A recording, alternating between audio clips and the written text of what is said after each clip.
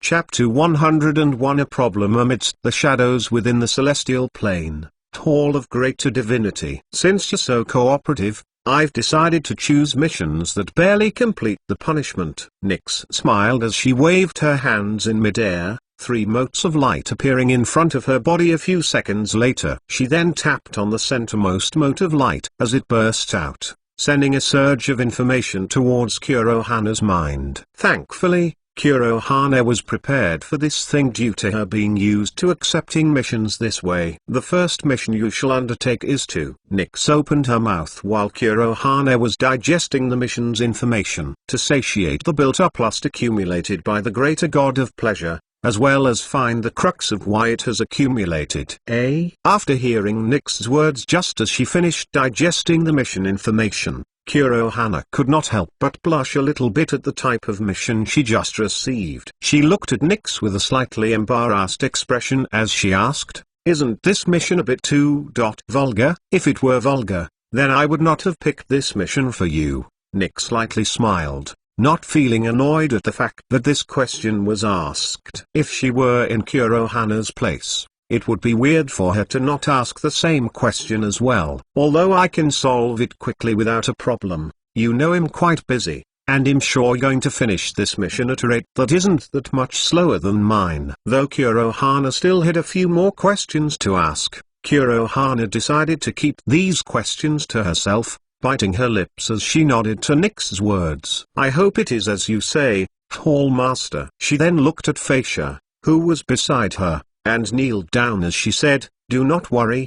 big sister, I, Kurohana, shall definitely finish her punishment to its end." As if she had a change of heart, Facia lightly sighed as she patted Kurohana's shoulder. "I wish you the best of luck." Nodding to Facia's words afterwards, Kurohana turned around to face the entrance of the hall before starting to hover off the ground. With a light whoosh sound, Kurohana was gone from the insides of the hall a few seconds later. Looking at the faint silhouette left behind by Kurohana, Nyx and Facia looked at each other for a bit in silence. Not long after, this silence was broken by Facia. "The mission you sent out isn't that simple as I think, is that right?" With a rare slight smile on her face, Facia asked. "Of course, considering how long she has been a greater god. She is quite close to reaching a level of power that won't lose out to me, although she still has a ways to go to completely mastering her law," Nyx replied with a light smile, an expression that seemed like she did not care what was going to happen about. "Anyways, it's just a small problem with the demons, nothing to worry about." "Demons?" At the instant she heard this word, Facia could not help but frown lightly. "How far have they gotten into affecting our territory?" "It's at a level that's between not serious and quite a problem. Some of the lesser gods in our territory have been captured by the temptations of the demons, with the primordial sin of greed and lust being the most prevalent sin they've acquired." Seeing the serious expression on Facia's face, Nyx could not keep her smiling facade, deciding to become serious as well. "Have depraved deities appeared yet?" Thinking about it for a bit, Facia replied, "Depraved deities were just like the name suggests. Gods who have great control over a principle or a law, who have then succumbed to the temptations of the primordial sins, being possessed by the sin themselves. That's why I sent Kurohana to that mission. We've caught wind of a depraved deity manipulating the greater god of pleasure, planning to create a true demon god from it." Nyx replied at the next instant Facia was finished asking. "A true demon god, huh?" Facia could not help but repeat those words softly. Not long after, she then started to hover off the ground as she turned around, saying, "If she ever comes back alive from this mission, remove the remaining 2 missions from her punishment, since we both know that the difficulty of this mission is nearing greater divine level already. I must report this to the other wielders, as well as the overseers." Facia looked at Nyx for a bit before saying, "Thanks for letting me know." Whoosh! At the instant Facia was finished with her words of gratitude, she was already gone from the hall, thousands of kilometers away from the hall already, heading towards the other wielders to talk about this problem. As for Nyx, she could only stand there for a bit and sigh lightly. Turning around, she could not help but mutter with a light smile, "As usual Facia, kind towards your people. If only many other gods were like you, then we wouldn't be taken over by the demons again and again." Not long after, Nyx disappeared from where she stood, returning the hall back to its previous lull.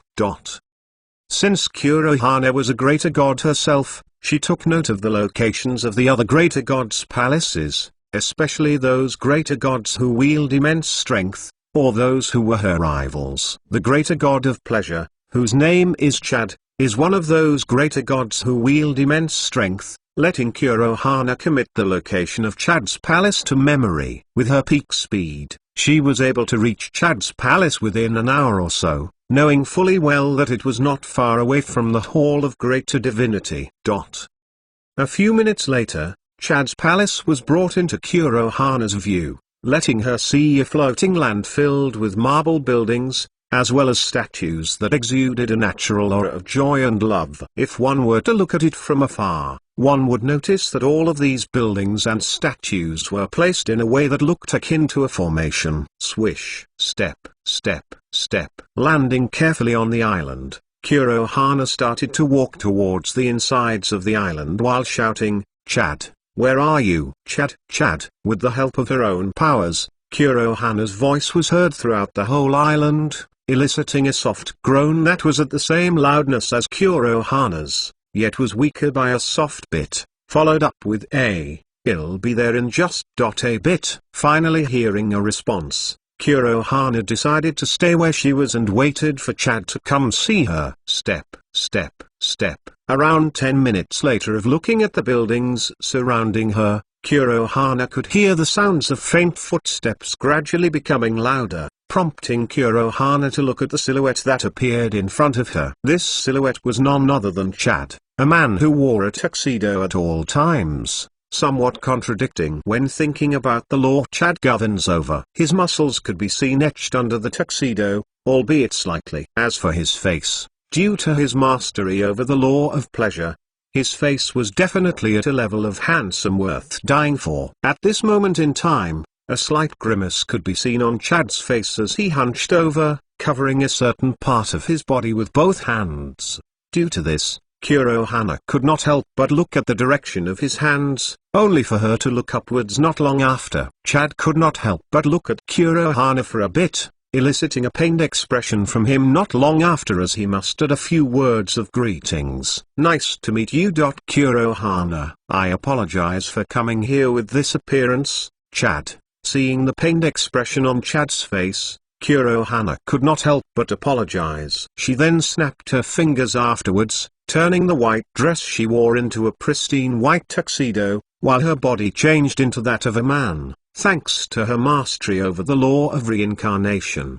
"Would this appearance be better for your problem?" Kurohana asked, her voice slightly lower than before. Seeing that Kurohana adapted to his problem, Chad could not help but give a wry smile as he said, "Thanks." He then asked, "Are you here because of the mission I sent out?" "Yeah, if you don't mind. Can I take a look and see if I can solve it?" Kurohana nodded as he replied. "Go ahead." Chad sighed once more as he replied, "I don't hold that much hope in you fixing my problem. I've seen the greater god of healing already, and she can't even solve this problem at all. I thought it was just my yang one being imbalanced, but it turns out, it was not." While listening to Chad's words, Kurohana used her consciousness to look at the insides of Chad's body, especially at the area where life would blossom. From their first meeting, Kurohana already felt something off from Chad, and with her consciousness, she was able to pinpoint it down to his nether regions.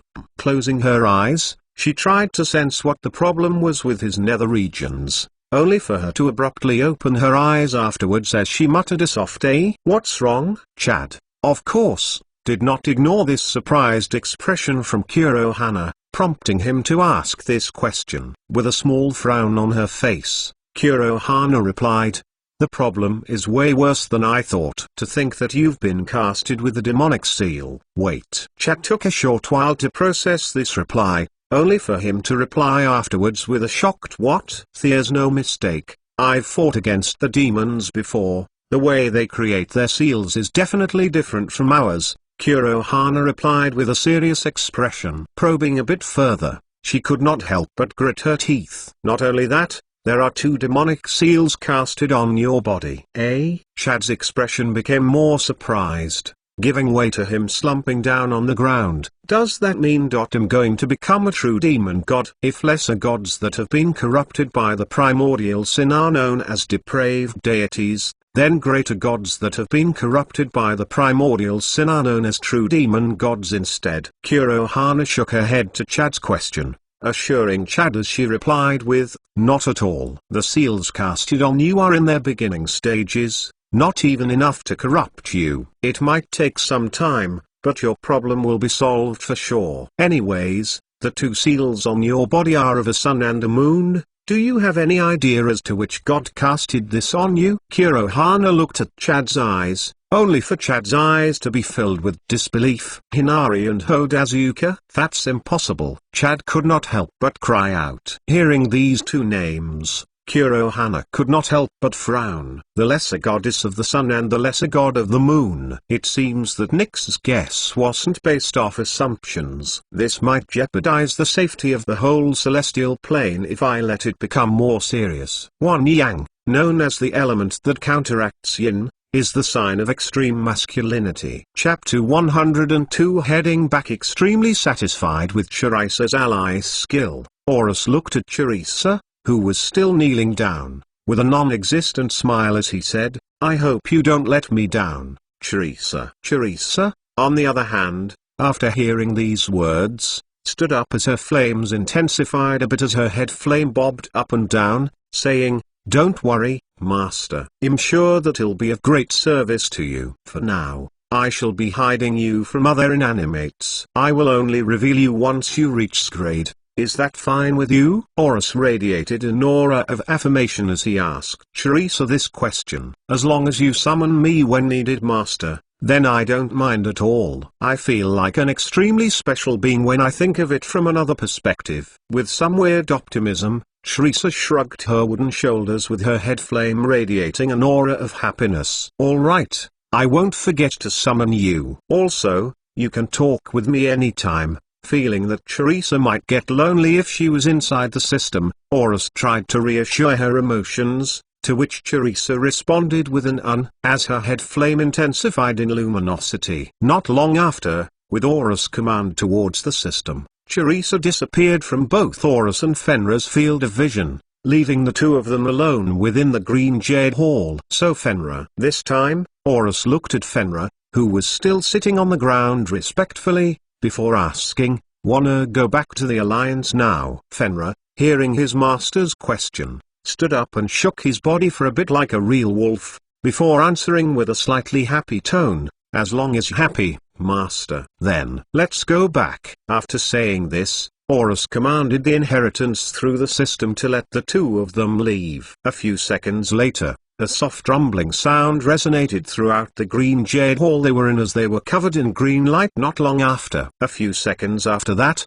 any trace of the 2 disappeared from the green jade hall, leaving the hall into its previous state of silence. Around a minute later, Horus and Fenrir appeared on the center of the magic circle that served as the entrance to the Tempest Cliff inheritance. They looked at each other for a bit before heading back to the base of the Tempest Branch Alliance. Whoosh! With Horus' speed being boosted by multiple things, one would think that Fenrir would not be able to catch up with Horus, but that was definitely not the case. With the help of Horus buffs and his innately faster movement speed, Fenrir was able to maintain the same movement speed as Horus, reducing their journey time to around 10 minutes or so. While traveling back to the base, Horus could not help but look at the running Fenrir and ask, "Hey Fenrir, now that I think about it, I haven't checked your ally skill yet. Do you mind if I check?" "Go ahead, Master," Fenrir replied with a happy tone that was quite contradicting to his current expression of seriousness. "I don't mind it at all." "All right then," Horus replied. "Identify Fenrir's ally skill." Ding! Not a moment later, a screen regarding the details of Fenrir's ally skill appeared in front of Horus' field of vision as he continued to fly. After a moment of skimming through Fenrir's ally skill, Horus became extremely dumbfounded as he could not help but mutter, "What the heck?" Blessing of the Gale Wolf King. Grade S Mortal. A Gale Wolf King, leader of the Gale Wolves, not only superior in terms of intelligence, but in terms of attack power and speed as well, allowing them to rule over tens to hundreds of Gale Wolves at once without a problem. Their greater control over wind energy particles when compared to normal Gale Wolves also allow them to move in an irregular manner, fooling many predators. Perception range plus 50%, movement speed plus 200%, attack and vitality stat plus 50%. Obtain the skill Gale Wolf King's jurisdiction grows in level as the ally grows. Not only has my vitality and attack stat increased by 20%, my movement speed has been increased by 80% as well. Horus could not help but scream out in disbelief, looking at Fenrir, who was maintaining the same movement speed all this time. This time, Horus could not help but look at Fenrir like a monster, easily catching up with his greatly increased movement speed. The ally skill even gives out an extra skill. Horus continued to scream out, looking at Fenrir for a bit before saying, "Fenrir, thank you for being my companion." Fenrir was caught off guard by that statement. Thankfully he was able to compose himself quickly as he replied with a slight smile. Well, a smile for wolves. Don't mention it, master. Let's check out what this skill does, and since there's still some time, let's also check the other skills Chrysa's ally skill gave me. Horus decided to check the skills he received from both Fenrir and Chrysa's ally skills. Identify Gale Wolf King's jurisdiction. Ding, _ Gale Wolf King's jurisdiction. Grade S Mortal. A Gale Wolf King, known to boast great intelligence, power, and speed compared to other Gale Wolves. Not only that, Gale Wolf Kings also have a special power to conjure their own field of power around themselves through the use of wind energy particles, suppressing the powers of their prey. Attack and movement speed of allies is boosted by 20% under the influence of the field. Evasion of the caster is boosted by 30% under the influence of the field. Can stack with other fields. Duration, 10 minutes. Radius, 10 meters. SP cost, 500 SP. Cooldown, 1 hour. Can stack with other fields. Horus took note of this part of the skill, muttering after a bit, I haven't used Spirit Aura yet now that I think about it. Will they complement each other? I don't know. Identify Dark Flame Manipulation. Horus then moved on to the two skills offered by Chrysa's ally skill. He chose to identify Dark Flame Manipulation because he felt that this skill would surprise him. Ding, _ Dark Flame Manipulation. Grade, Immortal. When flames have been possessed by a being, they begin to change from red to a greater color. When flames turn black, that means that its main purpose is to destroy anything that barred its path. With the owner's extremely strong willpower, the prowess of the Dark Flame's power is increased substantially, allowing it to triumph over other Dark Flames. Allows the infusion of Dark Flame into skills. When used in offensive skills, inflicts Chaos Burn and Chaos Defense down on the enemy for 5 seconds. When used in defensive skills, inflicts Chaos Reflect and Chaos Life Steal to the skill. When used in healing skills, inflicts Chaos Regeneration to the user or ally for 10 seconds. When used in movement skills, increases movement speed by 10%. SP cost per second, 5 SP. Cooldown, 30 seconds. It seems that my hunch is correct, Horus could not help but say as he thought of the combinations he could do with Dark Flame Manipulation. And now, identify Supreme Field of Dark Flame, Horus commanded with haste as he noticed that only a kilometer separated him and Fenrir from the entrance of the base. Ding, _ Supreme Field of Dark Flame. Grade, Immortal. Dark Flame, whose sole purpose is destroy everything in its path. Once one obtains great control over Dark Flame, one can peer into its innate spells, allowing the user to cause extreme chaos to multiple beings. Inflicts chaos burn and chaos defense down to enemies within the field. Increases the user's attack stat by 10% within the field. Can stack with other fields. Duration, 5 minutes. SP cost, 1500 SP. Cooldown, 4 hours.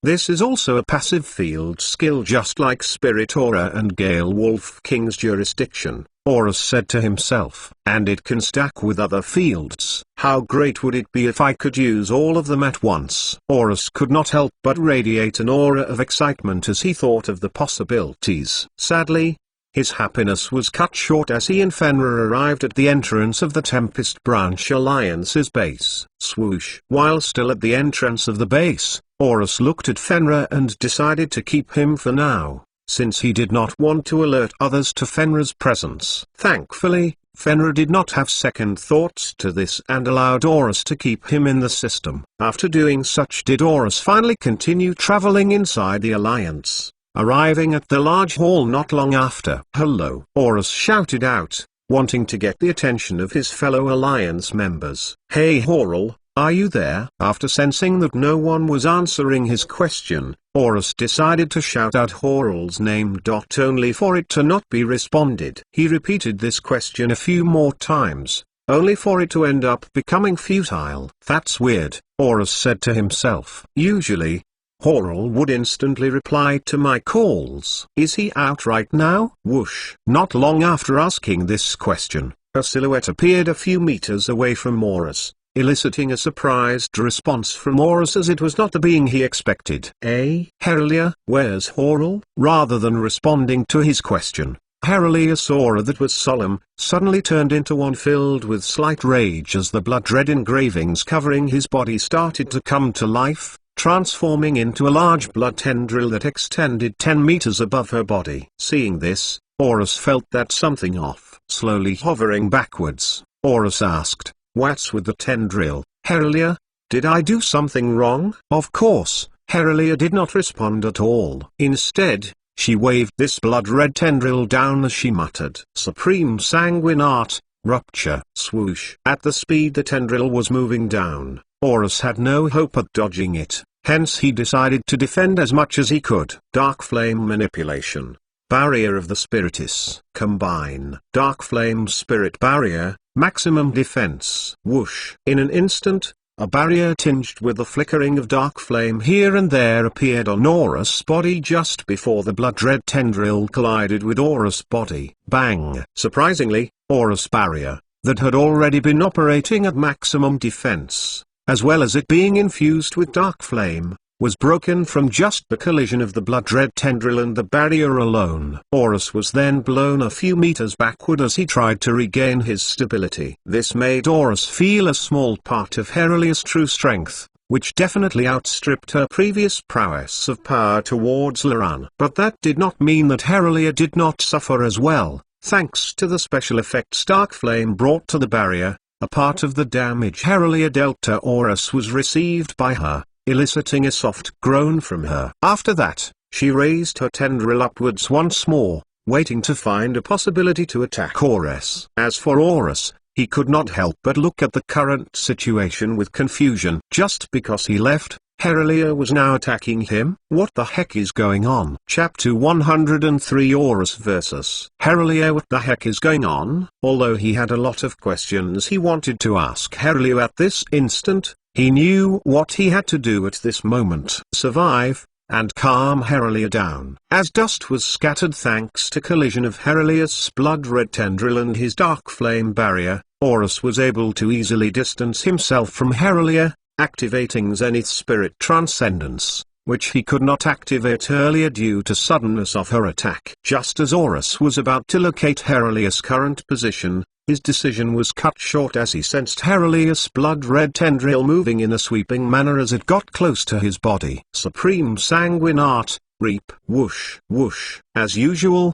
due to Herelia's superior movement speed, Horus was not easily able to path out the trajectory of the tendril, only relying on his tempered instincts and reflexes to dodge both. Fortunately, Even though the tendril could reach out to whatever height Horus was hovering at, Horus would always fly higher before the tendril could reach him. Currently, Horus was now around 15 meters above the ground. Only 10 more meters remained between him and the ceiling of the hall. He looked at Herelia for a bit and heard the click of a non-existent tongue from her as she started to hover off the ground as well. Not long after, the extremely big blood-red tendril that she used to attack Horus was now split into 5 smaller and thinner blood-red tendrils, but their length was still the same. Using this time of respite to catch his breath through photosynthesis, Horus then commanded Staff Number 2, his current weapon, to come out as he wanted to even out the playing field a little bit. Whoosh, whoosh, whoosh. But before he could truly summon out Staff Number 2,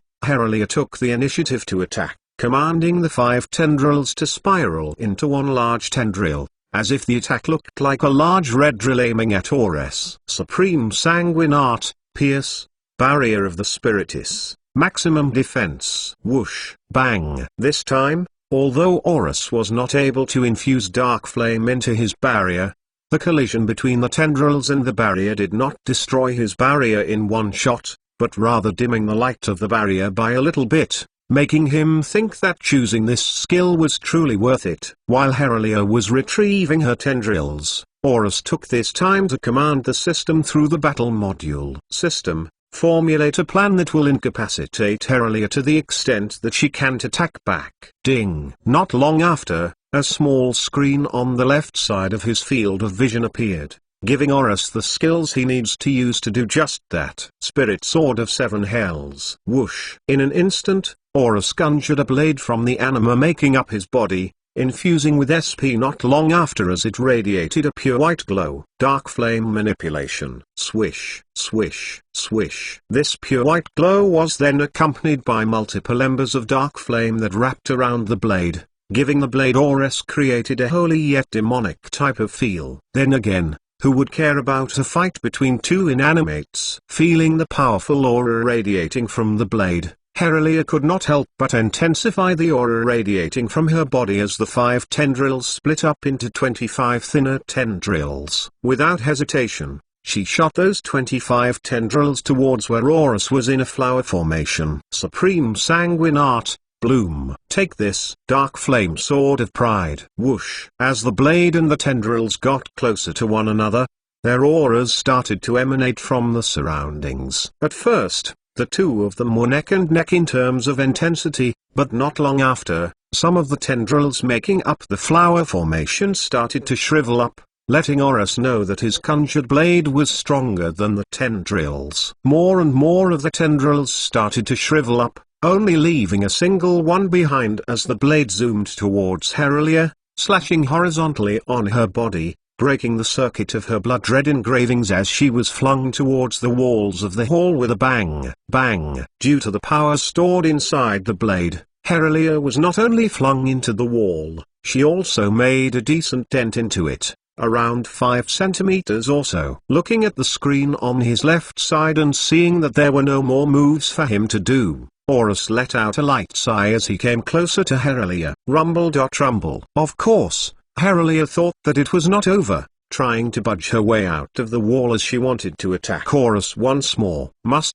Protect. Alliance. Herelia muttered softly as she mustered all the strength she could at this moment, wanting to attack one more time. Herelia. As for Horus, he was just a few meters away from where Herelia was at. He tried to call out to her, but it seemed that she was still adamant on fighting against him, ignoring his call. He then infused some of his SP into voice before shouting once more, Herelia. Snap out of it. Bang. As Horus' voice reached Herelia's sense of hearing, the cloth that seemed to block her rationality was finally removed, stopping her futile struggle for good. She looked at the hall for a bit before asking herself, what happened? We fought, that's what. Not long after, Herelia heard a voice answer her question. At the instant she turned her field of vision to look at the origin of the voice, Herelia found an extremely familiar silhouette. Horus. What? At that instant, the memories that did not seem to be processed during the fight, now came to her as the aura that covered her body changed from extreme rage to intense somberness. Heralia was at a loss for words after realizing what she has done. She maintained silence for a bit as she tried to gather her thoughts. After a while, she then muttered out a simple sorry. Although I feel wronged for being attacked. No problem at all, Horus replied. He could not help but sense the complicated aura radiating out of Heralia's body as he asked, "What's wrong?" Heralia could only sigh. Although a week has passed since that incident, the safety of the Alliance is still in jeopardy. A week? Horus could not help but think about this. Isn't this the same time when he left the Alliance to hunt for bosses? Did something happen while I was gone? Did I do something wrong? No, you did nothing wrong at all, Heralia replied with a somber tone. It's just that to think that I placed my full trust on him. Before you continue your answer, Horus interrupted Heralia just before he thought she would continue, pointing towards where she was. Let me help you out of there and heal you up. Sorry for going so hard on you. It's not your fault. Heralia maintained her somber tone in her replies. Rather, I want to thank you for bringing me back to reality. I might just be overthinking right now, but the possibility still exists. Horus controlled staff number 2 to head between the dent and Heralia's body, before controlling it to move like a lever, popping Heralia out of the dent he made from the attack. Dark Flame Manipulation. Formosus Exuberance. Combine. Formosus Exuberance. Chaotic Healing. Whoosh. Aiming the healing skill towards Heralia, a great chunk of her HP and injuries were healed in that short burst of healing power. Not long after, small embers of dark flame covered her body, recovering more of her HP and injuries until she had none left. Whoa, Heralia could not help but say. This healing skill is quite strong. I grinded it for a long time before it could reach this level. Horus radiated an aura equivalent to a wry smile as he continued, then again, I can't compare to your level of grinding, seeing that you have had the system far longer than me. When did you know? Although Heralia wanted to be the first one to tell Horus about her system, it did not occur to him that Horus already knew about her system. From the part where you talked about the goddess of kinship blessing you, Horus replied. Anyways, what happened while I was gone? With the topic back to what it originally was, Heralia could not help but sigh for a long time as she looked at Horus, sensing the improvement he had after going out for a hunt. For now, only I know about this since I did not bother spreading it to the other Billy level members. As for you, since you're a fellow system user like me, it won't hurt me telling you this. With a serious aura covering her body, Horus realized that something big had happened while he was gone. What happened? Horus left the Alliance, Heralia replied. What? Out of all the things he least expected, this was something truly out of his expectations. He could not help but stay silent for a bit before asking Heralia, joking. Right? Nope, not at all. I wish I was, Heralia sighed. As for the reason, it's actually worse than you might think. How worse could it be? Horus asked. I told you about the animate that wants to control the whole Tempest Cliff, right? Heralia tried to refresh Horus' mind. Yep, I remember it quite well, Horus replied with an aura of affirmation. Well, although Horus said that he was going to leave the Alliance to not affect it while he was transitioning into animate, his true purpose was to head back to that animate. Sensing that his mission was now over, Heralia replied with a somber yet serious tone. Bang! As if fireworks went off in his mind, Horus could not help but stare at Heralia with disbelief. Are you serious? Follow me, I'll lead you to my secluded area. I'll explain more in depth there. Heralia turned around and faced the pathway that led to the small ecosystem as she started to hover off the ground. Alright then. Horus accepted her wishes since this incident did ultimately have something to do with the safety of the Alliance. As he started to hover off the ground, he then heard a question from Heralia that made him slightly dumbfounded. Hey Horus, do you want to become a pillar level member? Wait. Are you serious? As they continued to traverse the pathway, a few seconds later after Horus' question, a soft voice from Heralia answered his question. Yes. Chapter 104 Calm Before the Storm. Celestial Plane, Chad's Palace. Kurohana could not help but have a serious expression on her face once she realized the whole scheme of things. the reason why Nyx chose this mission, why she was the one who was going to do it. All of it now made sense to her. Slightly chuckling, she muttered to herself, if the demons will come back to try and capture the celestial plane again, then I won't hesitate killing them all again. As she said this, a faint killing intent started to suffuse out of her currently masculine body, which she hastily concealed not long after. To many of the greater gods, one would not remember the incident that almost killed off all of the lesser gods millions of years ago, the Lesser Divine War. The only greater gods that do remember it are those who have witnessed the war, fought against the demons and found ways to push the demons back. Amongst them, Nyx and Kurohana were those who fought against them. The current lesser gods did not even know of such a war happening, since most of them became lesser gods around 500,000 years ago. Hinari and Hodazuko are the two gods that cast the seal on you, right? Kurohana looked at the shocked Chad and asked, from the signs you gave me, it could only be the two of them, Chad muttered in reply as he could not still believe it. To think that those two kind gods corrupted by a primordial sin.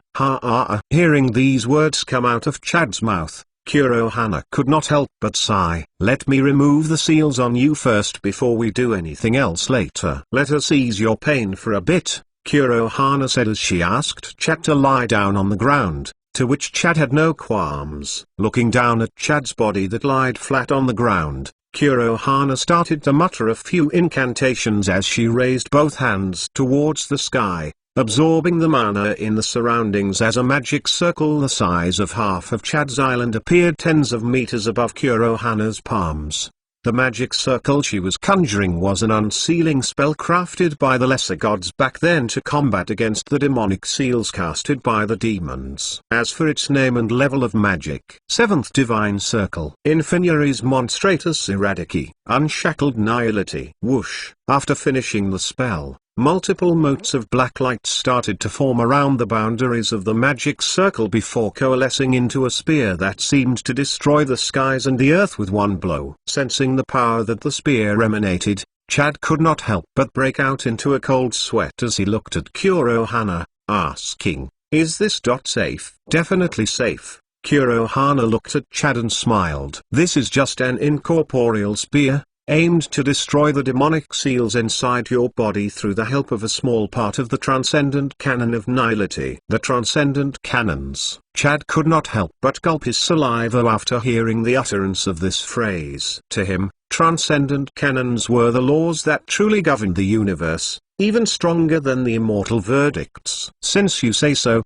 Kurohana, then I have truly no qualms at this point. Chad decided to accept what Kurohana was going to do. If it hurt, then he would bear with it, to remove a long-lasting pain for a short bout of extreme pain. It's definitely worth it. Whoosh! Manipulating the spear of nihility towards Chad's nether regions, where the demonic seals were, the particles that made up the spear started to separate inside his body, locating the demonic seals in an instant and concentrating towards them once they found out where it lied. Not long after aiming the spear towards Chad's nether regions, the soft sound of waves rumbling could be heard coming from Chad's body as his complexion that was previously pale, gradually regained its original luster while his body that was previously tense, gradually relaxed as well. Through the use of her consciousness, Kurohana could see that the seals were being broken down at a greater speed thanks to the power of her laws. Around a minute later, the seals were finally destroyed by the particles of nihility, with the particles dissipating not long after as well. The seals are now gone, Kurohana said to Chad. After Chad heard this, he stood up and felt that his body was better than before. He felt like he could do anything at this moment. Feeling up his body from head to toe, Chad could not help but mutter out of disbelief, "What the my problem is gone. It's gone." Chad could not help but look at Kurohana with awe as he said, "Truly a lifesaver. Thank you for solving my problem, Kurohana." "Not a problem at all." Kurohana waved her hands as she lightly smiled. "Anyways, Could you tell me more about Hinari and Hodazuka? All I know is that Hinari is the lesser goddess of the moon, and Hodazuka is the lesser god of the Sunday. I might find out more about the reasons why the demons chose them as their first gods to possess. Although Chad was not a lesser god that fought against the demons, he still knew how cruel the demons were from reading multiple excerpts of the demons from the Divine Library. Chad knew that telling Kurohana about the two of them would definitely push the demons back to whence they came, allowing the celestial plane to live in peace. "All right, I'll tell you all I know," Chad replied with a solemn expression on his face as he nodded. In fact, Hinari and Hodazuka came from the same planet, Earth, which is extremely small. To think that a small planet like this would birth two lesser gods is nothing short of a miracle. Let us start with Hinari. Hours later, Chad was finally finished explaining the backstories of both Hinari and Hodazuka, which somewhat expanded Kurohana's horizons a bit. "And that's all I know about them," Chad said as the end of his explanation. Kurohana nodded and thanked Chad. "Thank you for taking your time to explain both Hinari and Hodazuka's lives. Your contribution will definitely not go to waste." No, number. "I must thank you instead for curing me of my problem." Chad waved his hands as he smiled while replying. "As for the reward, I won't dare be stingy with it since it had something to do with the demons. I'll be increasing the reward from 20 God Sparks to 50 God Sparks." Hearing that the reward was increased by almost 3 times made Kurohana happy, but then she remembered the fact that this mission was a punishment mission, reducing her excited state back to a neutral one. "If there's nothing else, I shall be going then," Kurohana said after Chad was finished talking. She also started to hover off the ground at this point. "Go ahead, you have to report this anyway." Chad smiled as he waved goodbye towards Kurohana, who was already leaving his island. Kurohana nodded back to Chad's reply as she accelerated towards her maximum speed, heading back to the Hall of Greater Divinity. Whoosh! In an instant, no trace of Kurohana was left behind on Chad's palace. Taking another hour to head back to the Hall of Greater Divinity, Kurohana was greeted by Nyx at the entrance of the hall, prompting her to bow towards Nyx as she reverted back to her previous expression. "Greetings, Hallmaster," Kurohana greeted. "Welcome back, Kurohana," Nyx smiled. She then gestured towards Kurohana to follow her as she turned around. "Follow me." Sensing that there was no malicious intent in Nyx's words, Kurohana replied with a succinct yes before following Nyx from behind. Due to them both being greater gods, they both moved quite quickly through the hall, only taking a few minutes to arrive at a secluded place. Once they arrived at this secluded place, Kurohana could not help but blurt out, "Hallmaster, isn't this your room?" "What about it?" Nyx smiled as she looked at Kurohana. "Anyways, feel free to call me Nyx. We're both victims of the Lesser Divine War anyway." The Lesser Divine War. Hearing this phrase come out of Nyx's mouth, Kurohana's vigilance towards Nyx slightly relaxed as she stammered, Nyx." "Yes?" Feeling that Kurohana having trouble saying her name was cute, Nyx could not help but chuckle. "Are the demons truly coming back to take over the celestial plane? What do you think?" Nyx's smile slightly subsided, gradually being replaced with a serious expression. Nonetheless, her tone was still a bit cheerful. "From the mission I've taken, I've realized that not only one depraved deity has been created, but two." "What? Impossible." Hearing that 2 depraved deities were created instead of one like her expectations, Nyx could not help but become shocked. "I checked Chad's body and noticed that 2 demonic seals were placed." "How could a single depraved deity cast 2 demonic seals?" "If they were true demon gods, then it would be more plausible." Kurohana refuted Nyx's statement. "It seems that this problem is worse than I thought." Nyx could not help but frown after feeling that Kurohana's words made sense. She thought of something for a bit, but then dismissed it afterwards as she sighed. "You know what, if you want to help with this problem, I have no problem with it. If you don't want to help, I have no problem with that as well." Nyx looked at Kurohana for a bit before opening her mouth. "Anyways, according to Facia, once you finish this mission, Your punishment is now over. As for your reward, Nyx waved her fingers for a bit as she looked at the new reward with slight surprise. Since the mission Fascia gave you needed to net out 20 God Sparks, we shall only retrieve 20 God Sparks from the mission.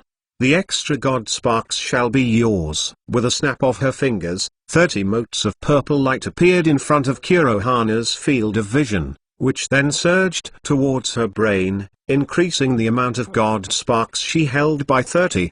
Through some weird means, with your punishment now over, you can now go back to your space. Nyx sat down on the chair behind her desk as she pulled out a piece of paper, writing words on it as she thought of how she was going to report this. Please do consider helping me out on this one. Only 10 of us have experience killing demons. Other than the wielders and overseers anyway. Don't worry, Kurohana replied to appease Nyx's emotions. Once I get back, I'll send a part of my body to help you out. I just can't go out with my full power since I'm still nurturing a future evolving weapon. An evolving weapon? Nyx could not help but look at Kurohana with wonder. As expected of the most famous craftswoman throughout the celestial plane. Alright, I won't send you off. Go. As Nyx waved her hands, Kurohana bowed respectfully towards Nyx before leaving the Hall of Greater Divinity, heading back to her palace. I wonder what happened to Horus while I was gone. Chapter 105. Moving up the ranks. Whoosh. A few hours later, Kurohana was finally within proximity of her palace, making her let out a sigh of relief as she could not help but mutter, I wonder how long I've been gone. Not daring to waste time, Kurohana darted towards the inside of her giant white cube, instantly seeing the orb which showed the happenings around Horus near the center of the insides. She walked towards it and conjured a chair to sit on not far away from the orb,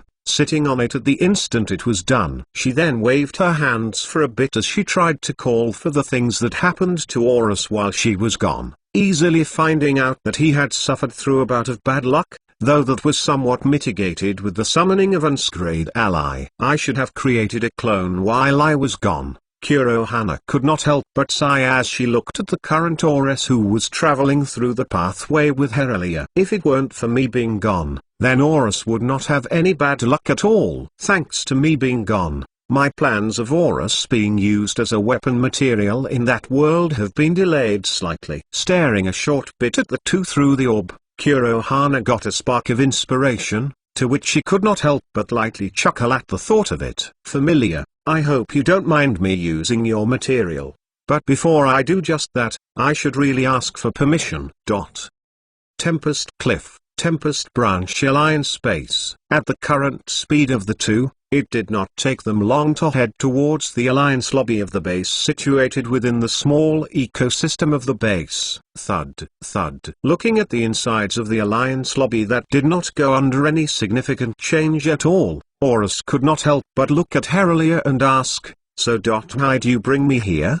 Didn't I tell you? Herelia, who was busy releasing her SP to connect it to the large crystal that was situated on the ceiling of the lobby, could not help but stop releasing her SP as she looked at him with a bit of confusion. Going to replace Horel as one of the pillar-level members of the Alliance. And since grown to unscrayed inanimate, him increasing the effects of the Alliance buff as well. Actually serious. Horus thought that Herelia was joking as she said this while they were traversing the pathway. Wouldn't the other members become mad when they find out what you're doing? Other than the executive level members, who might think that it's too early to give someone like you, a newcomer of the Alliance, a level of authority like this. The pillar-level members have no objections to this since I've asked them about this a few days ago. Continuing to accumulate the SP around her body, Herelia replied to Horus' question.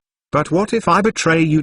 Just like Horel. Although Horus was thankful to Herelia for putting her trust on him, he did feel that it was way too soon for him to become a pillar-level member. Yeah, that's impossible. I know your motives. Herelia did not get agitated at Horus' words, facing them without worry as she replied with a slightly cheerful tone, since we both know we have systems, I won't hide anything further from you. I have a skill named Eye of Undeceiving Kin that allows me to see through the ulterior motives of beings. Though it's limited to early animates at most since I haven't leveled it up that much. And through that skill, I found out that Herelia looked at Horus before continuing. From the time you entered the Alliance up till now, you won't betray the Alliance since you aim to become the strongest. Why would you rely on nefarious means to become the strongest? Hearing the words that came out of Herelia's non-existent mouth, Horus could not help but chuckle. Well, not wrong. Afterwards,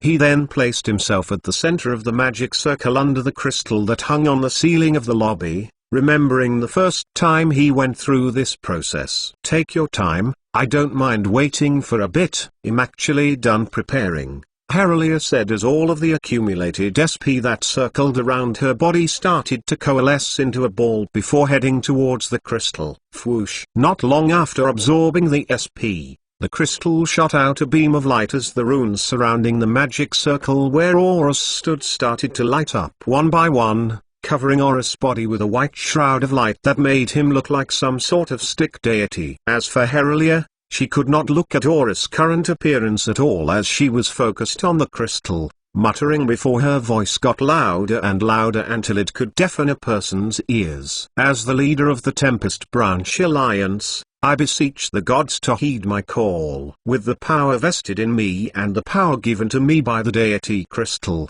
I shall now announce that a previous executive of the Alliance has now spread its wings, becoming a greater power that could affect the balance of the Alliance, yet its main purpose is to help it wholeheartedly. Indeed, I now announce the creation of a pillar of the Alliance, serving as its guardian and savior in times of need. With these words said, please accept my plea. Ari Ancestralos Spiritus Branchus, Pilares Ultimatum. Whoosh! At the instant Herelia was finished with her incantation, the shroud of light covering Horus' body intensified in brightness as a newfound power was instilled inside Horus, heightening his senses for a bit as he had a feeling that could peer through walls and see the whole Alliance within a single glance. This sensation lasted for a bit before dissipating, with the light radiating from the crystal and the magic circle dissipating as well, leaving only a powered-up Horus and a nonchalant-looking Herelia within the insides of the lobby. Horus closed his sense of vision for a bit before opening it once more,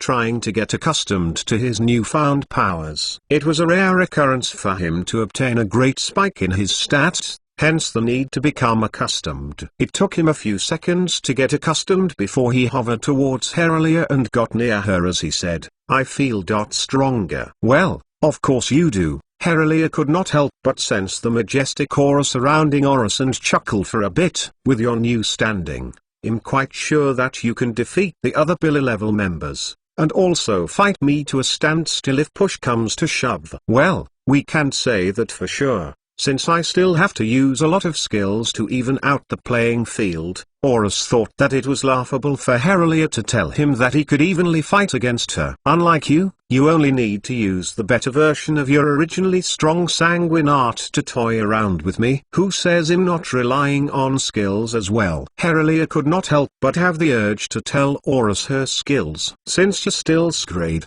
I presume that you're quite lacking in passive skills, yes? Well, I don't. I got tons of M. Sensing the somewhat arrogant aura popping up from Herelia, Horus had the urge to put Herelia down a peg. So what? I have a lot of active buffs, when combined with my passive skills, would allow me to attack at the same level as you. Oh? Herelia could not help but radiate a mischievous aura as Horus felt a non-existent smile creeping up her body. Do you want to fight it out, then? Whoosh! In an instant, a blood-red tendril was formed over Herelia's body, making Horus shudder as he said, no, number.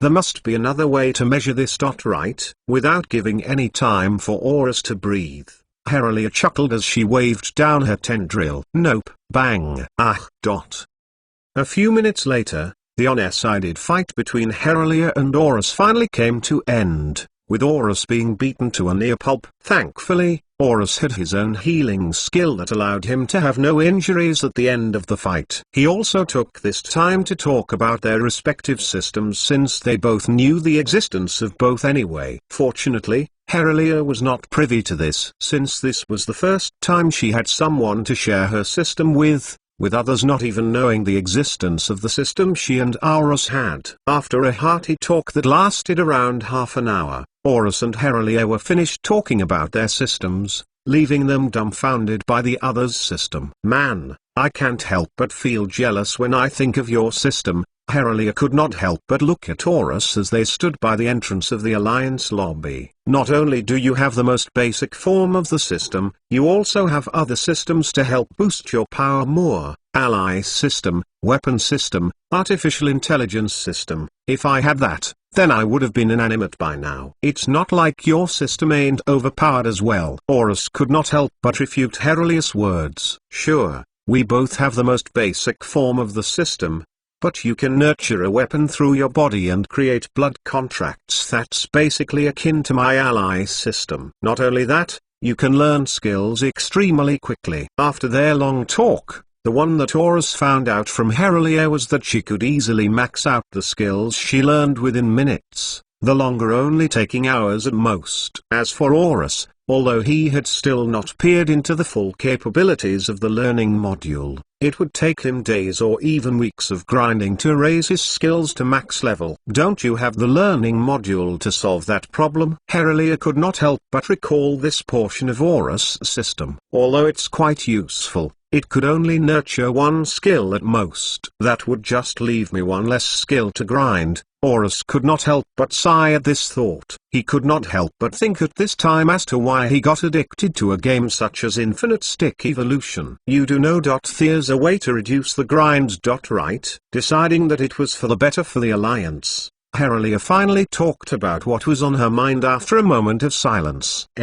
Horus could not help but exclaim as he looked at Heraclea. "There is. Do I have to fiddle with the system to speed it up?" "No, not at all." Heraclea radiated an aura that basically said no to Horus' question. "It's an item that you use to max out your skills level, and enhance your skill learning speed process by a bit, though it's a bit rare to obtain." "Can you tell me about this item?" Since Heraclea was able to pique his interest, even if it could be a bluff, he would try to find out about this to the bitter end. "Sure, I can even tell you where to get one." Heraclea did not mind Horus asking about this as her aura became cheerful. Although they come in many forms and grades, they are only known through one name. Comprehension Leaves. Chapter 106 Transcending, Fleeting Comprehension Leaves. After hearing Heraclea mention it, Horus could not help but commit it to his memory, not even daring to put it at the back of his head and forget it. "What do these comprehension leaves do?" As I've said before, these leaves help you max out a skills level as if it was maxed out in the first place. Not only that, it also enhances your speed in comprehending skills,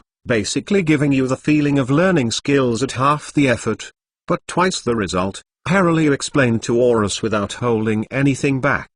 "Do you want me to go through the grades of comprehension leaves as well?" If you used a high-ranked one without knowing it was a high-ranked one, you would surely regret it once you knew what grade it was. "Sure, I don't mind." Horus nodded with his non-existent head as he radiated an affirmative aura. "How many grades are there, and how heavenifying is each grade compared to the previous one?" "As far as I've seen, there are 3 grades of comprehension leaves. But from what I've read up on other places, there are 5 grades of comprehension leaves. I'll only tell you about the first 3 since I've used the highest grade out of the 3 already," Heraclea replied.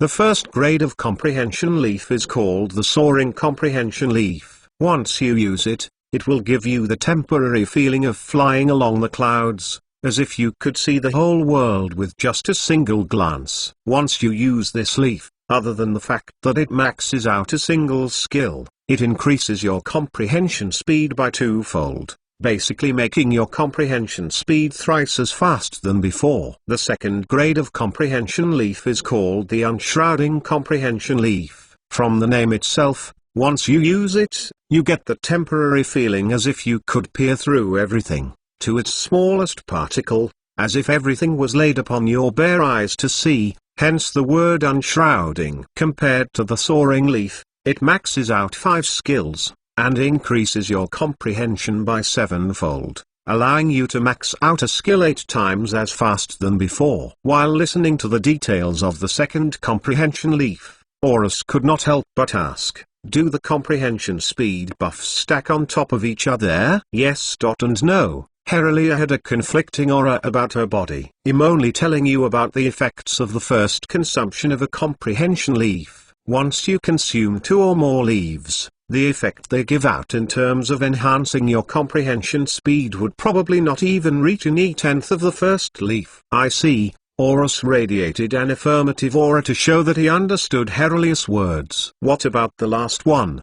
The last one, the one that I was lucky to have consumed, is called the Transcending Comprehension Leaf. If soaring allowed you to see the world with one glance, and unshrouding allowed to peer through the minute substances that make up the world, then the Transcending Leaf allows you to not only peer through the minute substances, it would even show you the connections between the substances, may it be tangible or intangible, corporeal or incorporeal. Consuming one of these things would allow you to max out 10 skills at once, as well as increase your comprehension by 14 times, allowing you to max out skills 15 times as fast. That's. Horus was incredibly dumbfounded from the effects of the last comprehension leaf, left at a loss for words. It took a while for him to snap back to reality, remembering the words Herelia said earlier. You told me that there were 5 grades of comprehension leaves, right? Although you told me that you would only tell me about the first 3,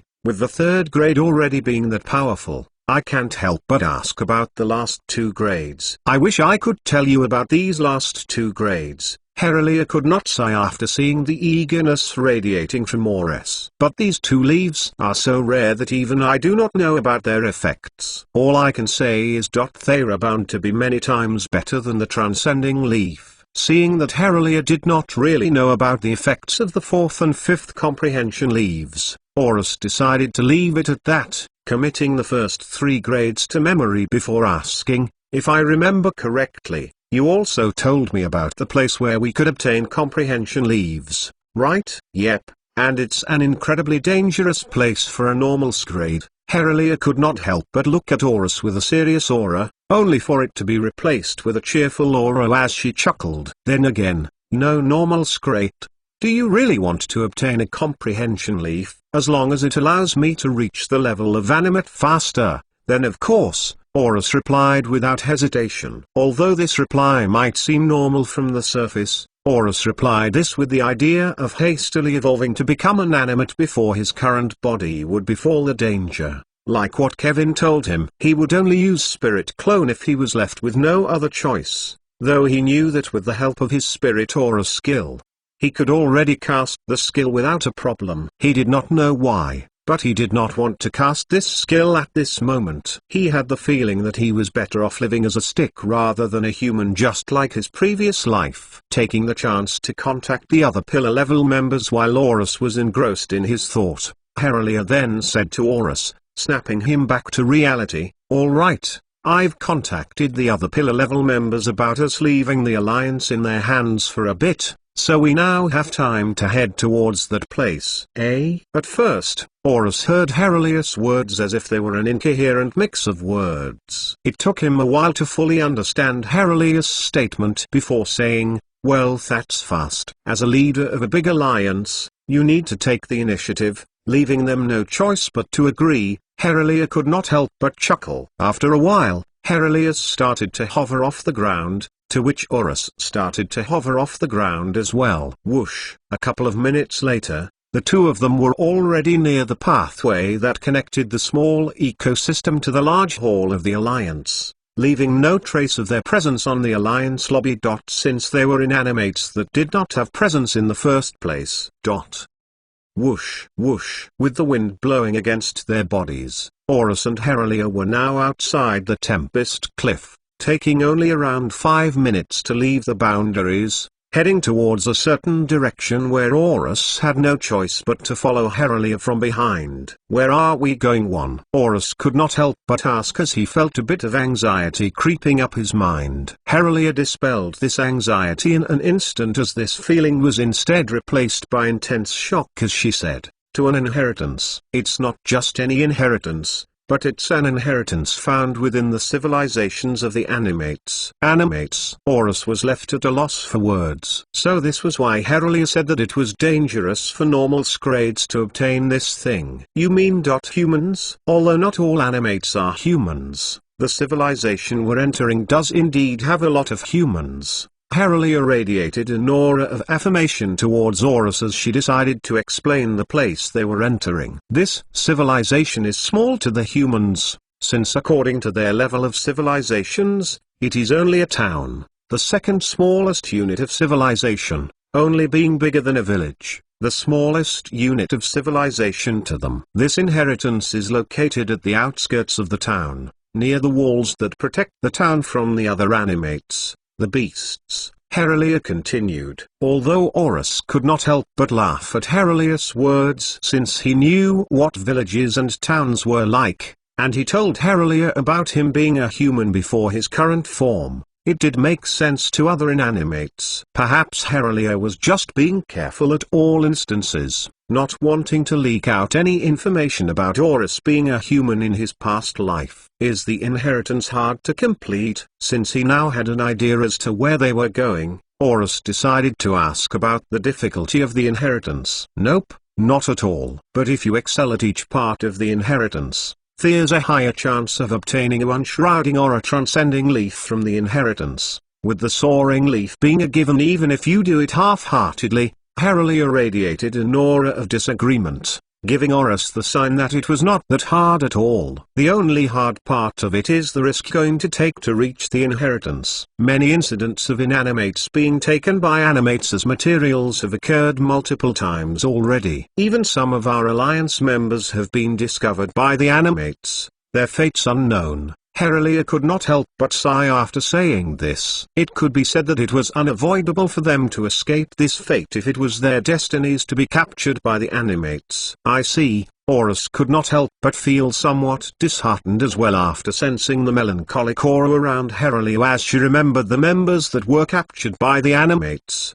Deciding to change the topic into something that was relevant, Horus then asked Heraclea, "Heraclea, if you don't mind, could you tell me the full reason why Horus left the Alliance? Although you only gave me a brief description of the reason back at the base, I want the full story of his leaving. Don't skimp out on the details, okay?" Hearing Horus' question for a bit, Heraclea could not help but shudder slightly before calming her emotions down, taking a few deep breaths through her body as the aura around her body became serious. "Alright then, since you're going to help me protect the Alliance, it won't hurt for me to tell you Horal's life even before him joining the Alliance. I'm sure you know that Horal is the most cooperative and supportive pillar-level member in our Alliance, right?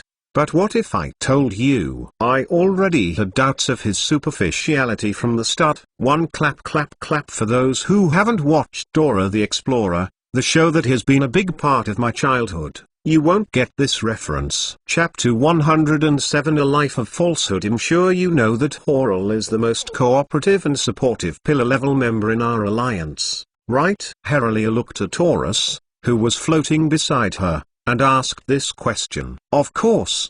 He goes out of his way to help me tell you things that I don't have time telling you," Horus replied with an affirmative aura, not having any second opinion regarding disagreement on this question whatsoever. "Now think about it this way." Heraclea continued to talk, but her tone became slightly serious. "What if I told you I already had doubts of his superficiality from the start, eh?" Horus was shocked for a bit, only for him to chuckle lightly as he said, "Kidding.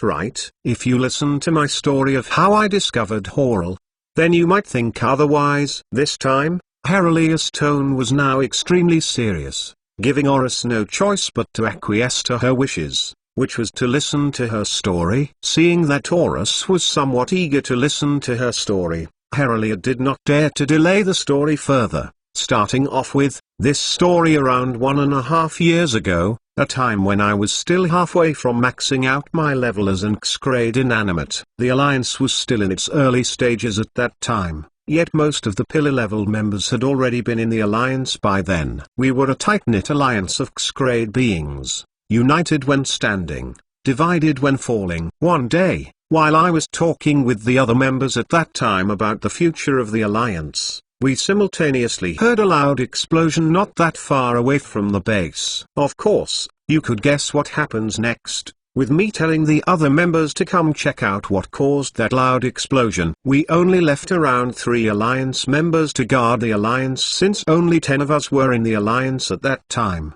the remaining 6 coming with me to check out the origin of the explosion. A few minutes later, with our very own senses of vision, what we saw was an unbelievably large crater, even larger when compared to the size of our base's entrance. At this time, Herelia could not help but sigh. Taking a few breaths through her body, she continued with her storytelling. We looked around the site of the explosion, wondering as to what might have caused such a crater to be formed. It was around this time did we discover Horrell. To be honest, we only found Horrell after searching every nook and cranny around the crater, only for us to notice that Horrell was right at the extreme center of the crater. With the help of one of my comrade-in-arms, Horrell was healed back to full health. He was only a measly grade back then, just like you when you entered the Alliance, but severely lacking in terms of power. Nonetheless, we did not care about Horrell's grade at that moment, only wanting to know the causes to the explosion where he was found in. As for Horrell's answer, he only said that his memory before the explosion was a blur, as if he did not want to recall the memory at all.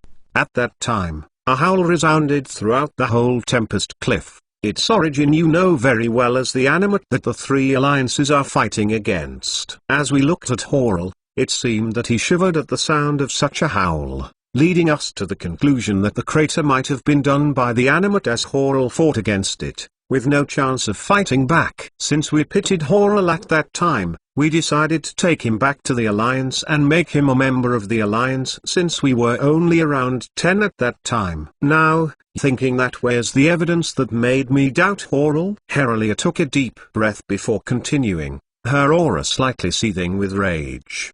The doubt started ever since he joined the Alliance. Most of the time, he would help out the other 9 Alliance members with the tasks they do not have time to do, leaving them quite supportive of Horrell. As for me, due to the sheer cooperativeness he showed whenever he would help others, I could not help but have a few doubts. So, with my powers as the creator of the Alliance, I decided to scan through the whole Alliance, not daring to look away from what Horrell was doing for quite some time. Now, Herelia hesitated for a bit before continuing. I don't know if it was just him being careless, or it being intentional, but one night I caught Horrell talking to the same animate that howled when we found Horrell in the crater. Although Herelia was still unsure if it was just Horrell being careless or it being intentional, it was still a good basis of her doubts. They talked about plans of dissolving the Alliance from the inside, and plans about taking over the Alliance by force. By then, I could not help but contact the other pillar level members about this, and showed them what I saw, instantly deciding to be close with Horrell from the outside, but hold multiple seeds of doubt from the outside. And now, that doubt has finally been cleared a week ago. At this time, Herelia was now teeming with rage at the thought. It took Herelia a while to compose herself as they continued to traverse where the inheritance lied before continuing to tell her story.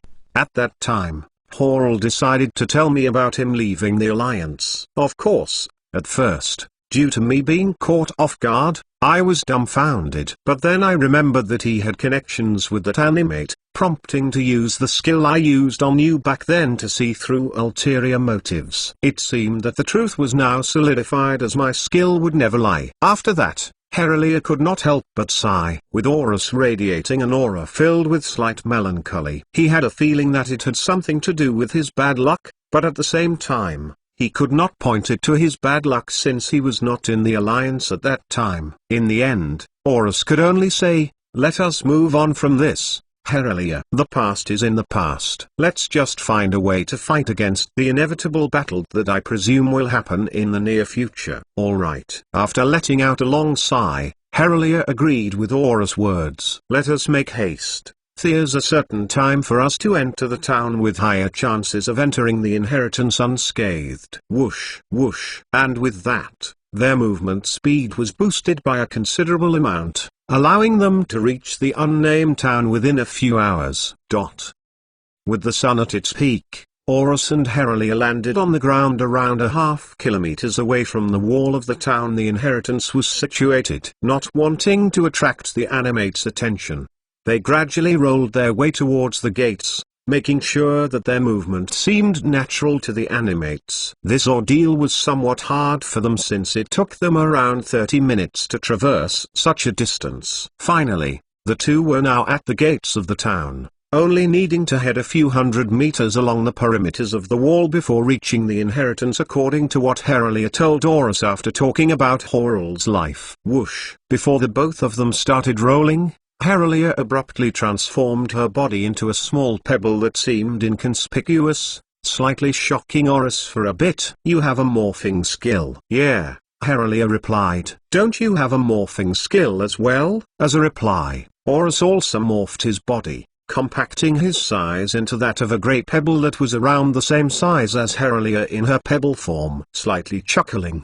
he replied, does this answer your question? Looking at Horus for a bit, Herelia then said, let's hope that not many people are around that place. Let's go. Swoosh. Not long after that, the two pebbles then started to roll towards a certain direction, with Herelia leading the front. Due to their small size, the speed at which they rolled was considerably faster when compared to their speed when rolling as a branch, since they are affected by less rare resistance. And so, around 15 minutes later, the two pebbles were then greeted by the entrance to an abandoned mine shaft. Well, what seemed to be an entrance to an abandoned mine shaft? Right now, only a small space was left as an entrance to the mine shaft, most of which have been covered by wooden planks that have already been covered with moss, or perhaps the stone that fell from the mine shaft's ceiling. Thankfully, the two of them were small enough to fit through the small entrance, reverting back to their original forms once they were sure that they were finally inside the mine shaft. They then started to hover through the mine shaft's pathways, before arriving at a dead end a few minutes later. This dead end was unlike the other dead ends they saw along the way, as the wall that served as the dead end was extremely smooth when compared to the rough walls of the other dead ends. Not only that, if only looked very closely, one would see a grey magic circle carved on this smooth wall. We're finally here. Herelia could not help but sigh as she said, landing on the ground as she looked at the grey magic circle. Horus landed as well,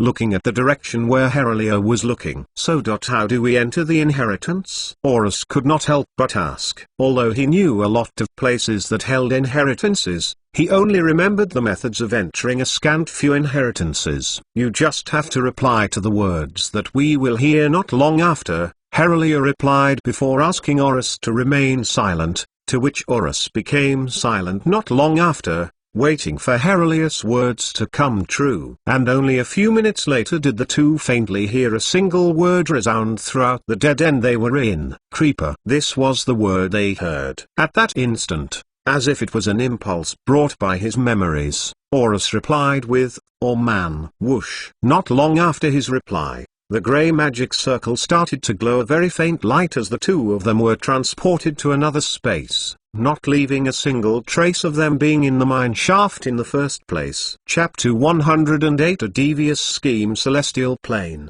Within Kurohana's plane. I finally settled everything that regarded the manipulation of other laws, hence there's no problem for me to do this now. Kurohana could not help but let out a sigh in relief as she relaxed her body on the chair she conjured in order to look at the orb at all times, her whole body slightly covered in slightly cold sweat. Not long after, she sat on the chair with her back straightened as she looked at the orb with intense fervor, before waving her hands around the orb, manipulating the worldly energy surrounding the orb as multiple strands of silver light formed around the orb before charging towards it. Whoosh! With the sound of an intense wind blowing, something changed within the orb. It did not change externally or internally, but rather, the image that was being shown, in this case it was Horus and Heralia in the Alliance lobby, instead of it passing through multiple scenes extremely quickly, the speed at which it progressed slowed down by thousands of times, basically moving at a speed that was akin to what many animates know as slow motion. But that was not all. This perception of time was only slowed down for the orb, it was not slowed down for Kurohana, who was manipulating said time, or for Horus and Heralia, who were the targets for said slowed perception. Seeing that her spell was successful, Kurohana then dispersed the remaining silver strands of light before conjuring multiple strands of golden light. To anyone that was familiar with this light, it was light that was concerned with the immortal verdict of fate. Learning her lessons from back then, Kurohana asked permission from Facia, her big sister, as well as the wielder of the immortal verdict of fate, Nerai, her sister who governed over the law of natural flow, Animus, who governed over the law of the soul, and lastly, Frina, who governed over the law of natural phenomena. This process of asking for permission from other gods to let her manipulate the laws they govern over only took her around 15 minutes or so. Thankfully, all of them allowed her to wield their laws to some extent, with the only limit for these laws being the needed amount to do what she wanted to do. Of course, with Familia being one of the goddesses she hated due to her inserting her own material in Kurohana's world, Kurohana did not ask permission from Familia to use Heralia, instead deciding of using Heralia as she wished since she was in her world. As the golden strands of light entered the orb, it was then followed by multiple grayish-violet strands of light which pertained to the law of the soul governed by Animus. Afterwards, multiple blue strands of light entered the orb, which pertained to the law of natural flow, and lastly, strands of red and green light entered the orb, which pertained to the law of natural phenomena, the last law Kurohana asked permission for. A few seconds later, a myriad of colors flashed around the orb before subsiding as the perception of time for the orb was returned back to normal, a light smile on Kurohana's face as she saw the light subsiding. Well then, if my calculations are correct, Heralia will bring Horus to an inheritance inside a human town, and then, after saying this, Kurohana could not help but chuckle for a bit before continuing. You shall be noticed by humans sooner or later, Horus. Do your best. XXXX continent, within the depths of an unknown town. Whoosh. It took a few seconds for Horus to be transported from the dead end of a mine shaft towards a seemingly vast space that was covered with nothing but stone. Everywhere Horus looked, all he could was just stone. You thought the walls, the floor, or the ceiling was different. Nope, stone. Sensing that the lackluster room he was in had some hints of some mysterious yet strong energy, Horus returned back to his original form from when he was still an Agrade Spiritus. He was still not used to the humanoid form of the Spiritus Flux, though he can use it if he wanted to. Hovering around for a little bit around the room, he was able to measure that the room was around 500 cubic meters in size, which was quite large for a room made out of stone. Of course, he knew that he was already inside the inheritance, but what was weird was that the inheritance did not even start, nor was there any sign of the inheritance starting at all. He did not hear a monotonous voice, see any part of the room moving, nothing. That was until a voice resounded in his mind. The inheritor has not met the necessary requirements to partake in the inheritance. Of course. The first thing Horus felt was intense confusion. After all, if you were an inanimate at the Scrade level that could fight or even kill Scrade inanimates like they were tofu, you would feel that having insufficient requirements is the last of your worries. What am I missing? Horus could not help but ask. He had offensive skills, defensive skills, supportive skills, movement skills, miscellaneous skills, and somewhat everything in between. Thankfully, The voice that resounded in his mind a while ago answered this question. The inheritor has not met the necessary requirements to partake in the inheritance in terms of soul power. The inheritor's soul power is only 4. Please increase it to 7 or greater to partake in the inheritance. Soul power. Horus was stunned for a moment after hearing the voice's words before mulling over it for a bit. After a few seconds, as if a light bulb flashed in his mind, Horus then commanded the system, "Open the soul enchantment system." Ding! Like clockwork, the system revealed a holographic screen in front of Horus regarding the soul enchantment system. After skimming over it for a bit, Horus could not help but chuckle and say, "Yep, I was right." Soul enchantment system. Soul power, 4. Soul sigils. Rank 0. Sigils of tempering 03. Rank 1? Needs the sigils of tempering to be mastered. Soul power ... If I remember what I read back then, I should carve soul sigils to increase my soul power, Horus muttered before commanding the system, "Upgrade the sigils of tempering." Ding! Not long after, a prompt appeared in front of the screen that showed the soul enchantment system, asking Horus, "Would you like to use 1 Genesis point to upgrade the sigils of tempering to level 13?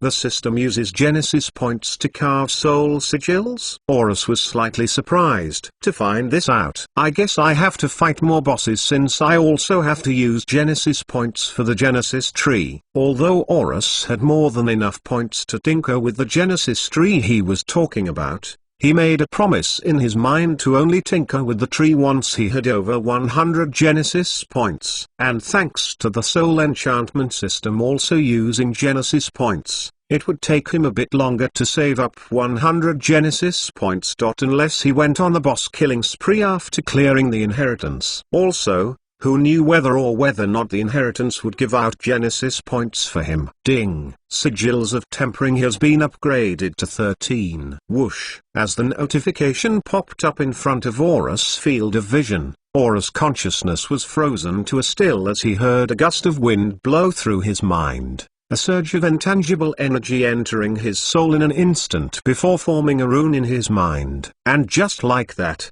the first soul sigil that was part of the sigils of tempering was carved in Horus' soul without any pain whatsoever. After a few seconds, Horus' consciousness was returned to normal, allowing him to check the changes in the soul enchantment system, specifically his soul power. Soul enchantment system. Soul power, 5 damage plus 10%. Rank 0. Sigils of tempering, 13. Rank 1? Needs the sigils of tempering to be mastered. Oh, Horus noticed that there were a few words beside his soul power, regarding about a boost in his damage output. Though it did surprise him quite a bit, it was not too shocking since he had a skill like Zenith Spirit Transcendence to boost his damage by a superb amount. I need to carve 2 more soul sigils of tempering, then I can partake in the inheritance. Let's do just that then. Upgrade the sigils of tempering to its maximum level. Ding! Just like before, another prompt appeared in front of the soul enchantment system's screen, asking Horus, "Would you like to use 3 Genesis points to upgrade the sigils of tempering to 33? Without hesitation, Horus replied with a yes. Whoosh! Whoosh! Again, just like before, Horus' consciousness frozen to a still as he heard 2 gusts of wind this time, carrying a larger surge of intangible energy towards his soul as 2 soul sigils were carved beside the soul sigil that was carved earlier, forming a complete picture that resonated with his soul, elevating his soul to a level that made it firmer and stronger than before. If Horus' soul before the addition of soul sigils was like a house made out of pieces of wood that was just found in the surroundings, then the addition of the complete set of soul sigils allowed the pieces of wood to become uniform and create a sturdy house that one could live in. Ding! Sigils of tempering has been upgraded to 33. Due to the sigils of tempering being complete, another point of soul power has been added. Due to the sigils of tempering being complete, the next set of soul sigils, the sigils of inner tempering, has been unlocked. Skimming through the notifications that appeared in front of his field of vision after his consciousness went back to normal, Horus then checked the changes in the soul enchantment system. Soul enchantment system. Soul power, 8 damage plus 40%. Rank 0. Sigils of tempering, mastered. Rank 1. Sigils of inner tempering, 05. Rank upper 1? Needs the sigils of inner tempering to be mastered. I finally have enough soul power to partake in the inheritance, Horus could not help but say as he tried to make the voice that resounded in his mind a while ago react to his change. He moved for a bit around the room, before getting a response from the inheritance in the form of the voice that resounded in his mind before. The inheritor has met all the necessary requirements needed to partake in the inheritance. Measuring the inheritor's skills and stats. Measurement complete. Inheritance difficulty has been set to A. Reward has been changed to adjust to new inheritance difficulty. Inheritance has been adjusted to 3 trials. After this, a long silence filled the whole room. This was destroyed not long after as Horus' body turned incorporeal before disappearing from the room altogether, concurrently with the voice that resounded in his mind saying, "Inheritor, welcome to the inheritance of Area 52." Chapter 109. The key. While Horus and Heralia were inside the inheritance of Area 52 in order to obtain comprehension leaves, a pair of animates were currently traversing through the lands of the continent whose name still remains unknown. The first animate was a man who looked somewhat chivalrous and valiant as a blade that exuded intense wind energy could be seen hanging by the side as the wind energy particles in his surroundings seemed to caress him. On the other hand, the second animate was someone who looked in his middle ages, yet was able to keep pace with the first animate thanks to the mana circulating throughout his body as he continued to cast spells. Indeed, they were Dane and Vanadia, heading up towards a certain place in the continent whose name is unknown to hunt and allow Vanadia to transition into a higher ranked class. Whoosh, whoosh, ah. While traversing with Vanadia beside him, Dane could not help but ask, "Your Highness, do you know where we're going?" "Of course I do," Vanadia replied with a light smile, filled with confidence. "Though it has already been a few days since we've left the palace, I'm definitely sure we're getting close. We're bound to reach Greater Tempest Cliff soon enough." With the place Great Tempest Cliff being spoken, Dane could not help but sigh and shake his head as memories resurfaced in his mind. A few days ago, Dane brought the masterwork weapon made by him and Kelsey named Magnus Tempestria to the 9th Prince Vanadia as a way to increase the chances of the 9th Prince to win the spot for the throne and be hailed as the King of Seraph Kingdom. Of course, Vanadia was quite enthralled by the appearance of Magnus Tempestria, even more so once he knew that the weapon was a high-quality grand-grade weapon. But the straw that broke the camel's back was the fact that the sword was blessed by a god. Though the both of them did not know that it was just a lesser god. Nonetheless, Vanadia was exhilarated to use the sword out, not wanting to keep it in some sort of case for months before using it only in the tournament for the throne. He wanted to experience the sword's full power. "Let's go hunt." Vanadia could not help but stand up from his seat as he looked at Dane with his eyes twinkling. Thankfully, Dane was able to adapt to Vanadia's current mood and sipped a bit of the tea he was supposed to finish before standing up and nodding. "If that's what your highness, then that's what we'll do then. I reckon that you've asked permission from His Majesty King Seraphim before going out to hunt." In an instant, Vanadia was left speechless after Dane's timely advice. He wryly chuckled for a bit before looking at Dane and replying, "Thanks for the reminder, Dane. I forgot about the things that could possibly happen before the tournament right there." What Vanadia was talking about when he mentioned the things that could possibly happen before the tournament, it was none other than death, murder, poisoning, assassination, any method possible to kill princes in order to boost the chances of other princes in winning the spot for the throne. This was not a rare occurrence at all in the Seraph Kingdom. Even obtaining news of 3 princes other than him being stabbed, poisoned, and tortured respectively a few months before the upcoming tournament.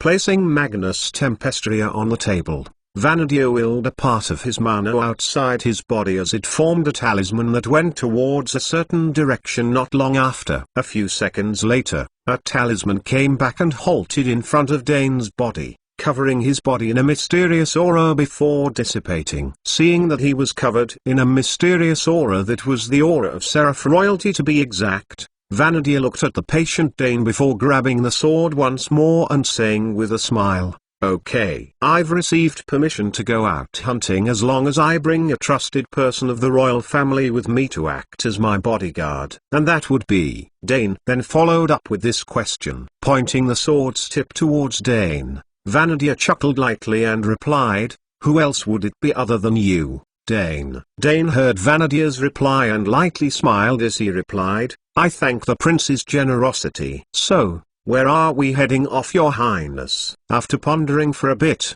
Dane decided to ask this question. I didn't think of that. Vanadier hemmed and hawed for a bit as he thought up of places that would be incredibly suitable for his class before settling on a place that was not that far away from the kingdom. "Aha, let's head towards the Greater Tempest Cliff," Vanadier answered after a bit with great fervor, running towards the exit of the palace not long after with his absurdly high agility. "Let us head there then." Dane smiled as he started to chant movement-boosting spells. Second circle, Child of the Wind. Third circle, Ephemeral Tempest. Third circle, Unyielding Body. Second circle, Breeze Flutter. Fourth circle, Grand Hover Art. Whoosh, and just like that, they headed out of the palace towards the Greater Tempest Cliff.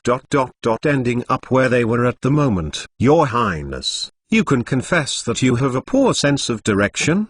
Dane tried to console Vanadier, who tried to maintain a facade of happiness as they continued to run. "As long as you admit it, I'll summon a map of the continent in an instant." Although Vanadier was quite tempted and wanted to test out the power of the sword at this instant, he decided to be stubborn in his ways and replied, "No need for maps. I'll rely on my intuition to find our way there." Hearing Vanadier's reply, Dane could not help but sigh in reply as he decided to not meddle with Vanadier's decisions anymore and follow him from behind. Thud. As he thought of this in his mind, Dane instantly felt a calling at the back of his mind, prompting to look at where it came from and was shocked to find out what it was. "Spiritus," Dane muttered to himself as he remembered this word. After all this time, it still hasn't been used as a material.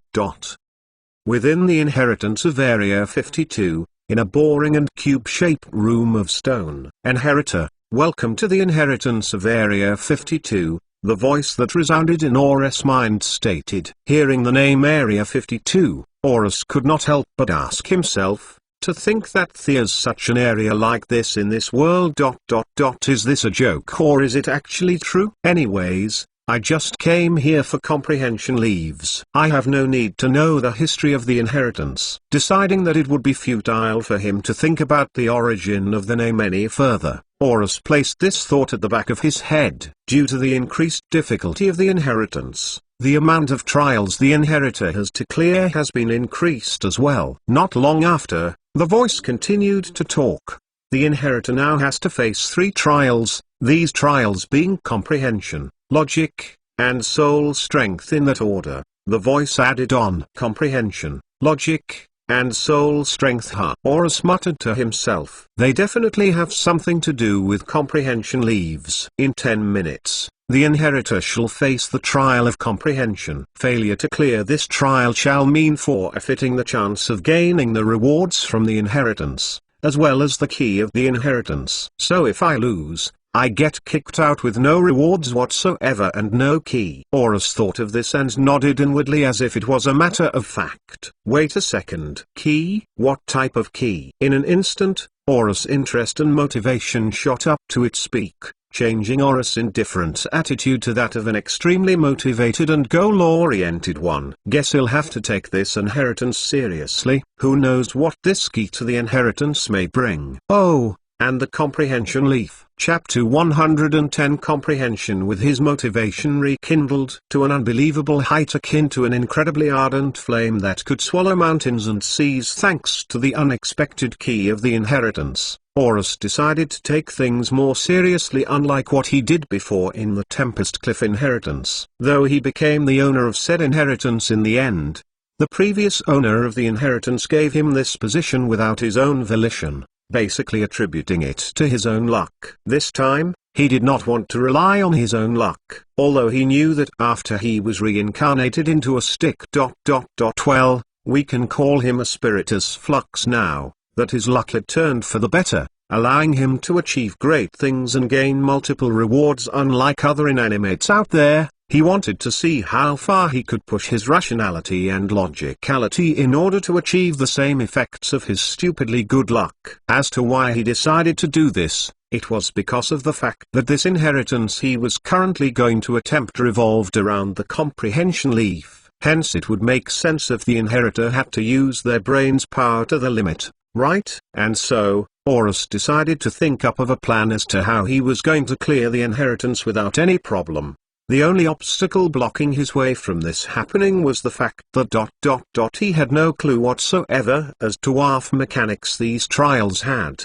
Knowing fully well that he had 10 minutes before the trials start, Horus decided to use this spare time to create a few plans for the first trial. In other words, creating educated guesses and using the one plan that fits the actual trial when it happens. From the name of the trial alone, comprehension, one would pretty much think that the trial would revolve around the inheritor's speed of understanding a certain thing. Horus muttered to himself as his mind geared into overdrive, creating multiple what-ifs in the process. But comprehending something is different from understanding something, as the comprehension of a certain thing would allow one to gleam into the essence of said thing, reducing the difficulty of understanding said thing towards a tolerable level, while understanding said thing would only grasp the intricacies of said thing, but not the essence, allowing one to have knowledge of said thing, but not truly all of the knowledge of said thing. While talking to himself, Horus noticed that his mind was moving faster than before,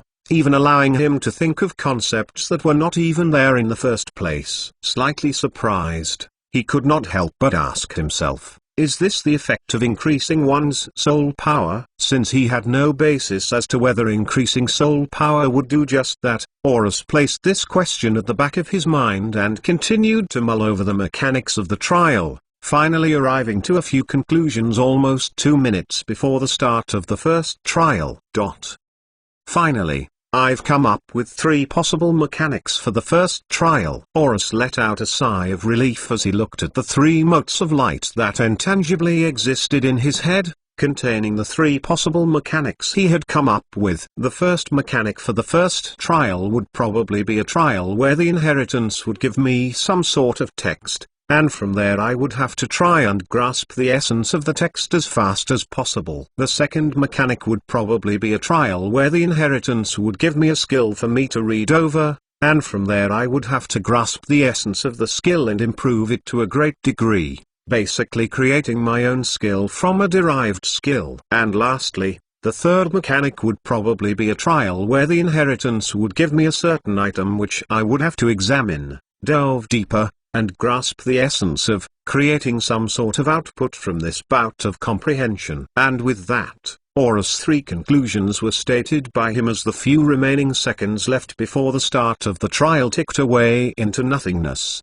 revealing the voice that resounded 10 minutes earlier as it announced the mechanics of the trial. 10 minutes are now over. Inheritor. The first trial of the inheritance of Area 52 shall now begin. The trial of comprehension shall test the user's skills in enhancing and expounding on extremely basic techniques, creating a myriad of things out of a single thing. The inheritance shall give the inheritor a basic technique to enhance and expound upon with a fixed time span of 2 hours. Not only that, the amount of experience needed to enhance said technique would be halved, while the amount of experience obtained from expounding on the technique shall be doubled. In other words, the speed at which the inheritor shall comprehend the technique will be quadrupled. In order to pass the first trial, the inheritor must, at the very least, enhance this technique of mortal grade to transcendent grade. If the inheritor goes beyond this grade, then the inheritor shall obtain additional rewards on top of the fixed rewards. Note that the enhanced technique cannot be kept by the inheritor. Hearing the mechanics from the disembodied voice and trying to grasp the essence of said mechanics, Horus could not help but dumbfounded as he muttered,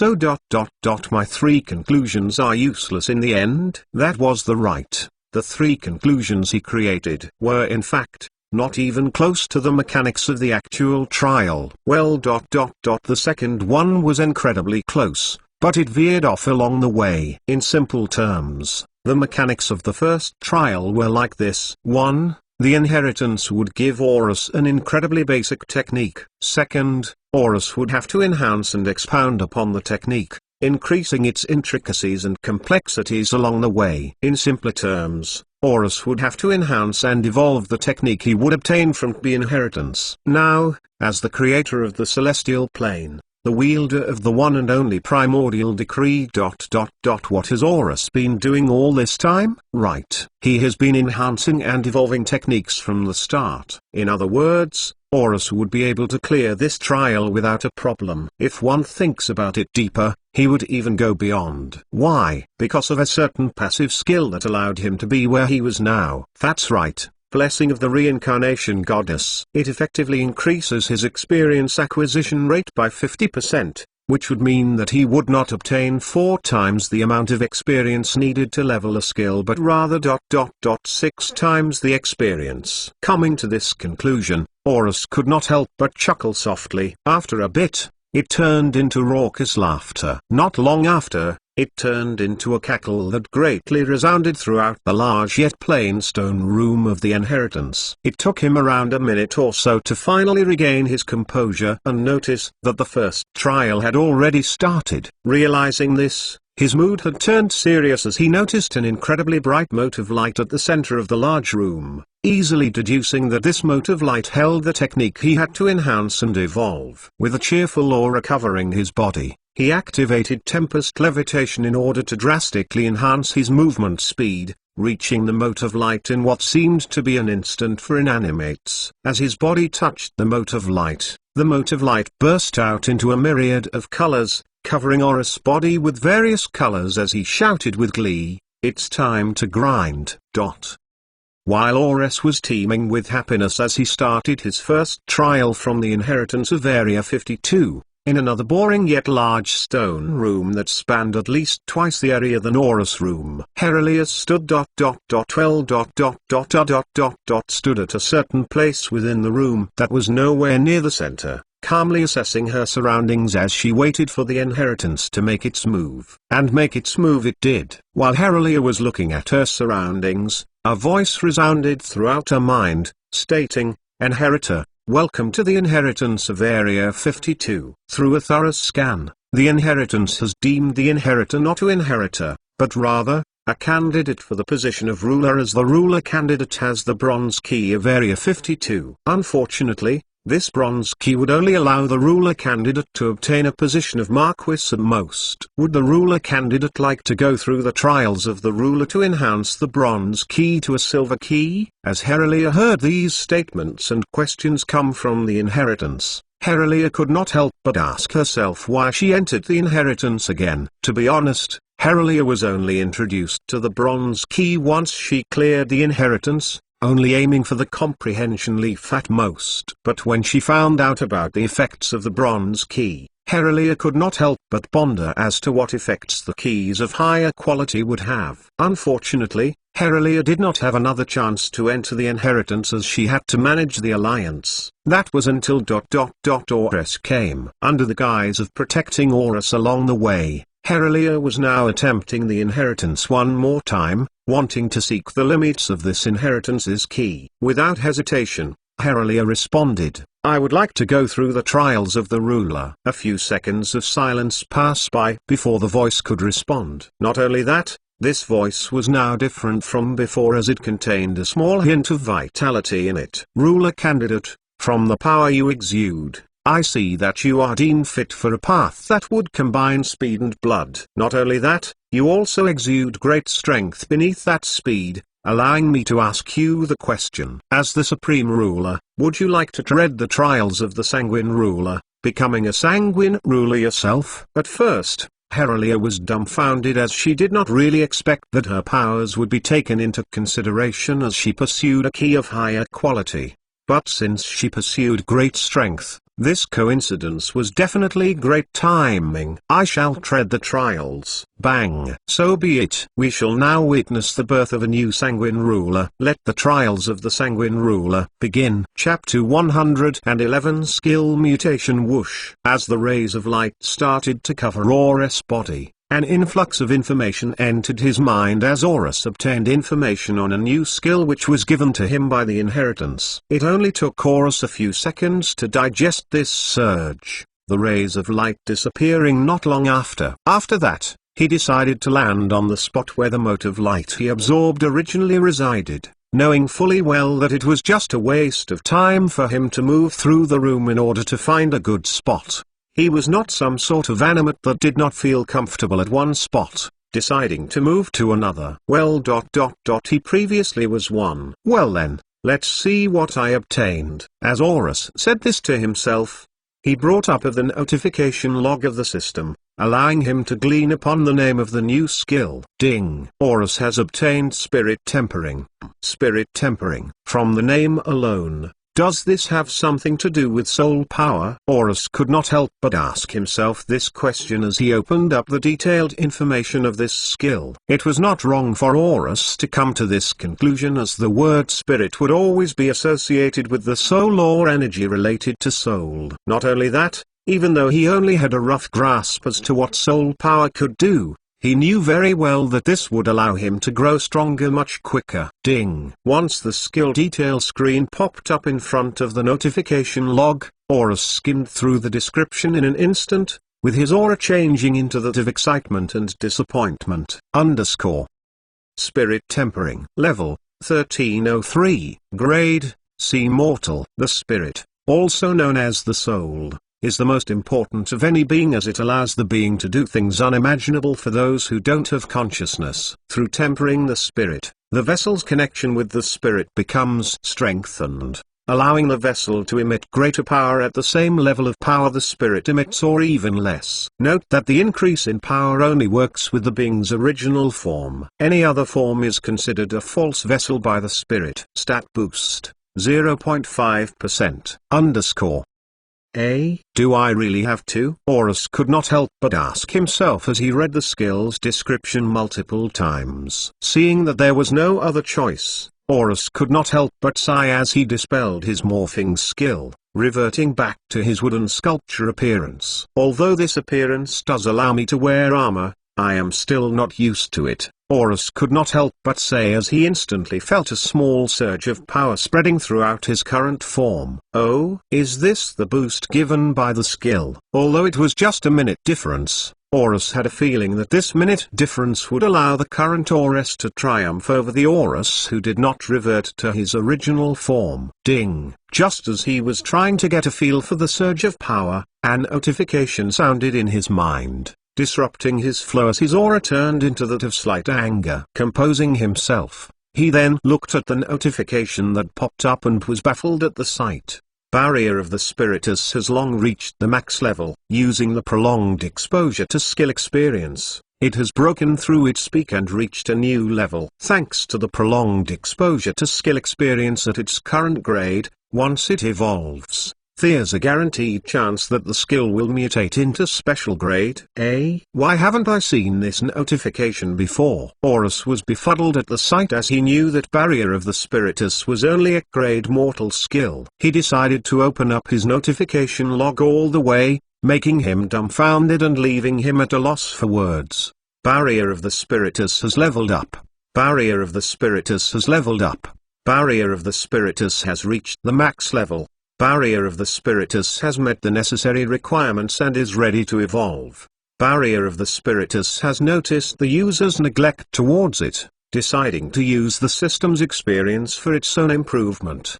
Barrier of the Spiritus has been continuously infusing itself with experience, taking the user's neglect as motivation to become a better skill.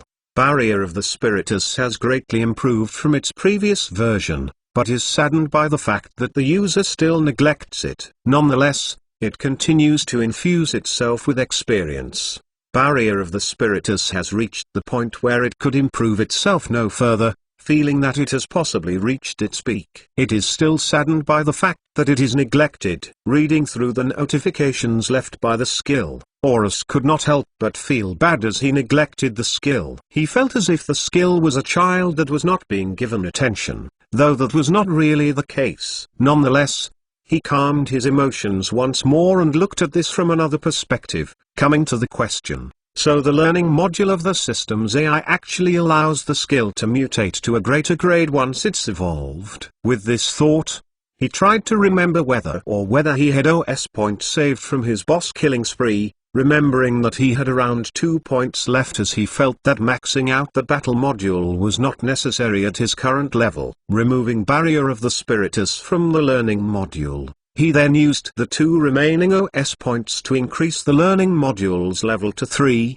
increasing the amount of skills that could be mutated at once to 2. He then evolved Barrier of the Spiritus afterwards, instantly noticing a great difference in the skill as the name was shown to him. Horus has evolved Barrier of the Spiritus to Unyielding Shield of the Spiritus Magnus Special. Well, that's a mouthful, Horus could not help but say. Of course, this situation did not let Horus forget what he had to do, which was to boost the grade of spirit tempering as much as possible. This was also the reason why he removed Barrier of the Spiritus from the learning module, which now had an additional space for skills. Place spirit tempering into the learning module. Ding! Spirit tempering has been inserted into the learning module, allowing the skill to passively earn experience as well as improve chances of mutating to a skill of higher grade. With this prompt popping up from the system, Horus then started grinding out the skills level Q. Through the pores on his wooden skin,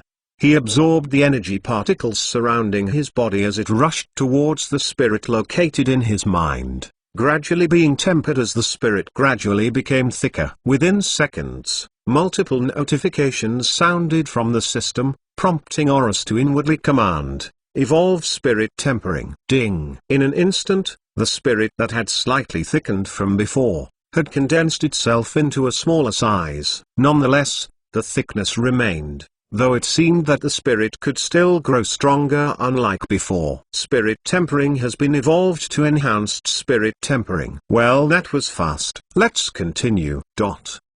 Within the celestial plane, as Kurohana looked at the current place where Horus was and saw what he was doing through the orb, Kurohana could not help but let out a sigh of relief as she muttered to herself, "Well, the thing I did will take effect from days to weeks. For me, that's around hours at the very least, days at most. I can afford to take my time on this one, especially with such a problem in the celestial plane." As she said this to herself, the killing intent that was non-existent around her in the first place, instantly showed itself, slightly dyeing Kurohana's surroundings a faint red. Rather than suppressing this intent, Kurohana let it flow throughout naturally as she looked at her slightly redder surroundings. It seems that my killing intent has accumulated enough. If my calculations are correct, this would allow the azuras of my law of reincarnation to grow stronger, allowing my attack power to grow stronger as well. After pondering over it for a bit, Kurohana closed her eyes as strands of multicolored energy started to manifest around her body as she started to chant an incantation. With the celestial plane as the origin and my body as the guide, let my spirit be split apart yet joined as one as the spirit treads 2 paths. As she chanted this, an intangible golden ball started to hover over her head as it slowly tore itself in the middle, the crack being filled with the strands of multicolored energy along the way. The primordial decree is the true way, the transcendent canons are everlasting, the immortal verdicts are all-seeing, and my law is nothing but a vessel that could engulf all. With this, I decree that a great part of my power shall be planted into a new vessel. Second Grand Divinity Circle. Judiciaries Duplicatum Maximiliae. Divine Duplication. Whoosh. At that instant, the intangible golden ball hovering over Kurohana was now split into 2. The weird thing was that, one ball was incredibly large when compared to the other ball, that was only the size of a pea. A few seconds later, the larger ball started to wander off from the smaller ball as the remaining strands of multicolored energy rushed towards the larger ball. As for the smaller ball, This entered Kurohana's body that had its eyes closed after all this time, which promptly opened an instant later. Looking at the larger ball with a slightly fatigued face, she then used her fingernail to create a gash on another finger, letting her blood drip on the floor before manipulating the blood that dripped to head towards the larger ball. Swish, whoosh. At the instant the blood and the larger ball collided, the larger ball went into a drastic change, elongating itself and morphing itself in various places as it gradually took on the color of flesh. Around 10 seconds later, a perfect clone of Kurohana appeared in front of the slightly fatigued Kurohana. Without clothes. The slightly fatigued Kurohana snapped her fingers as the white cube covered the cloned Kurohana in a white dress. Not long after, as you are my clone, to avoid confusion, I shall call you Shirahana, Kurohana said as she faced her clone. With 90% of my full power and my memories, you shall help Nyx fend off against the demons that threaten the celestial plane. That's fine by me, Kurohana, Shirahana replied. Nonetheless, we are still one entity, so when your body is in grave danger, I won't hesitate to stop whatever I'm doing to save the remaining part of you. I don't mind that at all, although the chances of me being danger is quite slim, seeing that I'm inside our palace. Fair enough. Shirahana lightly chuckled. She then turned around before saying, let's see whether we can kill Hinari and Hodazuka or not. Well, definitely see. Whoosh. And just like that, Shirahana, the stronger portion of Kurohana, was now gone from the white cube, heading towards the Hall of Greater Divinity as Kurohana was left behind. Looking at the orb as she infused Horus with luck as always. I wonder what could happen during my power is split. I hope it ain't anything bad. Chapter 112. Can't think up of a good title. While Kurohana had separated a great chunk of her power onto a clone of herself in order to help Nyx and the other gods combat against the demons who seemed to threaten the celestial plane. Within Eridinia, XXXX continent, far away from the Seraph Kingdom. How far are we from the kingdom? A young man who had a crown on his head and was covered in an aura of royalty, could not help but look his companion by the side and ask this question while panting. You know, Your Highness, if you admit your mistakes, we might have been in the Greater Tempest Cliff at this time, allowing you to polish your combat skills and ascension skill in order to transition into a rank 3 adept windwalker. Then again, this situation does allow you to suppress your arrogance and pride. On the other hand, the young man's companion, who seemed to not run out of stamina, could not help but look at the young man with an indifferent gaze, as if the things the young man had done had nothing to do with him. These two were none other than Vanadia and Dane, who, in these past few hours or so, have not gotten close to the Greater Tempest Cliff at all. Feeling the pangs of exhaustion and hunger getting stronger after incessantly running through the continent for a few days already,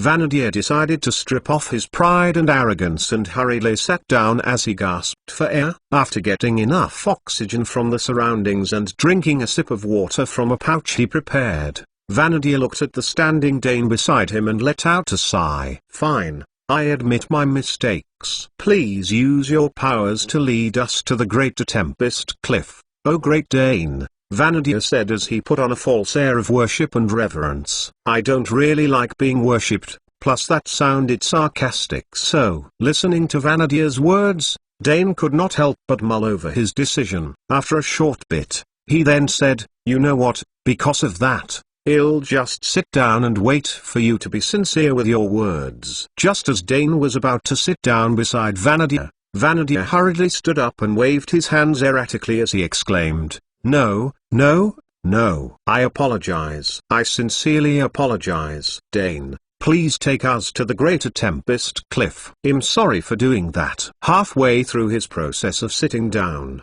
Dane abruptly heard the prince's plea, causing him to stand up once more as he let out a sigh before looking at Vanadia with a light smile. The we go. Stand up, Vanadia, Dane said, to which Vanadia promptly complied. After that, Dane then channeled all of the mana in his body towards THR surroundings, enveloping the two in his mana. He then raised both of his hands as a magic circle appeared a few centimeters away from both of them, expanding bit by bit, 1 layer, 2 layers, 3 layers. In an instant, a 4-layered magic circle was created by Dane as he looked at Vanadia, who was visibly astounded by Dane's magical prowess. "Hold on to my robe tightly, Your Highness." Maintaining most of his attention towards the magic circle, Dane could not help but say as a warning to the prince. He then shouted, "Fourth circle, void shift." Whoosh, whoosh. At the very next instant, the magic circle expanded to envelop the two as it covered them in a black light. Not long after, this black light dissipated into thin air,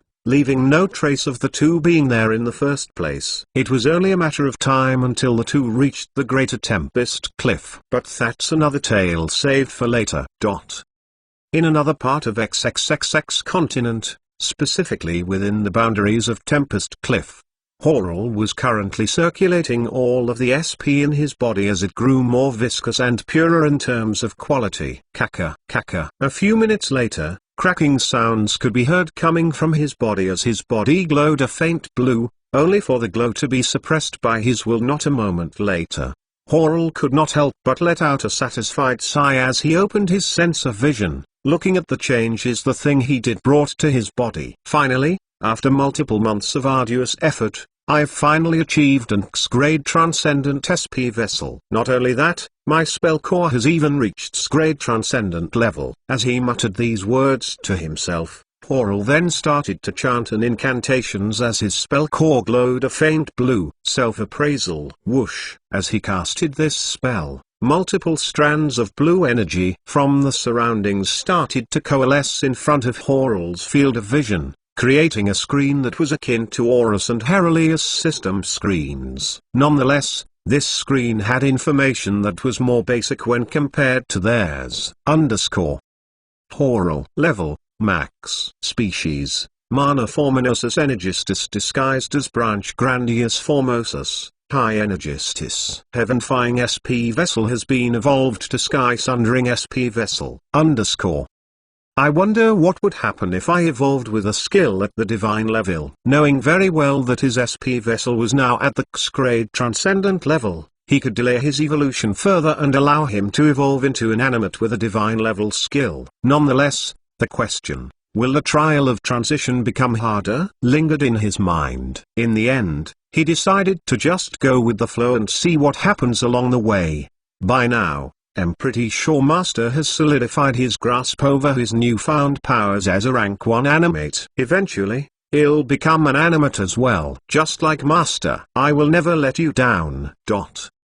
As the Almighty Creator, sole wielder of the primordial decree, I beseech the words written on this novel to transform into that of transition. Insert transition here. Well, that's good enough. Anyways, with those two things happening concurrently, another thing was taking place within the inheritance of Area 52 while Horus was grinding the shit out of spirit tempering. Of course, this thing had something to do with Heralia, who had the ulterior motive to come back to this inheritance in order to enhance her bronze key, only for her to find out that the key was a sign of her becoming a ruler candidate. And now, she was treading the trials of the sanguine ruler, which could hopefully make her become a sanguine ruler at the very end. Supreme sanguine art, rupture. Bang, bang, bang. At the moment, Heralia was currently facing against multiple branches and saplings of various shapes and sizes. The only similarity they had was that they exuded the aura of blood, which also coincided with the path Heralia was going to take. As she shouted the name of the skill, the blood-red tendril that was connected to her body gradually became thicker as it swept horizontally towards the enemies, instantly destroying the enemies into particles that seemed to be the remnants of the blood aura they exuded. Whoosh, whoosh, swoosh. Not long after killing them all, these remaining particles then headed towards Heralia's body, which Heralia's body unconsciously absorbed as the aura surrounding her body turned more and more intense. Ding! An notification? Heralia, who was recuperating her stamina after the previous undecided fight, could not help but become dumbfounded at the thought of a notification. Did I level some skill up or something? Nonetheless, Heralia opened her notification log, to which she became dumbfounded after she skimmed through the notifications. A voice says, As the sanguine ruler, one should have the aura of blood always surrounding them. This trial shall help you consolidate your powers and even offer you the requirements needed to become a bona fide sanguine ruler. You have absorbed the remnant blood aura of your enemies, obtaining the skill Sanguine Aura Lesser. I actually obtained a new skill from this trial. Herelia could not help but ask herself as she looked at the notifications once more. And then at the skill description she opened up not long after. She then closed both screens a few seconds later, as she noticed that a new wave of enemies appeared a few meters away from where she was, around the double or triple the quantity compared to the wave she fought before. With a deep breath through her body, she then activated the full might of her newly obtained blood aura and muttered to herself, "I guess there's no turning back. With this choice I've made, there's definitely no turning back. This is the path I've chosen, and I shall see it to the bitter end." Supreme Sanguine Art, Amaranthine Blossom. And finally, while those three things are happening concurrently, when are we going to get used to this? Within the inheritance of Area 52, Horus was assiduously enhancing and evolving the skill he obtained from the inheritance as part of the first trial, the trial of comprehension. At the current moment, Horus was back to the form he had once. He had evolved from a grade to scrade, a smooth white wooden sculpture. At the current moment, he was tinted a green color due to his flux being evolved, as well as the fact that he was radiating a light that was akin to the rays of heaven, which was all due to the current level of his spirit tempering. Within the span of 30 minutes, Horus was able to enhance and evolve the basic grade mortal spirit tempering to the current X-grade mortal boundless spirit tempering. Ding! Hearing the notification from the system, Horus, who was enhancing boundless spirit tempering, could not help but open his sense of vision as he had a hunch as to what was going to happen next. He then brought up the notification log of the system, changing his aura into that of satisfaction and excitement. Boundless Spirit Tempering has leveled up. Boundless Spirit Tempering has reached the max level. Boundless Spirit Tempering has met the necessary requirements and is ready to transition into a new level of power. Boundless Spirit Tempering has been exposed to great amounts of skill experience, allowing it to improve itself and refine to become something better. Once the skill evolves, the skill will have a guaranteed chance of becoming a special grade skill. Reading the notifications one by one, the aura around him intensified as he then commanded the system. Evolve Boundless Spirit Tempering. Chapter 113 Transcendence. Within one of the large stone rooms of the Area 52 inheritance was a smooth-looking wooden sculpture that was green in color. If one had eyes that could perceive the movement of energy, one could see that a strong energy that was not inclined to any element except wind was emanating from this sculpture. Not only that, one could also perceive that a boundless and vast source of energy resided within the depths of this sculpture, wanting to burst out in one go like a phoenix soaring to the skies. Of course, this sculpture was none other than Horus in his form at the time he evolved to Unsgrade, his supposed original form as Unsgrade inanimate. Because he was still not used to his body shape being somewhat humanoid, he always had his morphing skill active, in the form of his branch form in his grade to a grade days. Nonetheless, thanks to the skill he received from the inheritance, he now had a reason as to why he had to be in his original form. To be honest, at the current level of the skill he received, which was X-grade mortal level, if he were to fight the old him without receiving the skill, he would probably remain undefeated even after hundreds of rounds. Ding, ding, ding. After a certain span of time, multiple notification sounds resounded throughout Horus' mind, prompting to open his sense of vision as he had a hunch as to what these notifications entailed. System, open the notification log. Ding, whoosh. Not long after he commanded, a holographic screen appeared in front of Horus' field of vision, allowing him to skim through the notifications he received. A few seconds, the aura around Horus, which was suppressed and solemn all this time, finally changed into an aura filled with expectation and excitement. Boundless Spirit Tempering has leveled up. Boundless Spirit Tempering has reached the max level. Boundless Spirit Tempering has met the necessary requirements and is ready to transition into a new level of power. Boundless Spirit Tempering has been exposed to great amounts of skill experience, allowing it to improve itself and refine to become something better. Once the skill evolves, the skill will have a guaranteed chance of becoming a special grade skill. After reading through the notifications, Horus could not contain his excitement and awe as he could not help but mutter, "Finally, after months of being reincarnated as a stick in the world of Eridinia, I can finally say I have taken the first step towards godhood. I will finally have a transcendent grade skill of my own." Though he knew very well that he already had a transcendent skill in his arsenal which he could use, he still wanted to accept the fact that the first transcendent skill he received was a skill he grinded from its humble beginnings to where it was now. Just as the aura around him intensified towards a certain peak, it instantly deflated as he could not help but wryly chuckle at himself. Then again,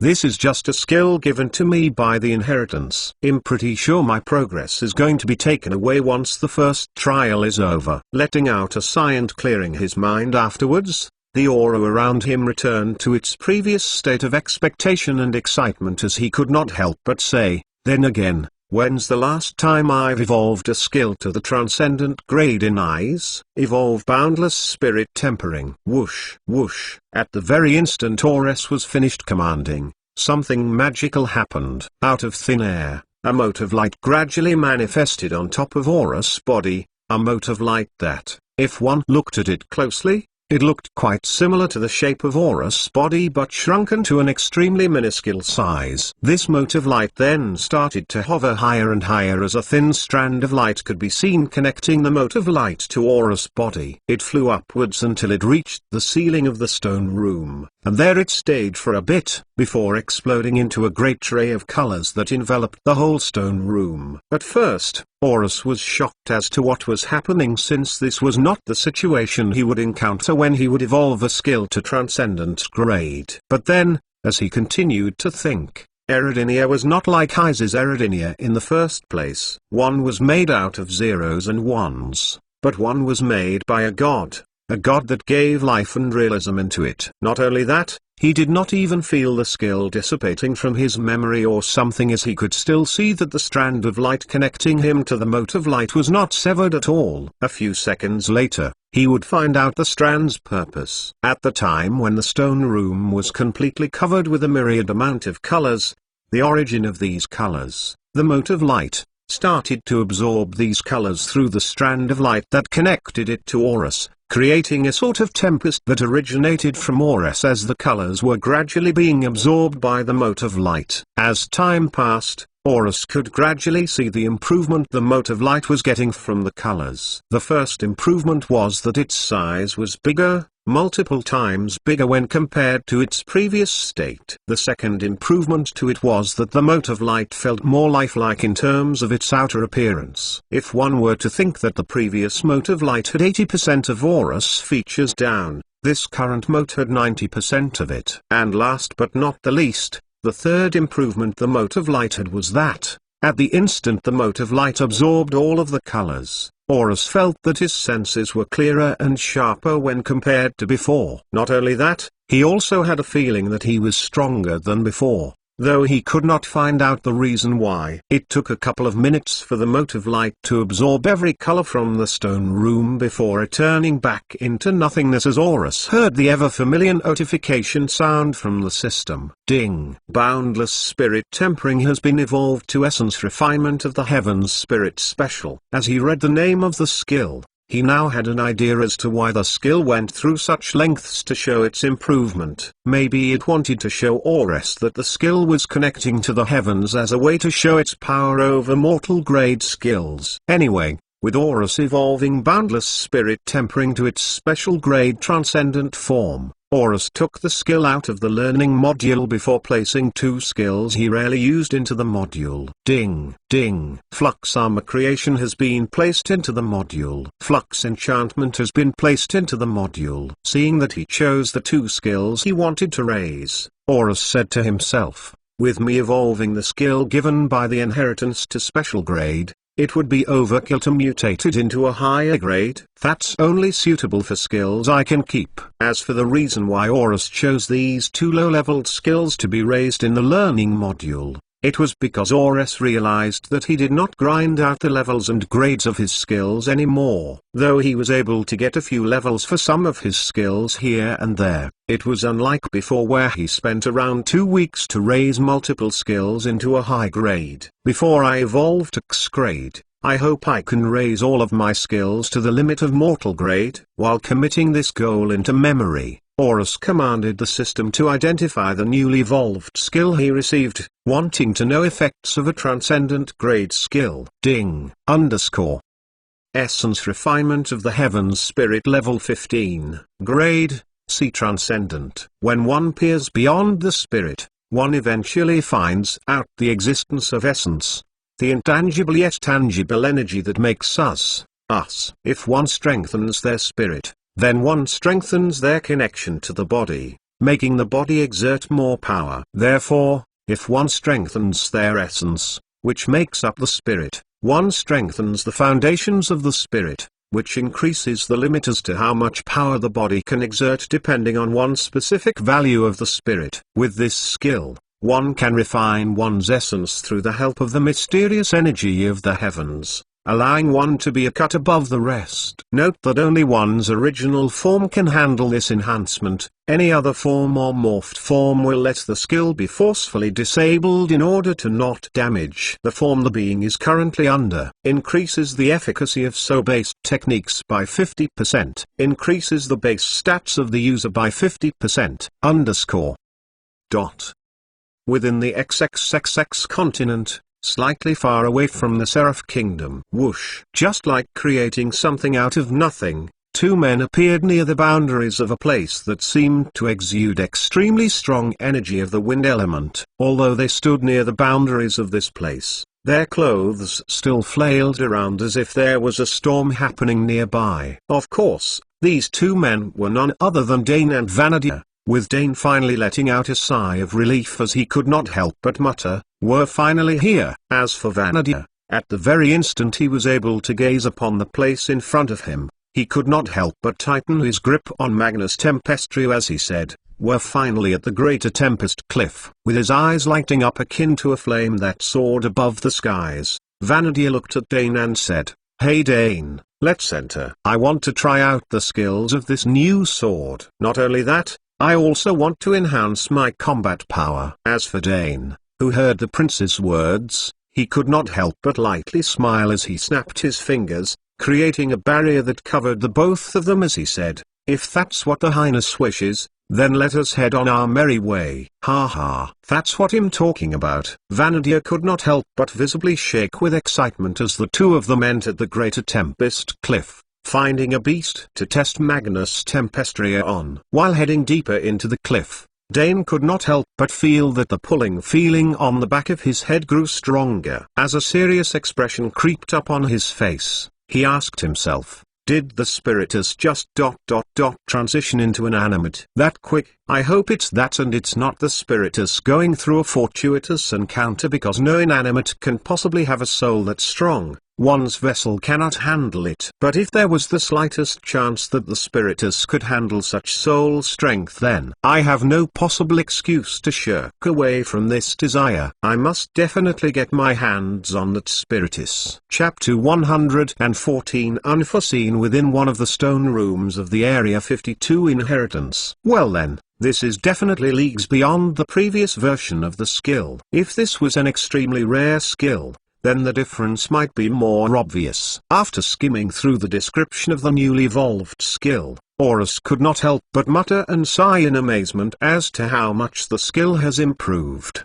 The previous version of the skill, Boundless Spirit Tempering, at its max level, would only give a stat boost of 30% to Horus base stats. That's it. But now that Horus has evolved it to Essence Refinement Shortened, because who would want to read the full name many times, this stat boost was increased to 50%, and that boost was not even from the max level of the skill, allowing one to see the might of a transcendent grade skill when compared to a mortal grade skill. Not only that, the skill also obtained another effect, which enhanced the efficacy of So-based techniques by 50%. Horus pondered about this effect for a short bit and wondered, do I have any So-based techniques on me? He opened his skill list through the system and read through every skill he had, but alas, he had no So-based technique whatsoever. But with that came another question to Horus' mind. Why do I feel like my mind is sharper and clearer than before I evolved the skill? He pondered on this question for around a minute or so. After seeing that he was getting nowhere, he could not help but say, I'll find it out sooner or later. I must first focus on upgrading essence refinement as much as possible, as well as use the learning module to level up the other low-level skills I have. And that's what he did all throughout the remaining time of the first trial, closing his sense of vision to enhance his perception and sensitivity towards the existence of the essence that made up his spirit. He then started to absorb energy from the surroundings in a unique way wherein the energy would pierce through the essence, expand towards the spirit, and explode towards the body. Although it was his first time leveling the newly evolved skill up, the proficiency of how he absorbed energy from the surroundings in this unique manner seemed like he has been practicing the technique for months already. Not only that, even the exterior appearance of Horus changed after evolving the skill to Transcendent grade. When he was still leveling the skill while it was mortal grade, rays of light that seemed like it came from the heavens would emit out of his body. This time, it was around the same category, but more profound. Rather than emitting light all throughout his body, the light instead coalesced on a few spots on his body, specifically, his head, where his throat would possibly lie, where his heart would possibly lie, and the four limbs on his sculpture form. And while absorbing energy from the surroundings, all of that energy would head towards the light on his head before making its way downwards, as if the light on the head was a dantian and the other lights were meridians, the energy he absorbed being chi. Then again, the closest thing to chi in the world of Eridinia was life energy that existed within the bodies of animates, and it operated quite differently from chi.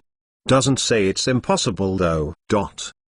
Ding, ding. Flux armor creation and flux enchantment has reached the max level. Both skills have met the necessary requirements and are ready to evolve. Hearing these notifications from the system, Horus, who was leveling the trial's skill up, could not help but be surprised at the speed of maxing out low-leveled skills through the module. Splitting a small part of consciousness to pique his curiosity, Horus was able to find out that skills within the learning module would obtain 5 XP per minute at its current level, which meant that enhancing it would allow it to give more XP per minute. This would definitely be useful for those skills I have hard time raising, Horus muttered inwardly. Evolve both skills before removing them from the module. After piquing his curiosity, Horus, who had split a small part of his consciousness to stay alert for updates in the system, responded to the system's notification not long after. Ding, ding, ding. Flux armor creation has been evolved to better flux armor creation. Flux enchantment has been evolved to better flux enchantment. Both skills have been removed from the system's learning module. After receiving a few more notifications from the system, Horus stayed silent for a bit as the energy from the surroundings continued to head towards the multiple lights. He then commanded the system a few seconds later after making a decision in his mind. Place flux sacrifice and greater illusion resistance into the learning module. Ding. Both skills have been placed into the learning module. After hearing the notification from the system, Horus then went back to putting his full consciousness towards the leveling of the skill given to him by the trial, passing through a few more grades as time passed. While evolving the skill to higher subgrades, Horus noticed that the weird phenomenon that happened when he evolved the skill from mortal to transcendent grade did not repeat itself, but rather, evolved like normal in a sense. Of course, Horus placed this matter in the back of his mind, continuing to grind as much as possible. The 2 hours are now over. The trial of comprehension is now over. While being fully engrossed in leveling essence refinement to higher grades, Horus heard the voice from before resounding throughout the stone room. prompting him to stop his grind. The inheritance shall now check the progress of the skill and will allocate rewards according to the inheritor's effort. As he heard these words come from the disembodied voice of the inheritance, he could not help but become anxious towards the results. Will he get little rewards after expending so much effort in grinding? Of course. Only the inheritance would tell. Time ticked as the voice remained silent. Seconds started to tick away before turning into minutes that ticked away. Thankfully, the inheritance only took around 2 to 3 minutes before arriving at a conclusion. The inheritance has seen that the inheritor has enhanced this grade mortal skill into its grade transcendent skill within the span of 2 hours. Not only that, the inheritor has also mutated the skill to special grade, increasing the power of the skill. Hearing the voice that resounded throughout the room, Horus could not help but be proud of what he did. Though grade transcendent level did not seem all that powerful, one would always remember the effects of another grade transcendent skill, Spirit Clone. Due to this being unforeseen, the inheritance has hastily made a decision to reward the inheritor with the skill it has expounded upon without reverting it back to its original level. As the voice continued to talk, Horus' mood turned better, his aura radiating sheer excitement. But as the voice continued to talk, Horus could only stand in place. As well as allowing the skill to mutate to a higher grade. Not only that, the experience required to level the skill has eternally been halved until it reaches the peak grade it could possibly reach. While Horus receiving the fruits of his labor from the inheritance, Herelia was still going through the trial of the Sanguine Ruler, maintaining the same position she had all this time. At this moment, Herelia's body looked like a branch that was about to snap apart. A bleeding branch at that. With the red engravings on her body being broken, a viscous red fluid started to ooze out of the broken paths, making Herelia seem like a branch that was used for killing people. Nonetheless, the aura she emitted was vastly stronger when compared to her previous aura before entering the inheritance. Ding. After absorbing the remnant blood aura from your enemies, the skill Sanguine Aura Lesser has transformed into the skill Sanguine Aura Greater Impure. Hearing that the skill she obtained many battles ago had transformed into a stronger skill, Herelia extended the blood-red tendril she used to fight outwards as she commanded. Sanguine Art, Blood Rebirth. Whoosh. In an instant, the blood-red tendril turned 180 degrees to charge towards Herelia's body before enveloping it as a whole. Not long after, the blood-red tendril started to radiate a red light as the red engravings on her body gradually fused up, repairing itself at a speed that was visible to the naked eye. A few seconds later, the blood-red tendril retracted itself to reveal a fully healed Herelia that was still covered in the viscous red fluid. Nonetheless, the viscous red fluid would not hinder her at all. I wonder how many more waves I would have to clear before ending this trial. Herelia could not help but mutter to herself in annoyance as she had already faced against 20 waves of enemies from the start of the trial until now, and it seemed like there was no end. Candidate, it seemed that you have a will that is unwilling to give up and is yearning to see everything to the bitter end. The voice that talked to her before started to resound once more as Herelia kept her silence. Thankfully, a few waves remain before the first part of this trial is over. Once you clear through all of it, you shall obtain the condensed Sanguine Aura, allowing you to fight against enemies of a higher level without being at a disadvantage.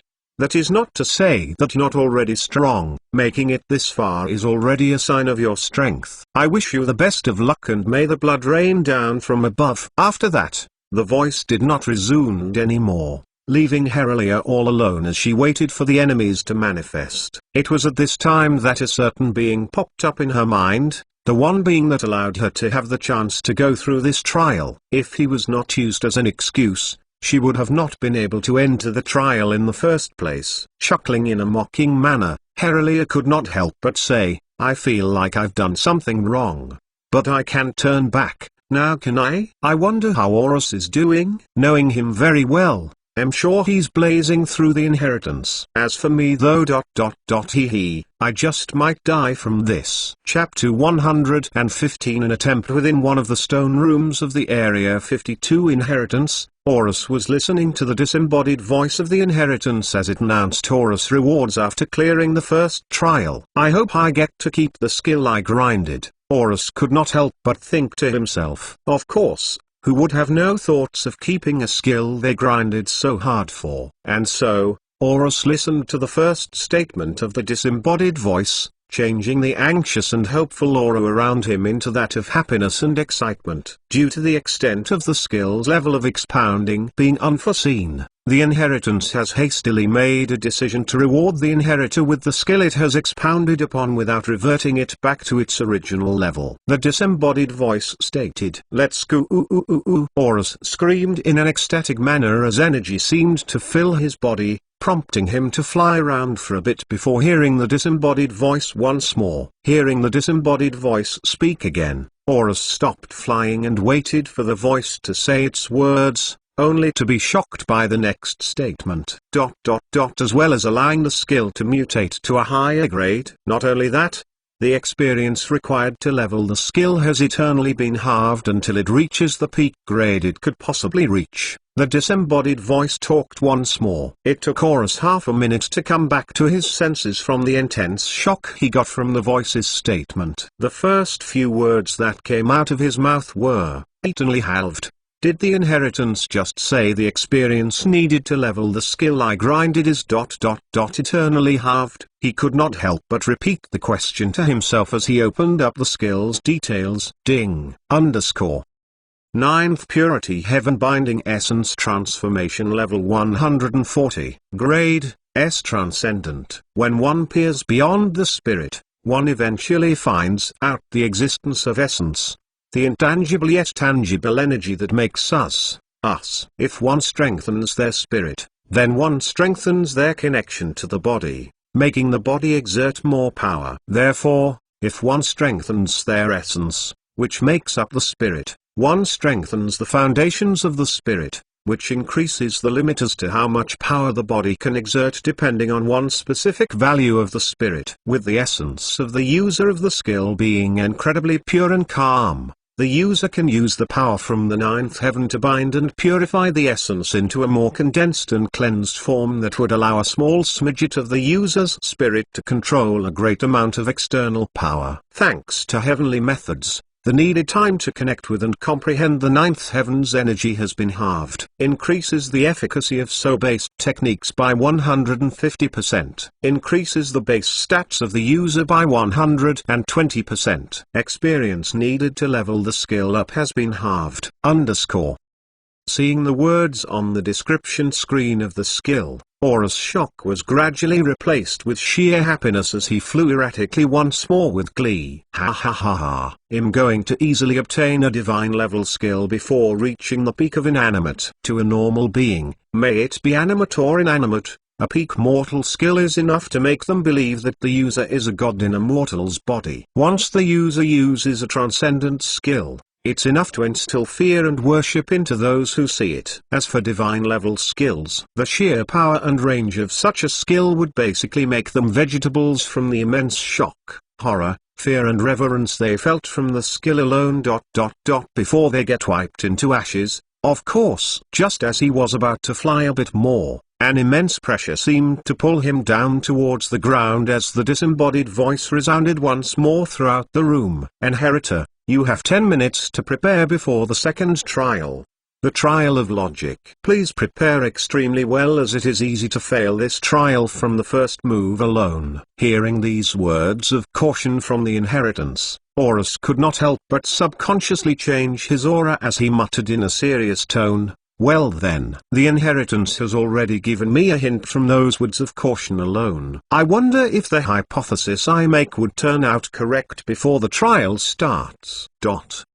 XXXX continent, greater tempest cliff. Roar. A harsh and loud growl could be heard coming from the beast that stood in front of the two people before it. Since the beast was around 5 meters tall, from height alone, it would seem that the two people would be at a disadvantage. But that was not the case. Your Highness, we finally found a grand tempest tiger that would be suitable for testing the limits of the blade. Would your Highness want me to bind the beast in place? One of the two people, a man in a black robe with black-rimmed glasses, asked. As for the other one, he unsheathed the blade by his side, revealing the beautifully crafted blade that glistened under the rays of the sun, revealing the green runes that emitted intense wind energy. Licking his lips with a grin on his face, he extended his left hand to place it in front of the other person and say, "Keep an eye out for me for now. Once you see me in grave danger, that's the time to move." "All right, Your Highness." The black-robed man bowed towards the other man before levitating a few tens of meters above the ground,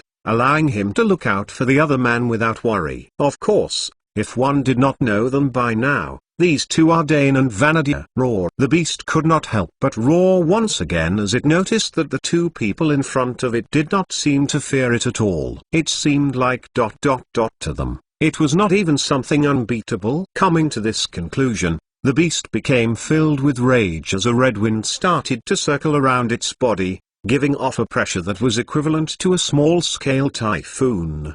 But for Vanadier, who was going to fight against the beast, this pressure was useless, for he ... was a windwalker. Whoosh! With a large clump of wind energy particles coalescing towards Vanadier's feet, Vanadier was able to dash through the red wind, even dodging the red wind that was aimed for him along the way. This resulted in him unscathed, while the beast became shocked from Vanadier's prowess in front of it. Before it could make its next move towards Vanadier, Vanadier started to move left and right multiple times as he turned into a blur in the beast's vision before ...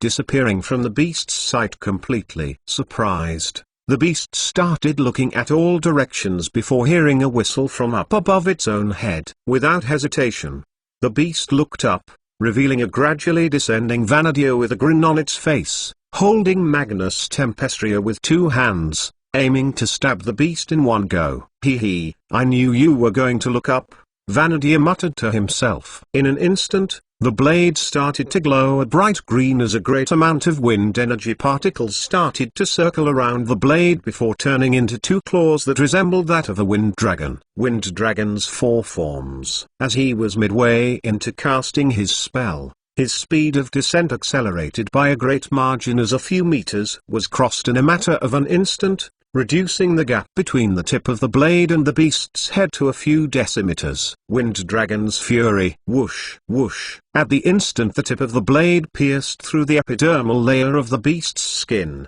the two claws made out of wind energy particles clawed into the skull of the beast, allowing the blade to go in further as the beast's brain was turned into mush along the way. Thud. With no brain controlling the beast's body turned limp as it fell to the ground with a thud as Vanadier maneuvered his body to land a few meters away from the beast's body, allowing him to look at his kill with a confident smile on his face. Woo! That feels exhilarating. Vanadier could not help but scream with joy as he looked at the blade he held with his right hand. He could not help but close his eyes and remember the sensation he felt from easily killing a beast of that level. While remembering the sensation, a few motes of green light manifested from the beast's body before heading towards Vanadier's body, being absorbed in an instant as the auras surrounding him gradually intensified in power. It took a few minutes for Vanadier to open his eyes before looking up to Dane, who was still floating in the air, with a serious expression and say, "Let's go on to the next beast. I feel like something will happen on this adventure." "If that's what the Highness wishes," Dane replied with slight indifference as he maintained a distance of a few meters behind Vanadier while still floating at a height of tens of meters. Before the two of them could start walking towards another beast, Dane instantly felt a malicious presence within 100 meters around both of them, prompting him to shout out, "Your Highness, what you?" But his shout was cut short. Shing! In an instant, the sound of a blade cutting something was heard near Vanadier, making Dane's eyes dilate as he gradually turned his head to look towards Vanadier's direction.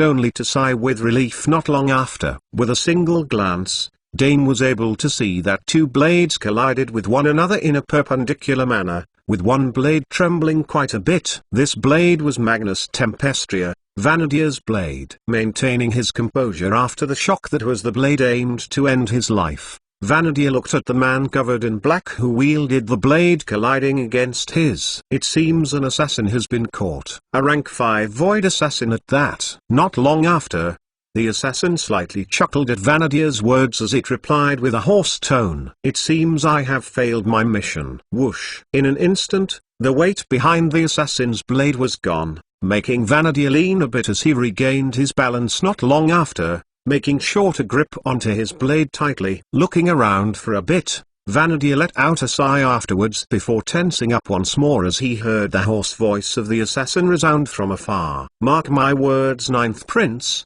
before the tournament for the throne, you will undoubtedly die. This is a fact, and I will make it happen." Chapter 116 Logic XXXX Continent, Area 52 Inheritance. 10 minutes have already passed since the disembodied voice told Horus about preparing for the second trial of the 3-trial inheritance, which focused on logic. The 10 minutes of preparation are now over. The trial of logic shall now start. At the very instant the 10 minutes were up, the disembodied voice resounded throughout the large stone room, prompting Horus to open his sense of vision that was closed all this time. "Well then, I wonder if my hypothesis is correct this time," Horus muttered to himself. "I don't know why, but it seems that it is easier for me to think up of abstract ideas than before." At the start of the 10 minutes, Horus started thinking up of ways to clear the second trial, his mind instantly bombarding him with tons and tons of information which he thought did not exist in his mind in the first place. The influx of information surprised Horus quite a bit,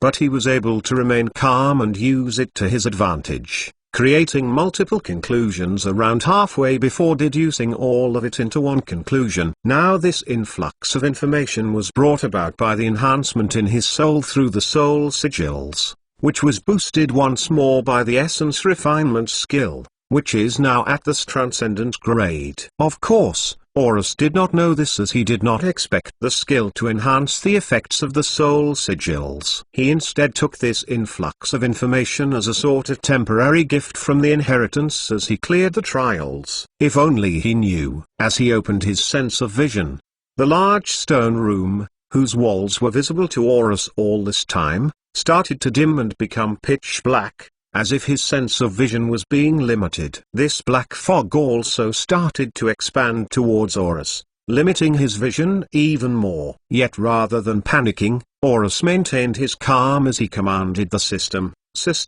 change my mode of vision to that where the black fog does not hamper me in viewing the surroundings. Ding! Vision mode change in process. Whoosh! In an instant, a huge part of his field of vision cleared up thanks to the soul perception skill he had, which was now at its A-grade version, giving him a larger field of vision rather than its grade version. As the fog around him gradually cleared up to the skill's limit, Horus became shocked as he noticed that the floor became partitioned, turning into multiple blocks of stone with some sort of viscous fluid flowing between the cracks. This transformation started at the corners of the stone room before making its way towards the center, the final block being made underneath where Horus was. Once the transformation was finished, the disembodied voice from the inheritance resounded once more to tell Horus about the mechanics of the second trial. The second trial is also known as the trial of logic. This trial shall test whether the inheritor can listen to the words of command and deduce the meaning behind those words, creating the decision that would be the difference between life or death. The inheritor will have 8 directions to move towards. Only a quaint few will lead the inheritor towards the clearance of the trial. After hearing the mechanics of the second trial, Horus could not help but light up as his aura went slightly cheerful. To think that my hypothesis this time was correct.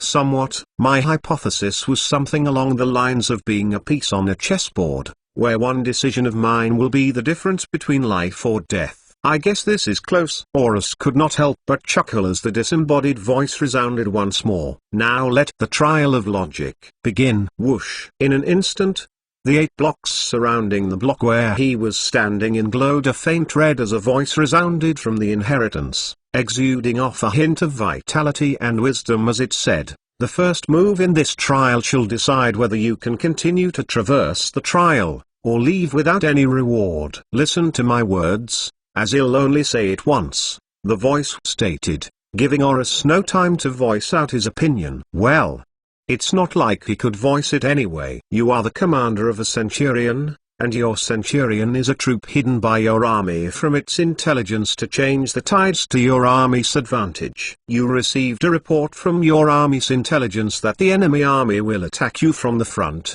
but you had a hunch that it was a diversion tactic by the enemy army, leading you to fall back. If you followed the army's reports and fell back, you might be attacked by the enemy army if the diversion tactic was true. But if you didn't follow the army's report and moved forward, you might be attacked as well if the diversion tactic was not true and the enemy army was truly moving from the front. As the commander, what move shall you take? At the very instant the voice was finished explaining the situation to Horus, he was instantly at a loss for words as he did not know whether to follow the situation's words or follow his own instinct. What do I do? What do I do? If I fail on the first move, my eligibility for the third trial will be gone. Horus could not help but panic as he knew that failing the inheritance would lose him the chance of obtaining the key of the inheritance. Oh, and the comprehension leaf as well. It took Horus a solid minute to calm his mind down and think things through one more time. This is the trial of logic. In other words, abstract reasoning. Is it abstract reasoning? I don't know, but anyways, this is a test of the mind. As the voice said, you have to deduce the right decision that lied underneath the words said. Think, Horus. Think. While talking to himself, Horus closed off his sense of vision in order to tap into the influx of information he used to create hypotheses before the second trial started. After 30 seconds, Horus opened his field of vision once more before flying towards the block of stone on his left. Crack, crack, crack. At the very moment Horus landed on the block of stone to his left, all the remaining blocks cracked and broke down as they were absorbed by the viscous fluid that flowed through the gaps. Not long after, ding! Not long after that, he heard a chime sound that was akin to a game show's sound that played whenever the contestant was correct. Good job, Inheritor. Your first move was correct, the voice from before congratulated Horus. By moving through the sides, you avoided the attack from the back, as well as the attack from the front. Of course, in reality, that would not be the case as war tactics go far beyond than that. There are only 9 moves remaining before you successfully complete the trial. Let us now start your second move. On another stone room within the Area 52 inheritance, a branch covered in red fluid was gasping for air through its body as its surroundings was also covered in red fluid. Not long after, a voice resounded throughout the bloody stone room, alerting the branch that was tired from fighting. Ruler candidate, it seems that you have successfully conjured the condensed sanguine aura.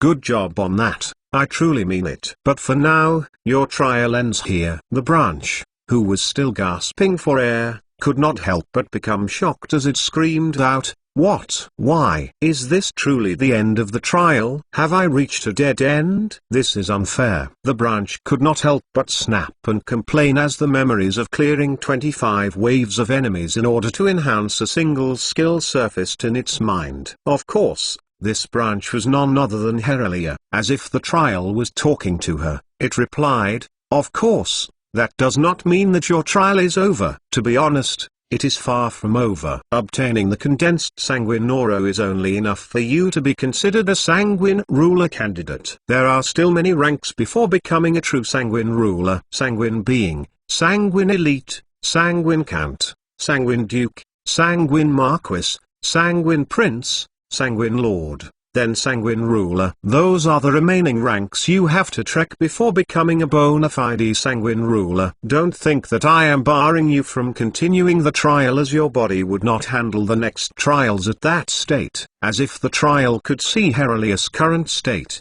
it replied with this statement, making Heralia's voices of complaint die down. But that does not mean you would be leaving the trial without a reward for your hard work. Ding! Hearing a notification sound from the system, Heralia hastily opened up her notification log to see a new skill being obtained from the trial. You have obtained the skill Sanguine Ruler Body, Basics. As if the trial was reading her mind, it continued, this technique will allow you to last longer in battle, as well as give you the power to absorb vitality from enemies, but only by a little amount. By becoming a true sanguine ruler will you truly absorb vitality from enemies to their death. Whoosh! In an instant, a bronze key started to hover above Herilia's body, causing her to be slightly startled as she did not expect for the inheritance key to manifest at this time. But when she saw the transformation the key underwent, she then understood.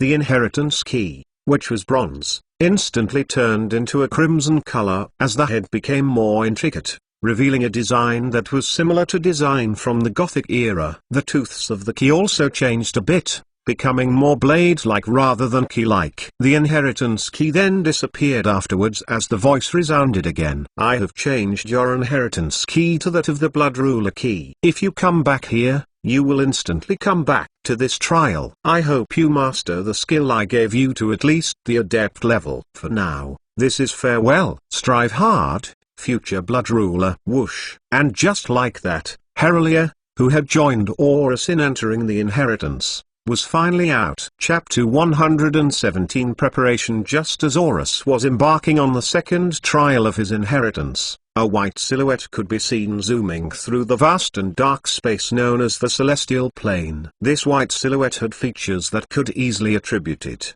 or in this case her, as a personage of high standing and influence. What was the reason for this basis? Beauty. This white silhouette had a beauty that could easily make whole galactic civilizations fight in order to get her agreement to marriage. If it was not for the fact that her body structure was akin to that of a young teenager, that might have happened. Or it could have ... due to the fact that this silhouette was blessed with a bosom so bountiful that it would not lose out to the legendary temptresses and succubi of history. This white silhouette was none other than Kurohana ... Well, Kurohana's divine clone that had 90% of her maximum power, Shirahana. Since Shirahana was Kurohana's divine clone, it was a matter of fact that Shirahana would look a lot like Kurohana. Well ... from the word clone alone, don't you think it would be obvious by now? Anyways, Shirahana was tasked by Kurohana to head towards the Hall of Greater Divinity to help Nyx in eradicating the two depraved deities and preventing other primordial sins from disturbing the peace in the celestial plane. It took Shirahana an hour and a half to reach the Hall of Greater Divinity, stemming from the fact that she did not have 100% of Kurohana's power. She landed near the entrance of the hall and looked around for a bit with an indifferent gaze. She then closed her eyes for a bit and rummaged through Kurohana's memories to make sure she was in the right place. After making sure, she opened her eyes and walked inside without caring about the gazes of others. While Shirahana was entering the hall, a few gods could not help but take notice of Shirahana's silhouette and mistake for Kurohana's as they looked the same. Their aura was the same. How could they not be the same? Of course, they did not know that the Kurohana in front of them was a divine clone. Nonetheless, some small conversations started to pop up here and there regarding Shirahana, especially those gods who were slightly lecherous. Man, whenever I see Kurohana, I just want to do things that I wouldn't normally do, you know. A male god on one side of the hall could not help but look at the genderless god beside him as he said with a slight smirk. I don't have the lust you have, Sirefa, but I do see why you want to do things that you don't normally do, the genderless god answered the male god's, Sirefa's, question. It then let out a soft sigh before saying, I have this strong urge to protect her just from looking at her. On another part of the hall, a goddess could not help but look at Shirahana with slight shock and mutter, I'm so jealous. How does Kurohana maintain her beauty so well? I've tried everything to maintain my beauty but it still seems to fade away. She then looked at the other goddess beside her and asked, what beauty secrets do you think she has? The other goddess could not help but ponder for a bit before replying, to be honest, I don't know as well. She just looks so perfect. But don't you think her aura has gotten weaker? Since the other goddess was not purposely softening her voice, all of the other gods and goddesses in the hall could hear what she said and not help but examine Shirahana closer, only to exclaim in disbelief a few seconds later, what? right. Her aura did become weaker. I wonder what happened to her in order for that to happen. If I fought against her ... do you think he'd win? Before more chatter about Kurohana's weakening continued, a black mass manifested just a few meters in front of Shirahana, instantly silencing the other gods who were gossiping about Kurohana's rumored weakening ... which was not true at all. With the black mass manifesting in front of Shirahana, Shirahana stopped in her tracks and looked at the black mass as it dissipated, revealing a goddess that seemed to emanate an intense aura of darkness about her. This goddess was none other than Nyx, the Hall Master of the Hall of Greater Divinity. Nyx looked at the surroundings before looking at Shirahana, who was a few meters away from her. She then looked at Shirahana intently as she sent a message through energy. So ... have you decided to help me in fighting against the demons? Receiving a message from nowhere all of a sudden slightly surprised Shirahana, but she was able to deduce where it came from, prompting her to send an energy message back to Nyx. I am a divine clone of Kurohana, Miss Nyx. You can call me Shirahana. I was tasked by her to help you fight against the demons. Nyx was not surprised at Shirahana's reply at all, letting out a soft sigh as she muttered, that weapon she's crafting seems to be quite important. All right, follow me to my office, Nyx then said to Shirahana out loud before turning around. With no other choice, Shirahana followed behind her, leaving many gods in the hall extremely confused. So ... the Hall Master and Kurohana stared at each other for a bit before heading to her room. Doesn't that seem ... off? Then again, Nyx and Shirahana could care less about the other gods' minds as they entered Nyx's room a few minutes later. Shirahana grabbed a chair and placed it closer to Nyx's desk and sat opposite her. As for Nyx, she sat on the chair behind her desk and waited for Shirahana to become comfortable before starting to talk with her. So, to start off this plan of killing these two depraved deities, could you fill me in on Hinari and Hodazuka's origins? Nyx looked at Shirahana and asked. She then added, I'm pretty sure you asked Chad before coming back here to finish your mission. Shirahana rummaged through Kurohana's memories for a bit before responding,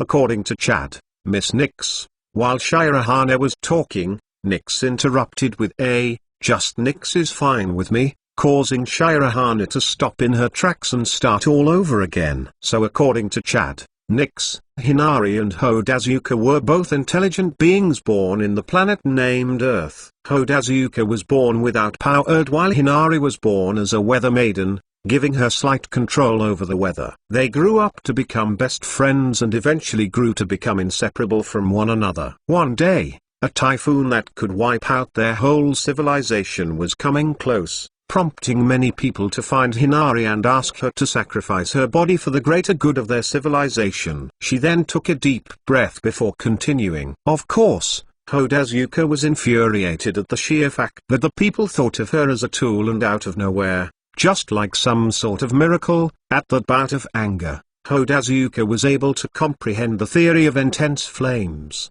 allowing him to use this newfound power to destroy the typhoon into smithereens. After that, the people did not bother the two anymore and allowed them to live in peace, with Hinari comprehending the theory of unyielding frost to be compatible with Hodazuka. They then cultivated their newfound powers to the lesser law level, becoming lesser gods themselves. Other than that, they did not do anything malicious at all. In fact, they were extremely kind before being influenced by the primordial sins. Nyx could not help but rub her fingers under her chin as she pondered. Were there any other people in the planet that comprehended a theory as well, or a conjecture at the very least? Rummaging through Kurohana's memories, Shirahana shook her head and replied, none. Only the two of them comprehended a theory in that planet. Truly odd. Nyx could not help but say. Anyways, let's not think more about that, but instead, what level do you think is the primordial sin and when it influenced Hinari and Hodazuka? No, wait. Before that, do you still remember the levels of power in terms of comprehending laws? Shirahana rummaged through Kurohana's memories once more before saying, thankfully, Kurohana knew it quite well. Conjecture, theory, principle, greater principle, everlasting principle, lesser law, greater law. immortal verdict, transcendent canon, then primordial decree, right? That is completely correct. Nyx nodded. Of course, we both know that the levels of power of primordial sins are equal to those levels. Now it is a matter of finding out whether the primordial sin is lesser law or greater law level. And that's where our plan starts. At this moment, Nyx's expression turned serious before continuing to talk to Shirahana. I need to fight against Hinari and Hodazuka and use the sin detection spell to find out the power of the primordial sin. Are you okay with that? This time, rather than being subservient, Shirahana pondered on the request for a bit before closing her eyes. Opening them a few seconds later, she responded with, according to Kurohana, as long as I'm equipped with a weapon and protective gear, I can go and do that. Nyx, why would I not give you equipment? Seeing that the condition was quite normal, Nyx slightly chuckled. Alright then, let's go to Miss Ho's place and secure ourselves some demon fighting equipment. After that, they both stood up and disappeared from Nyx's room without a trace, heading towards the place where Miss Ha, someone who Nyx knew, was. In another part of the celestial plane was an island filled to the brim with flora. Tons and tons of flora. In the middle of this flora-filled island was a pagoda that was also covered in the same flora that covered the island. Inside this pagoda was a goddess that had a beauty that lacked a little bit when compared to Kurohana's. But when compared to the other goddesses, she was still one of the most beautiful. She was sitting on a chair made out of blood-red tendrils as she looked at the floating orb in front of her, closely examining a branch that had red engravings all over it. This goddess was none other than Familia, the goddess that looked over Herelia, which was the branch within the floating orb she was looking at. At the current moment, Familia was looking at Herelia through the orb and noticed that she obtained a special trial that resonated a lot with her, making Familia very happy. But as she continued to look through and see Herelia's progress through the special trial, Familia noticed that something was off, causing her to frown. As she continued to examine, she noticed that a faint trace of a foreign aura entered Herelia's body and tried to remove her own aura from Herelia, prompting her to wipe out this foreign aura. This continued on as more and more of the foreign aura tried to infiltrate Herelia's body as Familia was trying to fight against that. Thankfully, this ended as Herelia finished the trial, prompting a huge influx of foreign aura to enter Herelia's body, only for it to be repelled by Familia, albeit with a lot of effort. With her gasping for her breath, Familia tried to examine the foreign aura that wanted to infiltrate Herelia's body and noticed that there was a small hint of divinity in it, making her stand up. She then used the blood-red tendrils, that acted as her chair, to create a clone of herself that would continue to imbue Herelia with godly luck. After that, she then went off towards a certain direction and disappeared from her pagoda in an instant as she muttered, "Guess I'm gonna have to stab a bitch sometime soon." Chapter 118 Final Move Eridinia, XXXX Continent 1. Near one of the towns owned by the Animates. Whoosh! Within an abandoned mine shaft, a silhouette manifested from there, radiating an aura of blood as its body was covered in red engravings that looked like blood, accentuating the aura even further. The silhouette looked around and noticed the grey magic circle behind it, making it sigh not long after. My trial is definitely over by now. This silhouette was none other than Herelia, who was lamenting over the fact that her special trial had already finished. Of course, she knew that the being who presided over her trial stopped the trial midway as she was not ready for it. Then again, would Herelia think from the presider's perspective? Of course not. She just wanted to grow stronger. She knew very well that she could not enter the inheritance at this very moment because she could still vividly remember the words given to her by the presider. As if she was defeated, she gradually turned around opposite the magic circle and muttered, "I have to master the two skills given to me to have a chance to enter the path of becoming a sanguine ruler." But Horus is still inside the inheritance. Herelia turned around to face the magic circle and pondered for a bit. As the leader of the alliance, I can't really stay far from the alliance for too long, lest something bad happens. Alright, I'll leave a message for Horus. After a while,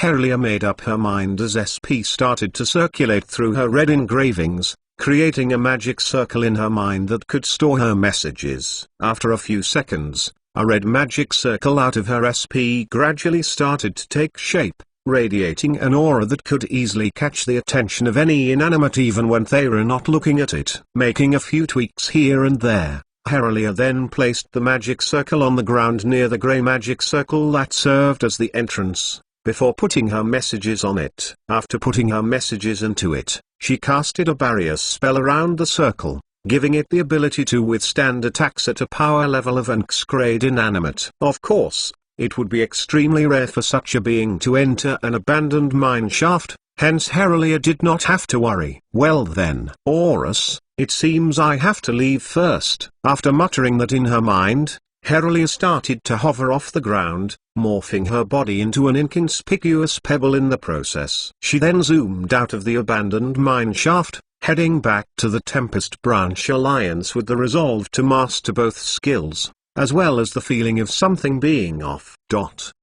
XXXX Continent, Tempest Cliff. Within the Tempest Cliff, there existed a crudely made hut out of stone wherein a being lived inside it. The being that lived inside it was not any ordinary animate ... as it was a wolf that lived inside it. It was also no ordinary wolf for that matter. This wolf actually came from a huge piece of stone, gaining sentience in order to transition into a living form. Not only that, this wolf was also able to start its path of power and transition to a rank 1 class. The Tempest Wolf. This wolf was none other than Chonk, one of the 4 great entities that governed over Tempest Cliff beside the 3 inanimate alliances. Currently, he was waiting for a being he knew very much to come into his hut. In the meantime, he viewed the entirety of Tempest Cliff through floating orbs imbued with energy, which he made when he first transitioned into his animate form, using it to pass the time. While looking at the floating orbs that acted as his eyes, Chonk could not help but raise his wolf eyebrow as he noticed a silhouette moving quickly through the cliff's terrain. Once he focused on the silhouette, he noticed the red engravings covering its body, making him click his tongue as he frowned. It's the leader of the Tempest Branch Alliance, Chonk muttered to himself with a sigh. I did receive news that the leader of the Tempest Branch Alliance went away and I would use the time to commence my plans, but ... Who knew that she would be away for such a short time? Chonk could not help but lament. While lamenting to himself, a breeze infused with energy started to circulate throughout the whole hut, with it originating from the entrance of the hut. Sensing this breeze, Chonk perked up his ears and wagged his tail slightly before turning around to look at a modestly sized branch that radiated an aura of pure energy. Of course, this branch was none other than Horul. Quite fast, Horul. Making your way here within the span of a few hours, Chonk commented on Horul's obedience, seemingly satisfied. Of course, how could I defy the Master's commands? A great contrast to his calm yet friendly disposition in the Tempest Branch Alliance, Horul responded with politeness, as if he was a servant to Chonk. But he was indeed his servant, or slave to be more exact. As to how Horul became Chonk's slave, that would be a story saved for later. So Horul, what do you think about the plan I sent you? After letting Horul come into his hut, Chonk lied down on the floor near the floating orbs and asked for Horul's opinion. Horul rummaged through his memories and recalled Chonk's plans, pondering for a bit before replying.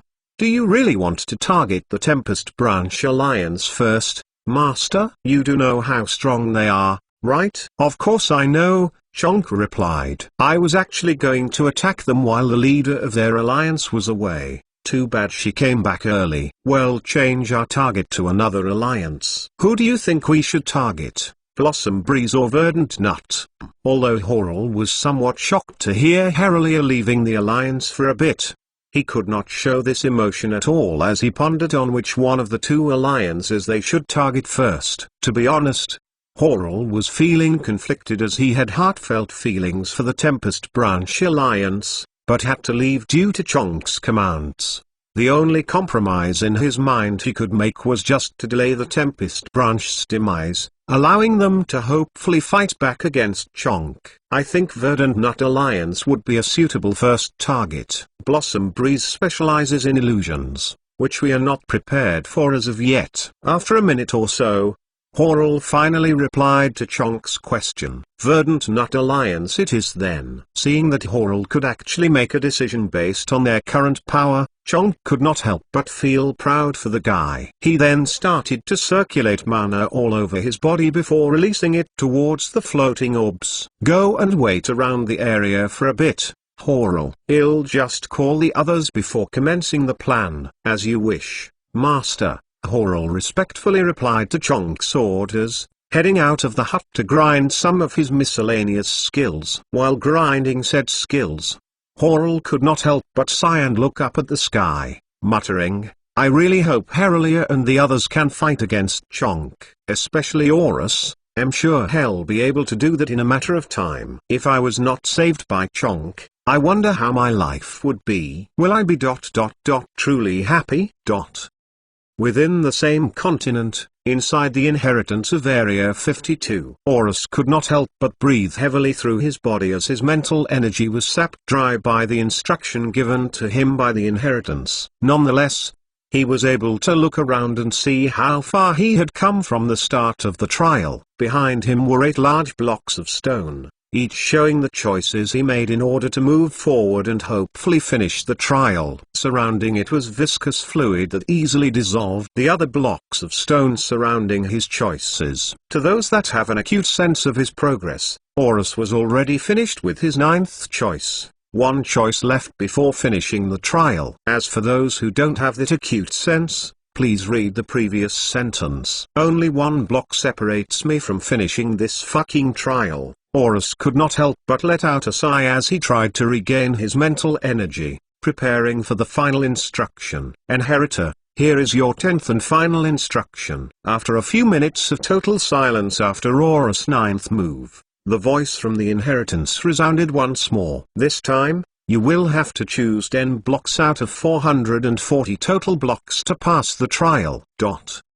Fuck my life. 1. I wonder when the name of the continent will be revealed. Soon? Never. Chapter 119 Intense shock within the inheritance of Area 52. Inheritor, here is your 10th and final instruction. The voice from the inheritance resounded while Horus was regaining his mental energy, as well as his mental composure. Thankfully, he was able to regain enough to clearly hear the voice, putting his mind at full capacity. Let's start the final question. As if the inheritance was answering Horus' request, the voice from the inheritance replied with, in this instruction, you will have to choose 10 blocks from the 440 total blocks available to you in order to finish the trial. At that instant, Horus' mind went blank. He was utterly speechless. Of course, he knew that for every consecutive instruction, the amount of the blocks he had to choose, as well as the total amount of blocks he could choose from increased after every instruction. That was why his mental energy was sapped dry after clearing the 9th question. But right now, he had barely recovered enough mental energy to understand what the voice was saying. Out of rage, he muttered, fuck my life. Not long after that, Horus started to scream and vent his anger by saying some very mean words that should not be stated because it would definitely hurt people. Then again, this novel has shown some curse words, so think curse words, but on the level of cursing the inheritance creator's ancestor's ancestor's ancestor. After venting out all of his anger, he started to breathe deeply and steadily, gradually regaining his usual composure as he let his mental energy reach its peak before starting to tackle this final instruction. He looked at the amount of blocks he could choose from in order to move before letting out a sigh. Ah, fuck it. Let's get this over with. And with that, the 10th and final instruction. Question. Whatever works in this case, by the inheritance now comes to a start. Listen carefully to my words, inheritor, for I'll say it just once. As usual, the voice reminded Horus to listen attentively to every word it said. For your 10th and final instruction, you are an archaeologist that has discovered a special trap in a certain tomb. It seems that this trap consists of large blocks where one wrong move can lead to imminent death at any time. Thankfully, you were able to recover an artifact before entering the special trap. coincidentally obtaining the knowledge needed to pass through the trap without any problems. The alphabet used on the artifact was a language decoded by linguists multiple of years ago already, allowing you to know the writing on the artifact very well. Only 6 characters could be seen on the artifact, all pertaining to directions. Oh, hearing the last statement said by the voice, Aura's sense of hearing could not help but perk up, knowing very well that the method to clear the final instruction was in this part. The first character looked similar to the letter V, and according to what you learned, it pertained to the direction up. The second character looked like a combination of S and D, pertaining to the direction of down according to what you learned. As for the third and fourth character, the third character was an P with a curve at the end, while the fourth character was a mirrored version. According to the linguists, the third character means left while the fourth means right. As for the fifth and sixth character, they were more abstruse than the first 4 characters, with the fifth character looking like a mix between X, C, and R. As for the sixth character, it was even worse, being a mix between B, F, K, and Y.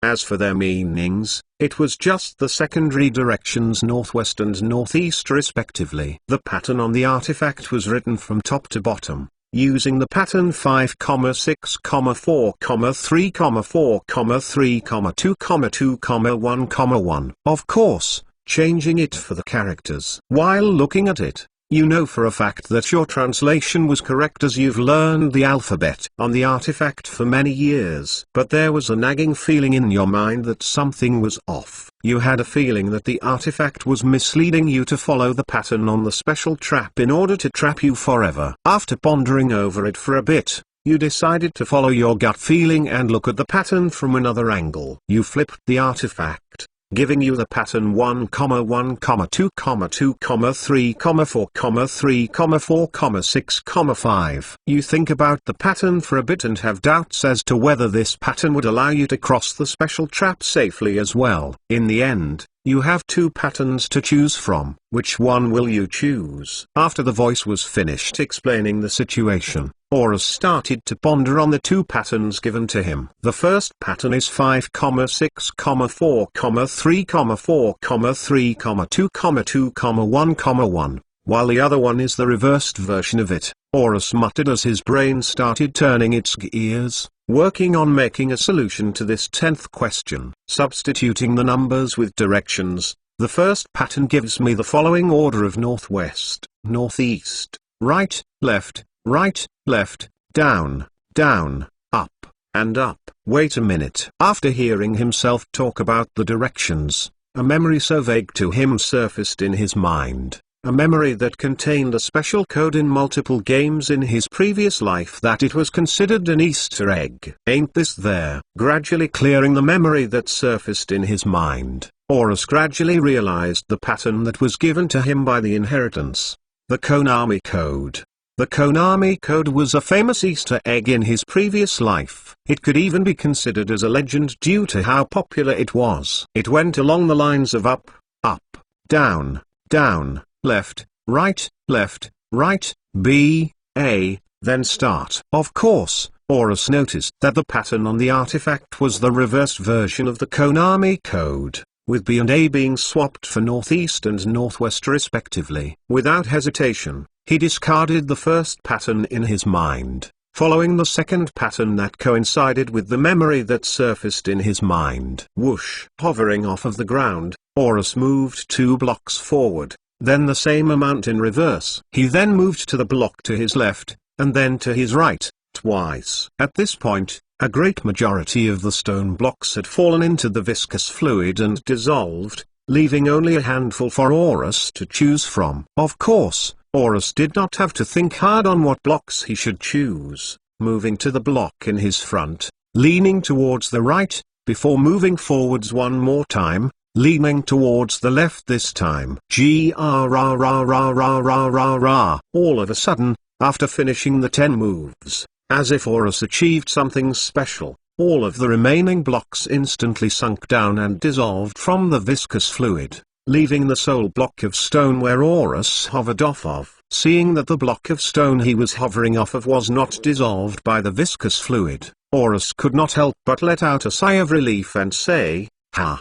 It's finally over." The second trial is finally over. A few seconds later, the viscous fluid that threatened to dissolve the stone block that Horus hovered off of gradually retreated. With the stone block Horus was on gradually expanding in exchange. This continued on for a few minutes, with the big stone room returning back to normal. His vision also returned to normal, with the black fog that was supposed to cover his vision dissipating along with the viscous fluid. With the big stone room returning back to normal, Horus could now truly relax, landing on the ground, regaining his mental energy and his mental composure while waiting for the inheritance to tell him his reward. Eventually, after 10 minutes, a monotonous voice started to resound throughout the stone room, announcing Horus' reward. "Inheritor, you have successfully completed the second trial. The trial of logic. Comparing you to the other inheritors that have taken the same trial in your past, you are the first one to have completed the trial in such a short amount of time, only taking a little bit over 2 hours. For this, the reward that will be given you is highly boosted than normal. I hope you can put the reward to good use." Ding! After the monotonous voice was finished speaking, an notification sound resounded throughout his mind, coming from the system alone. He had a feeling that the reward he obtained from the second trial was related to the system after hearing the notification sound. Hence he checked the notification log. At the very instant he was finished reading the notification, Horus closed the notification screen and stayed silent for a few minutes. It was only after that did he start to make noise. What the fuck?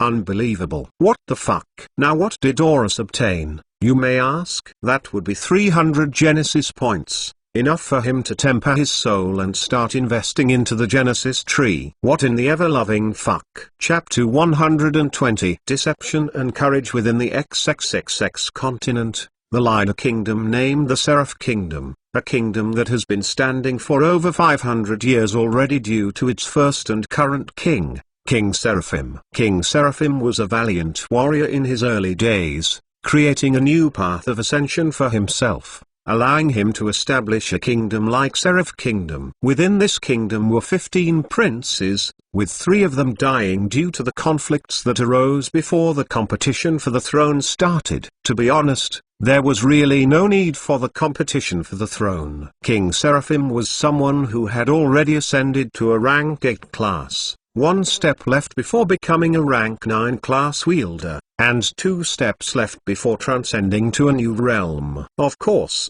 as someone of a very high class, his vitality was incredibly strong, giving him a lifespan of over 1,500 years. But he had dreams to go further, dreams to turn his kingdom into an empire that could rule over the continent. And becoming a rank 9 class was only the first step towards that. It is also a story saved for later.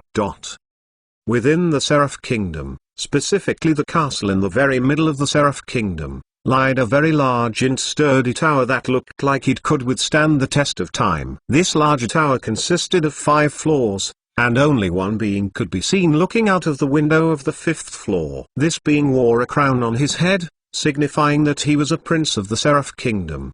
He wore clothes that befitted someone of royalty, combined with sword-like eyebrows, ash blonde hair, and his chiseled face. It seemed like he was a mix between the East and the West. This prince was none other than the 3rd prince, one of the top contenders for the throne. As for the 9th prince, Vanadia, he was considered useless, tapping his fingers on the resting arm of his chair. The 3rd prince could not help but sigh as he looked out of the window, muttering, "It seems that the plan was unsuccessful." Whoosh! Not long after finishing his sentence, he felt a breeze pass through his body and stop only a few meters behind him. A few seconds later, a black silhouette gradually manifested from thin air, revealing a man covered in black clothing, with his 2 eyes being the only thing visible. "Your Highness." The black silhouette bowed and kneeled down before greeting the 3rd prince. "I have some bad news to tell you. I had that feeling when you came in." The 3rd prince turned his head around to look at the black silhouette, before standing up to gradually walk closer to the black silhouette. "Did you kill the 9th prince?" As for the black silhouette's answer, It shook its head with its eyes closed from left to right. That's right. This black silhouette was the rank 5 void assassin that tried to kill Vanadia. I was not able to kill him in one attack. You know me, I'm at my strongest when I attack in one go. The assassin said to the third prince. Yeah, that's a part of your class. You don't have to go into the specifics. The third prince waved his hand as he replied. Anyways, since you were unsuccessful in killing the 9th prince, he'll have to reduce the amount he'll give to you. That's fine by me. The assassin shrugged. It makes sense anyway. The third prince then snapped a finger, opening up a rift just a few decimeters away from the assassin, gold coins gradually flowing out of the rift one by one. After a minute or so, the rift was then closed, a small pile of gold coins being made a few decimeters away from the assassin. Nonetheless, I still have to thank you for killing the 12th, 5th, and 2nd prince. I increased the amount a bit than it should be thanks to that, third prince said with something going on in his mind.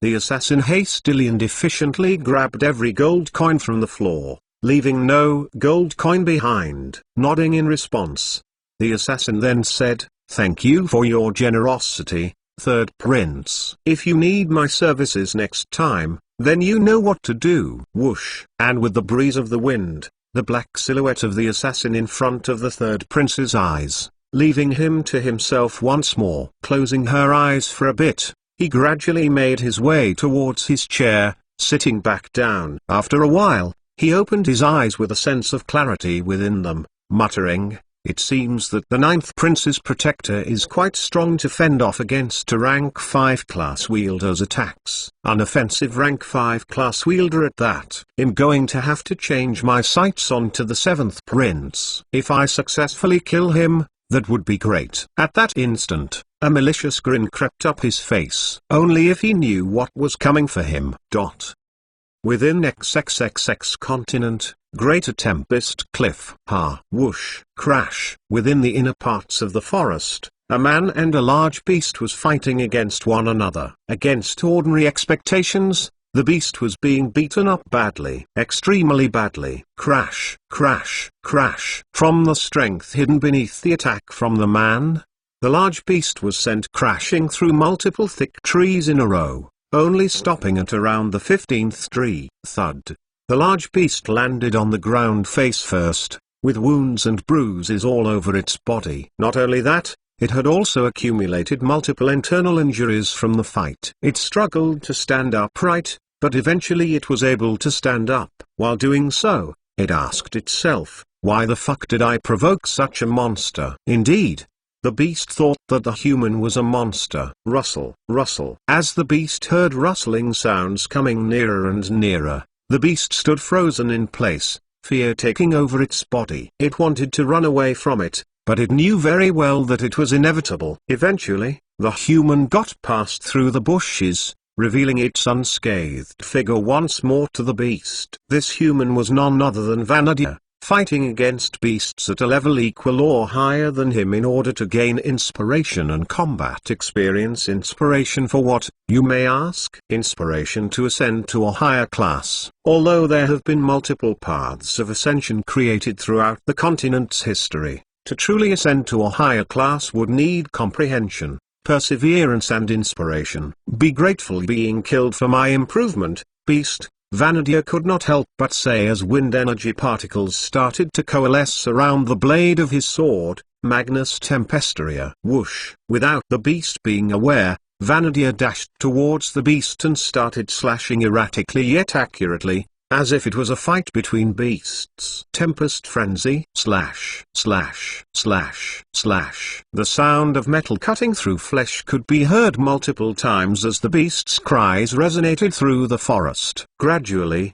the cries got weaker and weaker as it turned into whimpers, ending up with total silence at the very end. How? Vanadia looked at the beast he killed as he gasped for air, seemingly obtaining an idea as to what the essence of his ascension skill was. When starting out as an animate, one has to master a transition skill. Once one has transitioned to a rank 1 class, One can now obtain an ascension skill to use to ascend all the way to a rank 9 class or higher. Rather than forcing the wind to follow your path, you instead follow the path of the wind, allowing you to attack in a more natural, yet forceful manner, Vanadier muttered to himself as he pondered over it for a bit, seemingly satisfied with his conclusion a minute later. Your Highness, we must move to another place, lest we get caught up with another beast unprepared. All of a sudden, a voice familiar to Vanadier resounded near where he was, making him slightly frown in the process. Dane, if you talked a little bit later, then I might have digested what I was comprehending fully. Vanadier could not help but sigh and look at Dane, who was floating in the air. Still floating in the air, Dane did a half bow and apologized to Vanadier. I deeply apologize to your Highness for interrupting, but this matter is truly urgent. According to my magic detection spell, a rank 4 beast is heading towards this way, and I'm afraid that even with my help, we won't be able to kill it. A rank 4 beast. After hearing what Dane said, rather than fear striking his heart, it was instead filled with self-confidence. Maybe this is the thing I need to finally transition to a rank 3 class, Vanadier muttered to himself. To be honest, Vanadier was a sort of genius, especially at comprehension. He had already comprehended the rank 2 version of his ascension skill to 99%, he only needed that single percent to fully master it and ascend to a higher level. Dane, how long will it take for the beast to arrive? Shaking the blood off his blade, Vanadier asked. Around 30 seconds. Why do you ask, your Highness? Dane replied with a follow-up question, only for him to realize what Vanadier is doing. Your Highness, please don't tell me doing what I'm thinking. Don't worry, Dane. I won't tell you to fight with me or anything, I just need you to support me from the back. Vanadier looked at Dane and grinned in a slightly mischievous manner. I'll do all the fighting, you just have to debuff the beast as much as possible. Can you suppress 25% of its power? Dane did not know whether to be concerned or not. If he was up against the beast alone, he would have no problems killing it. But he knew very well that Vanadier would die under a single attack from a beast at that level. He just said that he could not kill the beast if they worked together, so Vanadier was safe. But it seems Vanadier liked to take risks. I guess I have no choice but to support him, huh? With this thought, Dane could not help but wryly smile. I can suppress 25% of its power, no problem, Your Highness. But that would take around 20 seconds to cast. I need you to stall it for 5 seconds because there are only 15 seconds left between you and the beast. Dane replied. That's fine with me. Vanadier licked his lips as he went on his battle stance, radiating an aura of killing intent infused with wind energy particles. I'm getting fired up. Chapter 121 Soul Strength. Within the inheritance named Area 52, the lighter green wooden sculpture that looked like it was sculpted by a master craftsman, but in fact, it was an inanimate being nearing the animate level. If you can say that grade inanimate is close to being animate, that is. This green wooden sculpture was none other than Horus, who had just finished the 10th and final instruction of the second trial.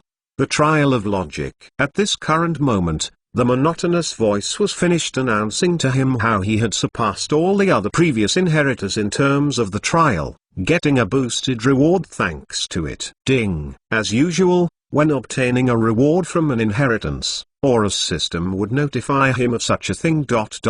Although it goes without a saying that Horus could find the reward just fine without the notification. Nonetheless, it made it easier for him to find the reward since it was all in a single holographic screen. System, open the notification log. Horus commanded the system not long after the monotonous voice was gone. Without missing a beat, the system responded with a holographic screen manifesting and expanding in front of his field of vision, allowing him to see all of the things he might have missed with just one glance. Flux Sacrifice has reached the max level. Flux Sacrifice has met the necessary requirements and is ready to evolve. Greater Illusion Resistance has leveled up by 2 levels. Well, that was fast. Since Horus was reading from top to bottom, he did not notice the reward from the inheritance trial, focusing on the notification that was at the very top first. System, Remove flux sacrifice from the learning module and replace it with Horus commanded the system, and as he was about to finish the command, he pondered for a bit in silence. It took him a few seconds to say Spirit Aura. To be honest,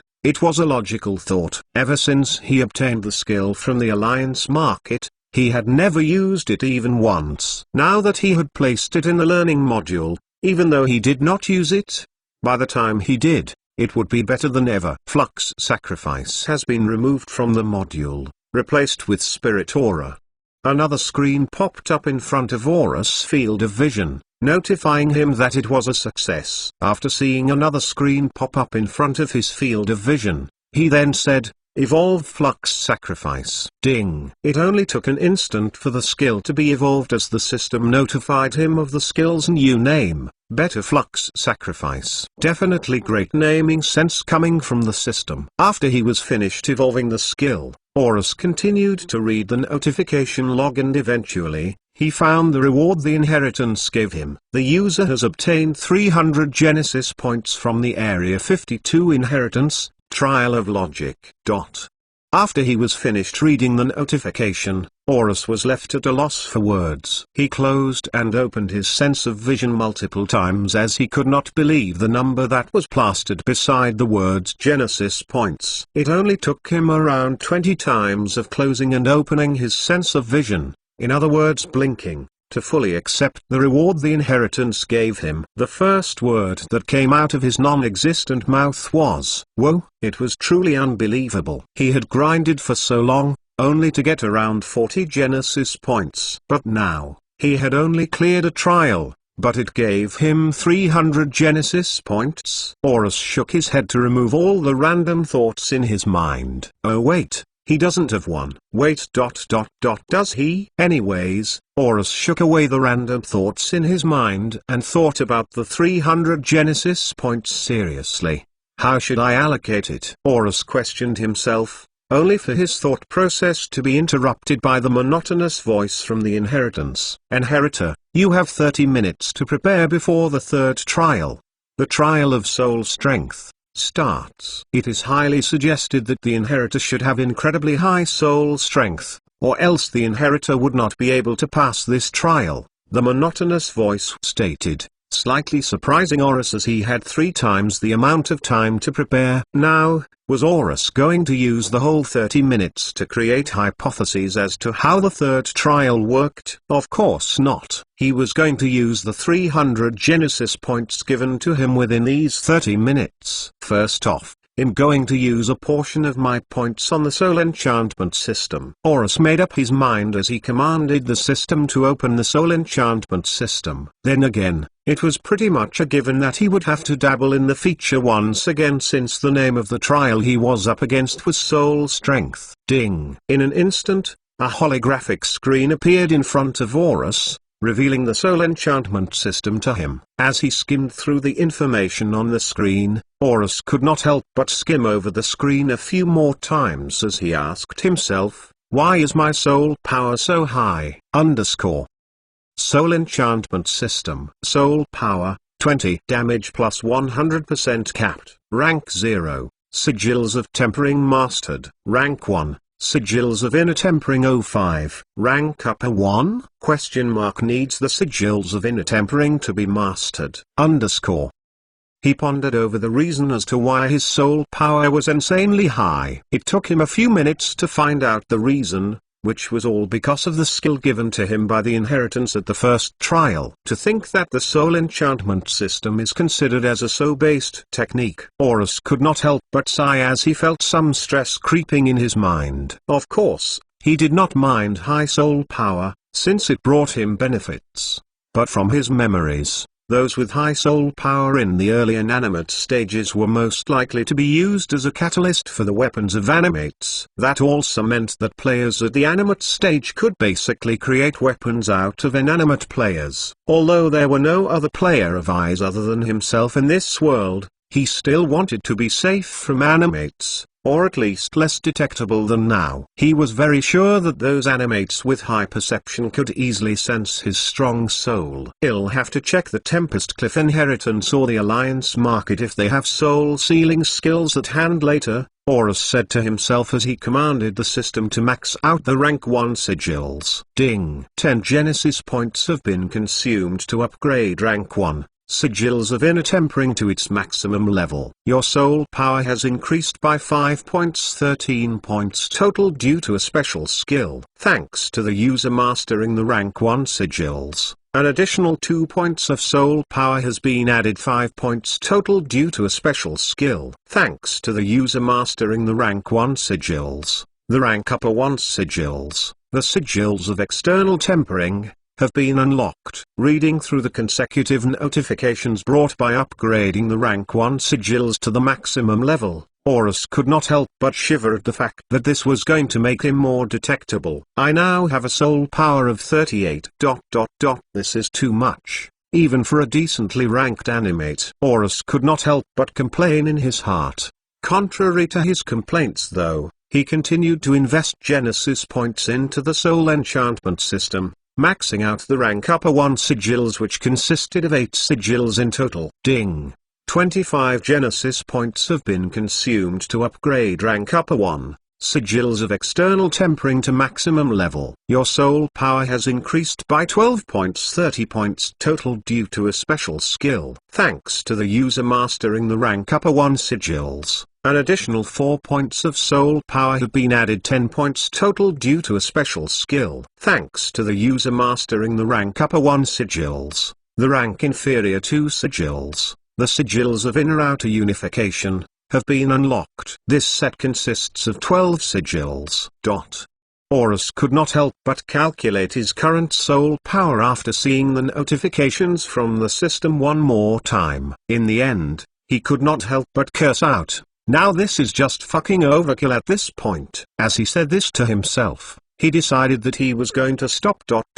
Only for it to be at a crossroads as he hesitated. Is a soul power truly enough to fully clear the third trial? Horus had a feeling that a soul power of 100 would totally be enough to clear the third trial. Then again, he was now going to be extremely noticeable at this point. Fuck it, Horus said to himself. The first thing you'll do after leaving this inheritance is to get a soul-sealing skill as fast as possible. Upgrade the rank inferior 2 sigils to its maximum level. Ding! 60 Genesis points have been consumed to upgrade rank inferior 2 sigils of inner-outer unification to maximum level. Your soul power has increased by 36 points, 90 points total due to a special skill. Thanks to the user mastering the rank inferior 2 sigils, an additional 8 points of soul power have been added, 20 points total due to a special skill. Thanks to the user mastering the rank inferior 2 sigils, the rank lower 2 sigils,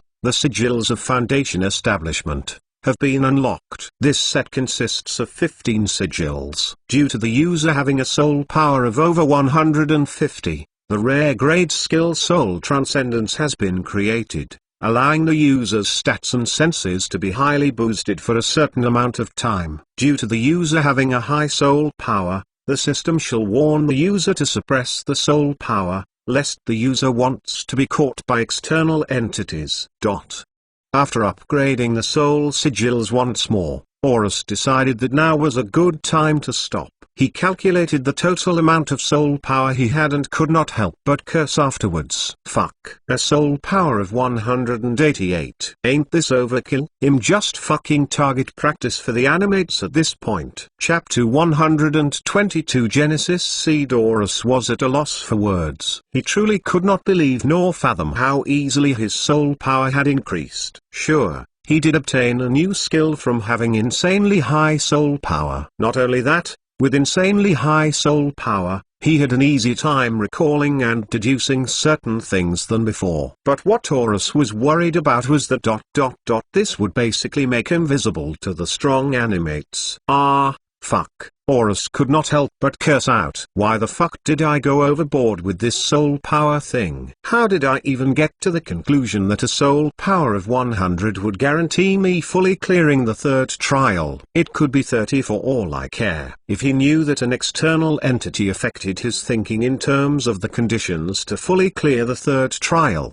he would definitely be furious and bear a grudge until one of them dies. Gradually, this anger died down as he vented out all of his anger, letting out a soft sigh in the end. There's no point complaining over what has been done. He'll just grab a soul-suppressing or soul-masking skill from the inheritance I own or from the alliance market. If they have a lot of those skills, that would definitely be great. For now, it's time to focus on the Genesis tree. As he muttered the words Genesis tree, a glint could be seen in Horus' non-existent eyes. He had finally obtained a large amount of Genesis points, giving him the chance to finally take a step in the Genesis tree. Open the Genesis tree, Horus commanded the system. Ding! Not long after, the system responded with a holographic screen appearing in front of his field of vision. But what it contained was not what he expected. Genesis Seed Tree System DLC 01A. Horus was left speechless after seeing that the Genesis tree he was very familiar with was actually an additional part of the system locked behind a paywall.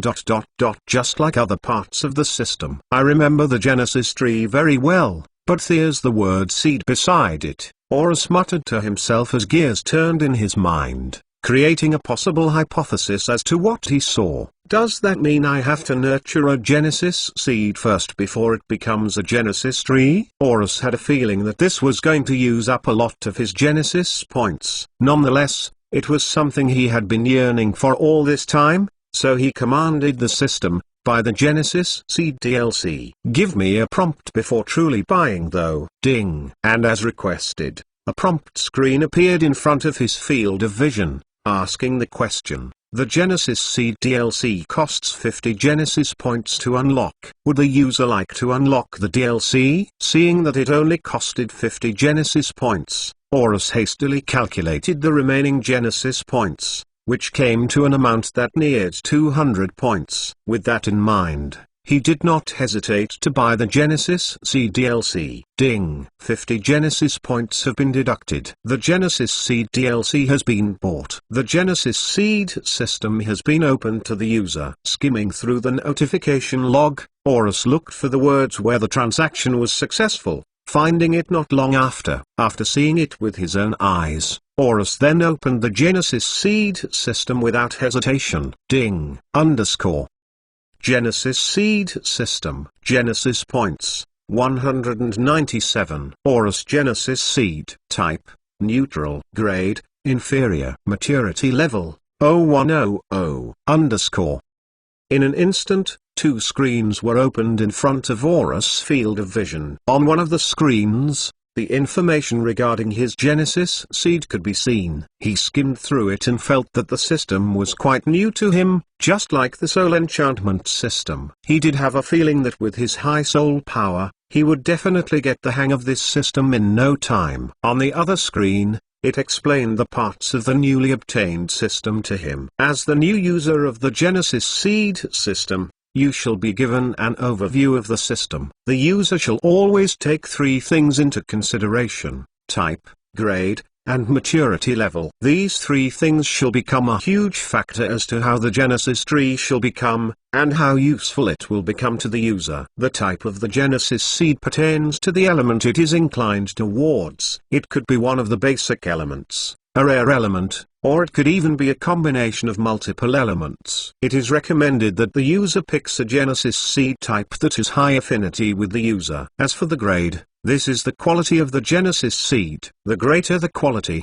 the more sturdy and more complex the Genesis tree will become. There are 10 grades to a Genesis Seed, with inferior being the lowest, and primordial being the highest. Lastly, the maturity level of the Genesis Seed. In actuality, the Genesis Seed can instantly sprout into a Genesis tree without any maturity level, but it would only give out an extremely small Genesis tree. Not only that, one would have to invest more things into the small tree to evolve it to a greater level. It is highly recommended to increase the seed's maturity level in order to form an extremely complicated and great Genesis tree that could help the user. The first steps recommended for the user is to first pick a type for the Genesis seed, then raise the seed's grade by a few levels, then increase the seed's maturity level. The user does not have to worry about the seed regressing, as the existence evolution system can sustain the existence of the Genesis seed without a problem. After finishing through the whole overview,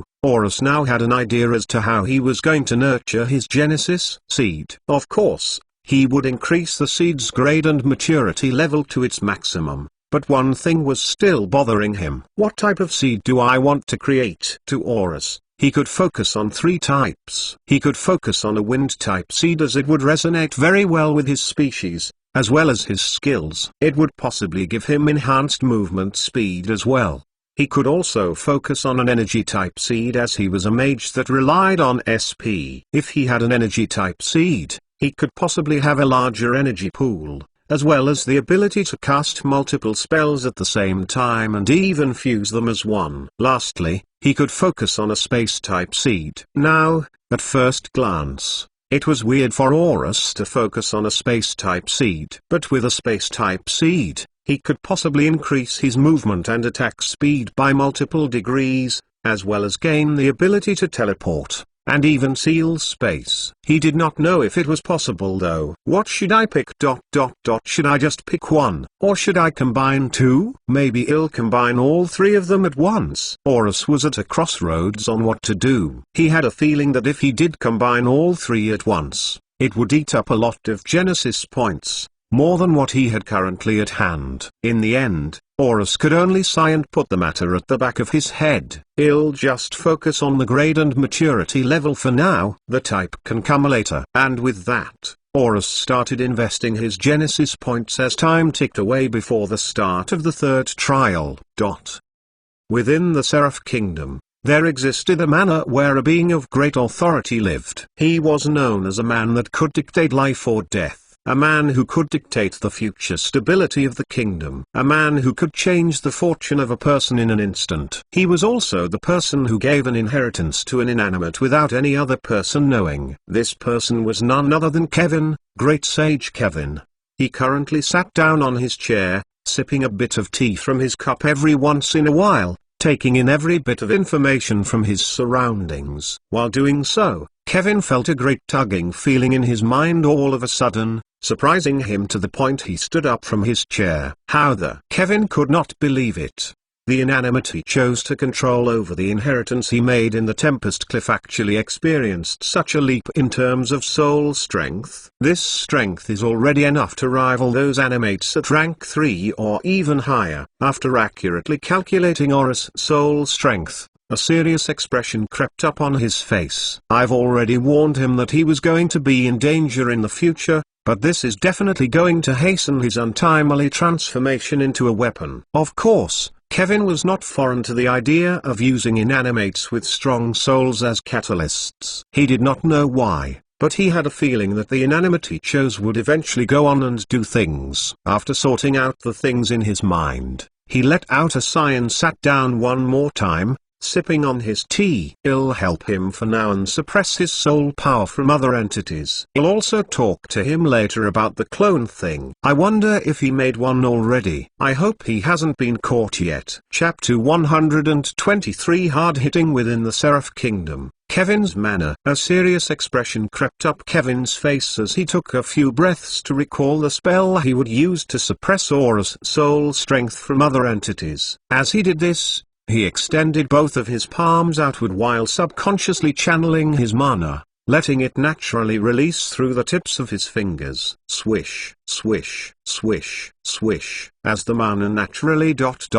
Wait a minute. A swishing sound isn't really a good onomatopoeia for this kind of setting. Rather than swishing sounds echoing out through the room where Kevin was, faint whirring sounds instead resounded as the mana being released gradually turned into threads. At the time the threads of mana had reached a length of 5 meters, Kevin opened his eyes, seemingly in a tranced state. Whoosh, whoosh. In that very instant, Kevin willed the mana threads to overlap over one another in an esoteric pattern only he understood out of all the other sages in the kingdom. Since he was the only one who understood this pattern, it would be multiple times harder to crack the spell that was going to be casted on Ores. Of course, Kevin was not satisfied with that. He felt that with enough time, other sages and mages would crack the pattern, allowing them to sense Ores' true soul strength. And so, he made the pattern more complicated. As the pattern grew more and more esoteric,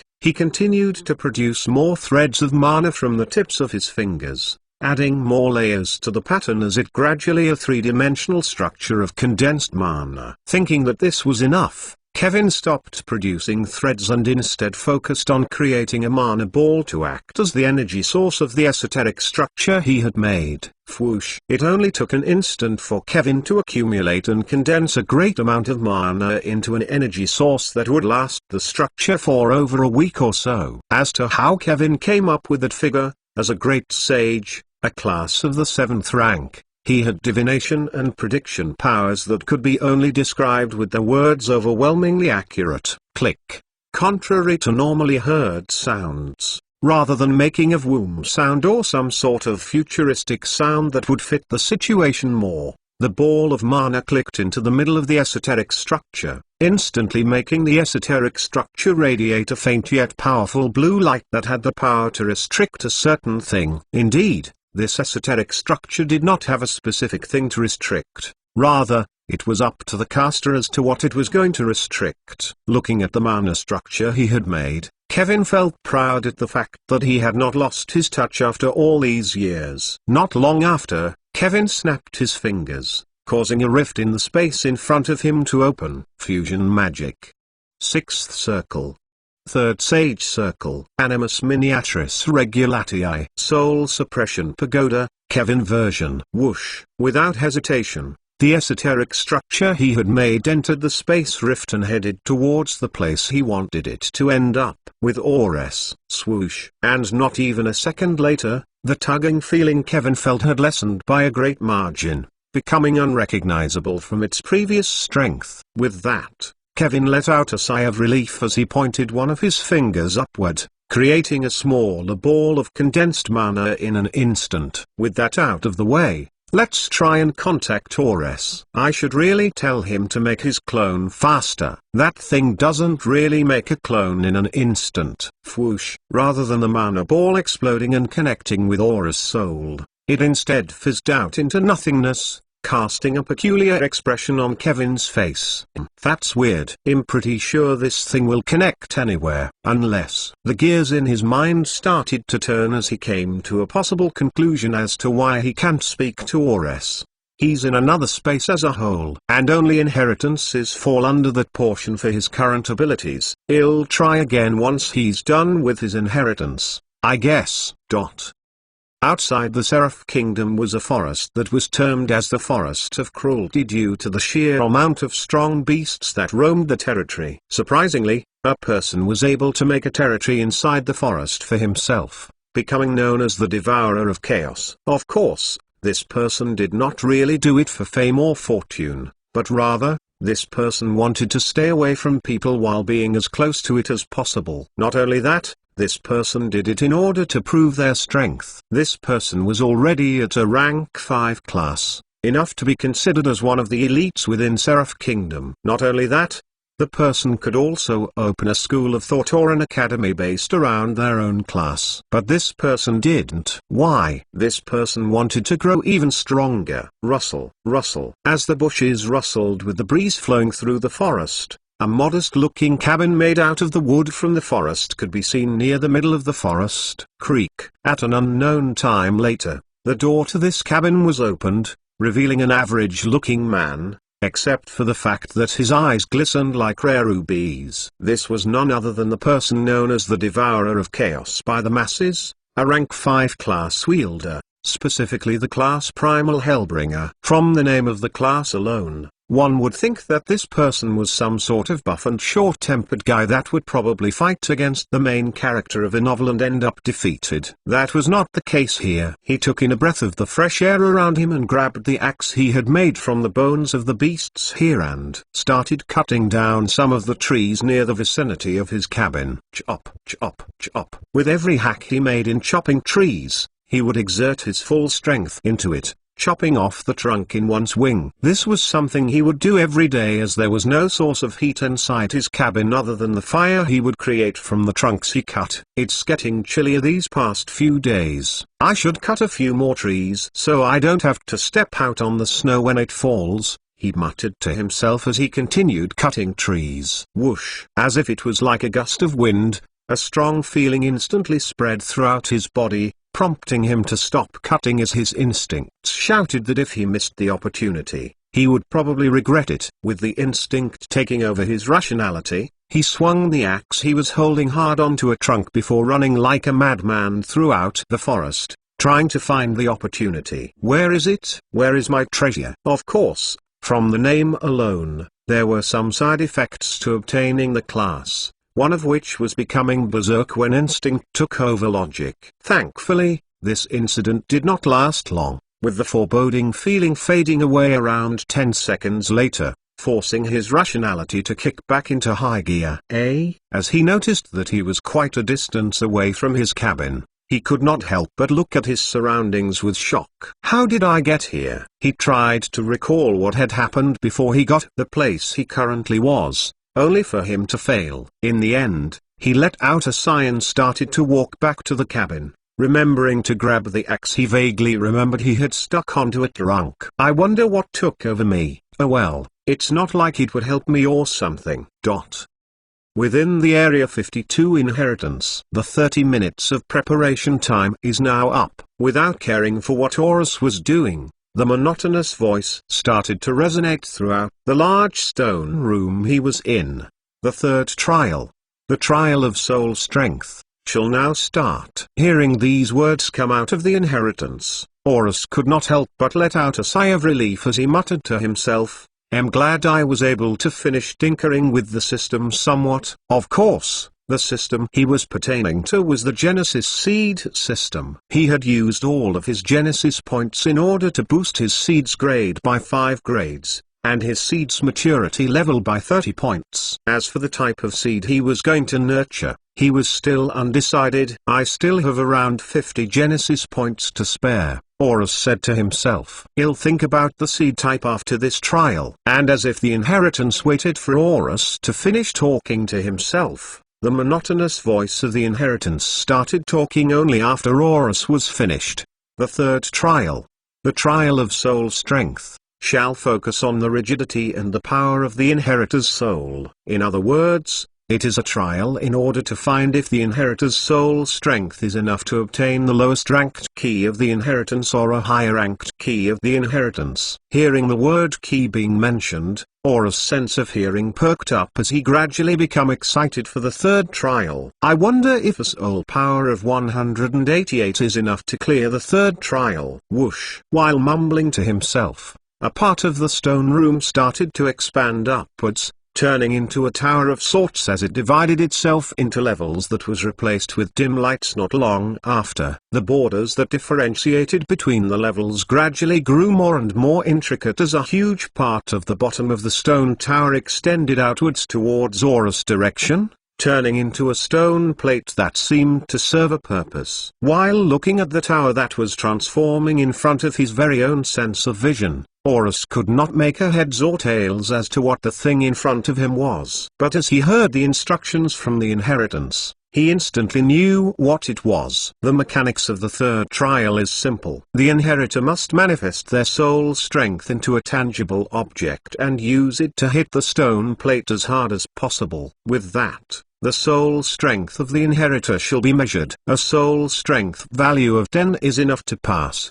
and a soul strength value of 50 is enough to fully reap the rewards of the third trial. Wait a minute. Horus was filled to the brim with shock as he said to himself, Ain't this soul strength measuring doohickey a fucking machine from a carnival? Chapter 124 Manifestation within the Area 52 Inheritance. The mechanics of the third trial is simple. The inheritor must manifest their soul strength into a tangible object and use it to hit the stone plate as hard as possible. With that, the soul strength of the inheritor shall be measured. A soul strength value of 10 is enough to pass, and a soul strength value of 50 is enough to fully reap the rewards of the third trial. The monotonous voice from the inheritance resounded throughout the large stone room Horus was in. As Horus listened to the instructions of the monotonous voice, he could not help but look at the tower of stone that transformed in front his very sense of vision. This stone tower looked like a simple tower at first,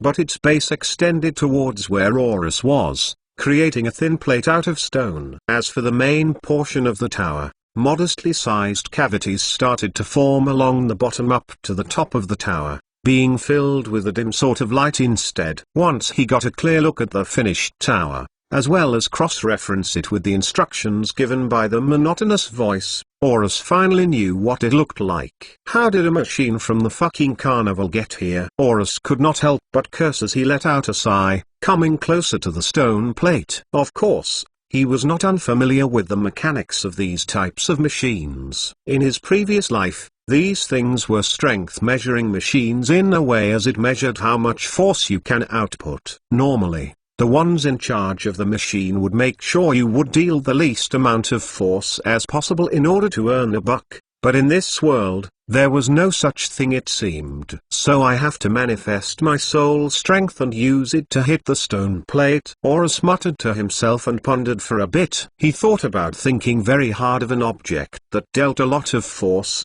but he felt that imagination was different from manifestation. Or so he thought. In order to manifest soul strength, one must visualize their own soul leaving the body, creating a vessel of its own to shield itself from the world around it. Once it has created its own vessel, one can now use said vessel and transform it into any shape one likes. As if the monotonous voice was reading his mind, it resounded throughout the room, telling Horus how to manifest his soul strength. Please do note that the inheritor has 3 tries in this trial. Only the highest value recorded would be the basis for the inheritor's reward. The monotonous voice continued. Rather than giving Horus tension, it instead gave him a sense of relief as he knew that he didn't just have a single shot on this trial. Phew. Horus let out a breath of relief as he decided to fly a modest distance away from the tower, wanting to practice his manifestation of soul strength first. This area seems to be good. After hovering for a few dozen meters, Horus looked at his surroundings and nodded to himself. It was just the right amount of empty. And so,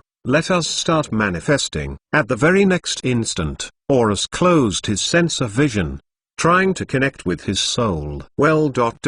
Gain greater control of his soul anyway. He was the pilot of the soul, and he was the soul at the same time, but he can only control a small amount subconsciously at a given time. Nonetheless, with arduous effort, he was able to fully grasp his soul, urging it to leave his body and form a vessel that could withstand the harsh outside surroundings. Whoosh! Like a gust of wind, Horus' soul became visible to the naked eye, giving off a faint light that was spherical in shape. It was not even corporeal in the slightest, but it was a start. While still controlling his soul, Horus noticed that he couldn't move his body due to the fact his whole soul was removed from his body. He beckoned a small part of the soul to come back to his body and connect with the greater portion, allowing him to move his body and his soul vessel at the same time. He then started to gradually get closer to the stone tower, getting a feel for how solid his soul vessel was. While doing so, he could not help but sigh. Although I'm able to make my soul leave my body, I can't really make it take a corporeal form. A few seconds later, Horus was already in front of the stone tower, with a large white orb hovering over his body. He could not help but look at the stone tower with slight nervousness. He did not know why, but the stone tower somewhat intimidated him. Eventually, he was able to calm himself down, staring at the soul vessel he made and the stone plate interchangeably. After a few seconds of doing such, Horus shouted, "Ah, fuck it, and urged the large white orb to slam onto the stone plate. Wham! Contrary to his expectations, the large white orb was actually able to output a decent amount of force on the stone plate, making it dip down as a few cavities of light radiated a brighter light. This situation somewhat shocked Horus, as he knew that his vessel was not very sturdy at all. He then pondered over the reason for a bit and asked himself, is it because of my soul power? Thinking about it more and more, he could only conclude that that was the case, deciding to not pursue it any further as he was not an expert in the topic of souls. Ding! A few seconds later, the monotonous voice resounded throughout the room, letting Horus know about the results of his first test on the stone plate. The inheritor has hit the stone plate for the first time. The inheritor has achieved a soul strength of 57. The inheritor still has 2 more tries. 57? Horus could not help but click his tongue. Well, non-existent tongue. A soul strength of 57 was basically an third of his full soul power, which was 188. If he could only use that much soul power when his soul was outside, wouldn't it become a disadvantage for him in the long run? And so, Horus tried again. This time, he willed the soul vessel to condense itself, making the white orb shrink a few degrees, while its light intensified by a few degrees as well. At this point, Horus felt that the white orb he made had a bit of substance and heft into it, giving him a bit more confidence in his second trial. Wham! As he willed the white orb to hit the stone plate this time, a crashing sound resounded throughout the room, albeit very faint. Nonetheless, that made the tower light up more cavities of light than before, seemingly doubling compared to his first try. A few seconds later, the monotonous voice resounded once more. The inheritor has hit the stone plate for the second time. The inheritor has achieved a soul strength of 135. The inheritor still has 1 more try. Seeing a great improvement as to how much soul strength he could exert in the real world,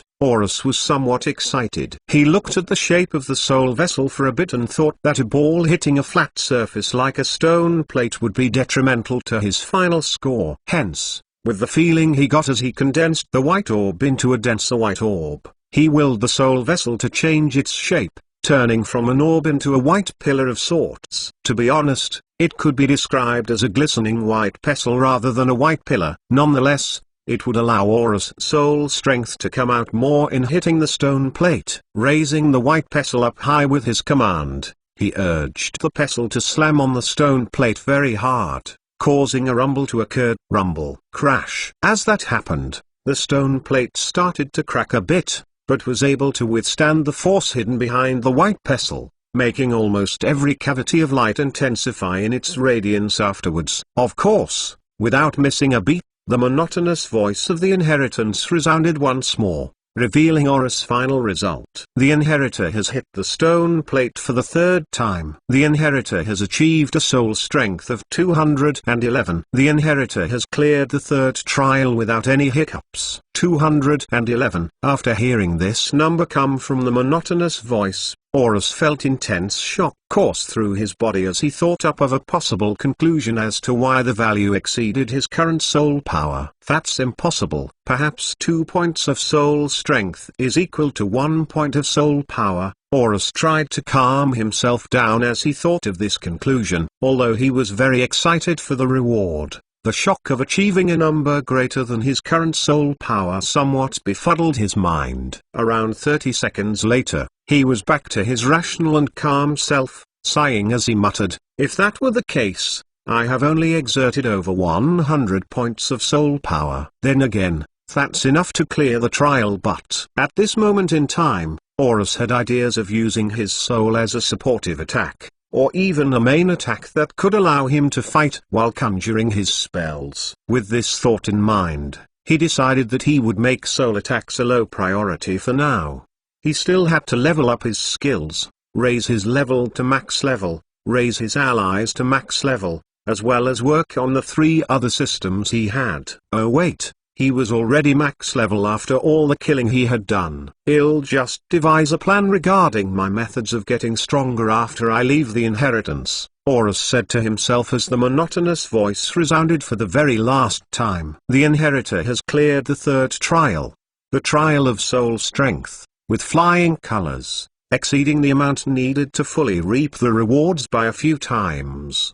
Due to this, the reward and the key given to the inheritor shall be boosted in order to be equivalent to the effort shown by the inheritor. Oh, so the key isn't the only reward? Horus asked himself. No matter what reward it was better than only getting the key from the inheritance. The inheritor's reward for the final trial shall be a great skill book regarding the manipulation of the wielder's soul, as well as a gold-grade key of the inheritance, deeming the inheritor as a first-class ruler candidate. Not only that, after taking every trial cleared by the inheritor into consideration, the inheritor shall also receive a comprehension leaf of the transcending grade. Hearing the rewards that he would get for clearing the trial made Horus at a loss for words. But when he heard about the comprehension leaf being mentioned, he could not help but say, "Ah, I totally forgot about the comprehension leaf." Chapter 125, A Frosty Reunion. Side story. Author's note: this is a chapter that isn't really crucial to the story. You can skip it altogether,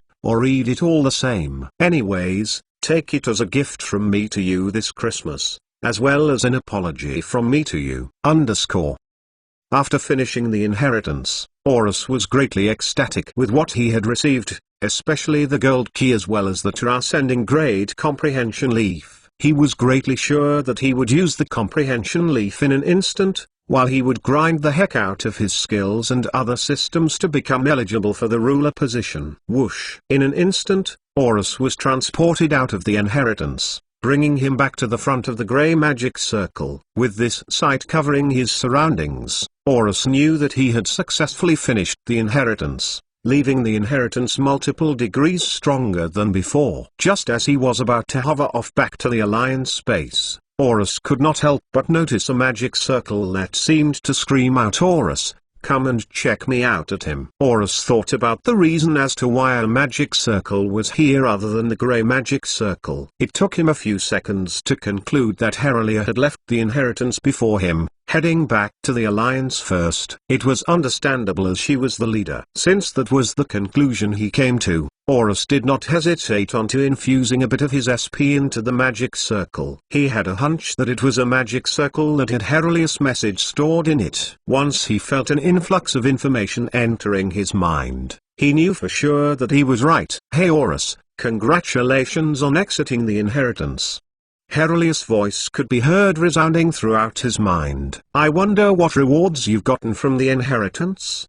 Did you get a comprehension leaf? If so, is it the soaring or the unshrouding grade?" After hearing Herelia's question in his mind, he could not help but chuckle. If she knew that he had received a transcending grade comprehension leaf, she would definitely be extremely envious of Horus. "Anyways, I decided to leave you alone here as you know very well that I'm the leader of the Alliance. I'm sure you'll understand that, right?" "Of course I do," Horus muttered to himself with a slightly cheerful aura about him. "Make sure to greet me once you get back.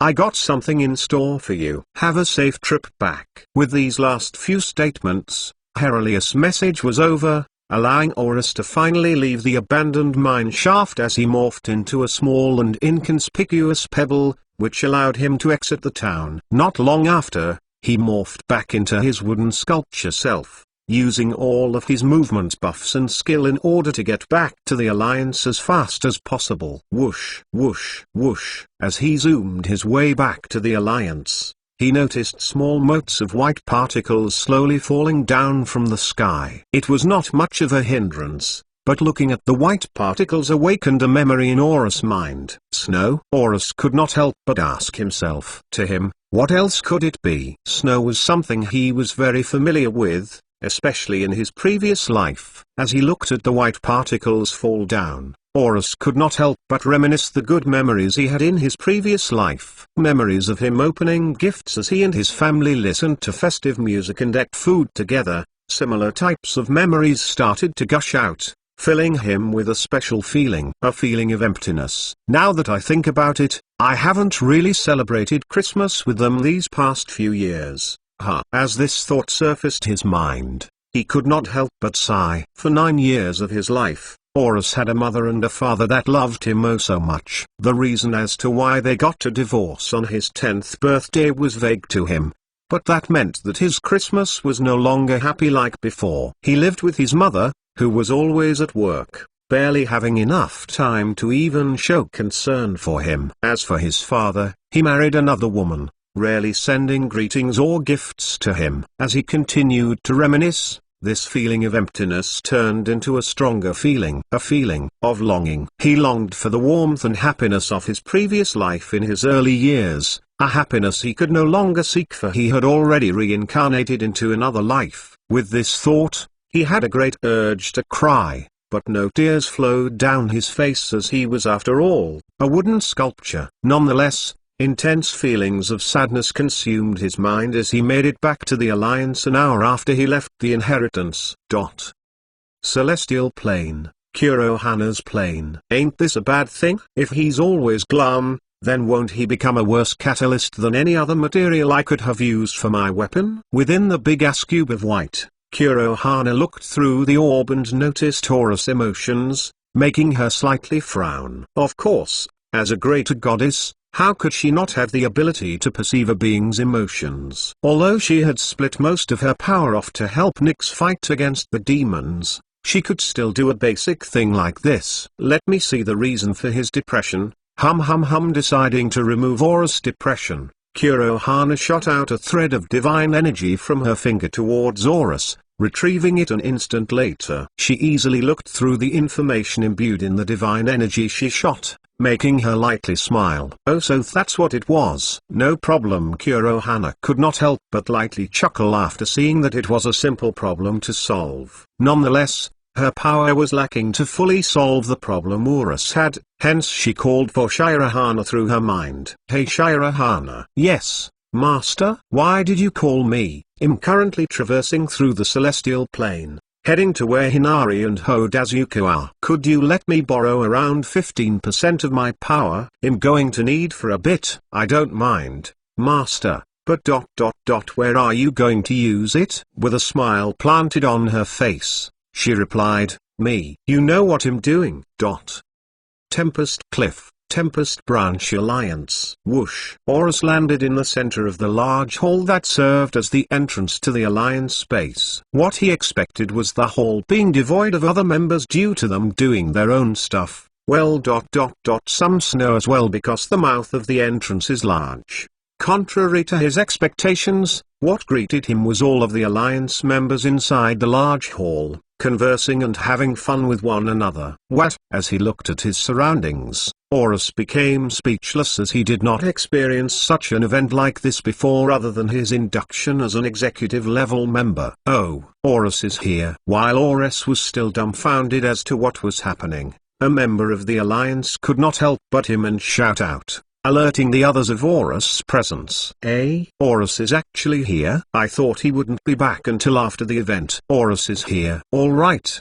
The event is gonna be more fun this way. Not long after the first one shouted, the hall started to become filled with clamor as a large branch covered in red engravings gradually make its way towards Horus, saying in a cheerful voice, Horus. Back. Huh? Hearing this voice, Horus turned his field of vision to look at the direction of the origin of the sound, finding Herelia, who had an extremely cheerful aura around her. Herelia, can you tell me what's happening? After finding Herelia, he urged her to head towards a more quiet corner, asking the question not long after. Oh, it's normal that a newcomer like you wouldn't know of it. Herelia chuckled as she replied. Every time frozen water particles fall in the Tempest Cliff, our alliance holds something called the Frost Reunion. We set aside all of the things we were doing and gather around, catching up with others as we bond and have fun. Speaking of which, as Herelia said this, she extended a blood-red tendril upwards and then smacked it onto Horus, making him fly. I signed you on the Great Magic event. Don't let me down. Wah! Flying through the large hall, Horus tried to control his descent, hastily activating his hover skill as a large grey branch shouted his name. Hey Horus, come down here. We're up next on the Great Magic event. Perplexed as to what the event was, Horus nonetheless headed to where the large grey branch was. "What do I do in this event?" Horus asked as it was his first time. "You just have to show your flashiest magic spell in front of everyone. The flashiest magic spell out of all the participants will win something special." The large white branch laughed. "Flashiest as possible, huh?" Horus could not help but chuckle as he willed his soul to come out of his body, creating a soul vessel in the shape of an orb. Not long after, the orb elicited multiple oohs and ahs from the audience, but Horus knew that he was not done. He did not care whether he would be bombarded by Herolio with questions after this, as he had already acclimated to the atmosphere of the event the Alliance had. His previous feeling of longing had disappeared, being replaced instead with joy. Whoosh! In an instant, the orb transformed into flowers, which turned into multiple blades that shot up towards the ceiling, only to explode like fireworks in front of everyone. Of course, this sight made everyone cheer and awe in wonder as to what Horus had done. As for Horus, after showing his soul vessel trick, he could not help but shout, "Let's have fun with the event," as if it was a reflex action. The other inanimates looked at him and replied, "Yeah." The Frost reunion continued from when Horus arrived till the moon that hovered over the world of Eridinia arose. Only then did the inanimates stop and continue on with their lives. If they did not have this sort of rule set, they would definitely have fun for multiple days, or heck, even weeks. As for Horus, he went to the Life and Will Fountain, wanting to stay there for a bit as to calm his mind down from the excitement he had all day. It was fun, Horus muttered to himself as his aura radiated happiness. Unfortunately, this aura was gradually replaced with sadness, then depression. If only I could relive that moment, then everything would be great. Whoosh! As if his wishes were heard, his field of vision went full black as his consciousness was transported to another place without him knowing. To him, he felt that only an instant had passed, but in actuality, only an instant had passed. Once he was transported to another place. His field of vision was still black, but gradually gained light as he looked around his new surroundings. Where am I? Horus could not help but ask himself as more light entered his eyes. At the very moment every possible mote of light entered his eyes, he could not help but gasp as he took in a deep breath, making sure that the sight surrounding him was not false. Is this my old home? Horus could not believe what he was seeing. He turned his head to look down, and was shocked to see that his body was that of his previous life, not his wooden sculpture form. Am I? Realizing what he was in, Horus could not help but cover his mouth with his hands as tears gradually flowed from his eyes. Am I dreaming? Hey Horus, come over here. As tears flowed from his eyes, a thick yet amicable voice resounded throughout the room he was at, calling from him. Hearing this voice, Horus hastily wiped his tears away as he ran to where the voice was, replying with, "Coming, Dad." Tap, tap, tap. It only took a while for Horus to run towards where his dad was, being greeted with a table filled to the brim with food, as well as his dad and his mom sitting near the table, smiling. "What took you so long, dear?" Seeing Horus run towards the table, his mom smiled and asked him. "I just had something going on," Horus replied with a smile as he took a seat beside his mother and father. "Anyways, let's eat." And so, Horus and his parents sat with great gusto as they chatted the time away, singing their hearts out, as well as opening gifts they received from Horus' relatives. In the end, Horus could not help but become sleepy, telling his parents that he was going to sleep. From this, the two looked at each other and smiled before looking at Horus. "Have a good sleep, son," his dad said. "Merry Christmas," his mom said afterwards. After hearing these words come out of his parents' mouths, tears started to flow out of his eyes once more as he walked towards his room. Merry Christmas. Chapter 126. Stick and Flux unify within the Area 52 inheritance. After announcing the rewards Horus was going to get after finishing the whole inheritance, 3 rays of light appeared a modest distance away from where Horus was, gradually bringing down 3 items from the ceiling. Question is, where did these items come from? Well, these items passed through a rift opened on the ceiling, falling down through the trajectory of the rays of light. Thud, glang, swish. 3 different false sounds, pertaining to the 3 items Horus has received. He went closer to the 3 items after the rays of light disappeared from the room, and examined them not long after. In order from left to right, Horus was looking a slightly tattered book filled with a mysterious yet powerful aura, an intricately carved key that glistened gold under some sort of light, and a dead-looking leaf that seemed to be no different from leaves you can find in a forest. Wait,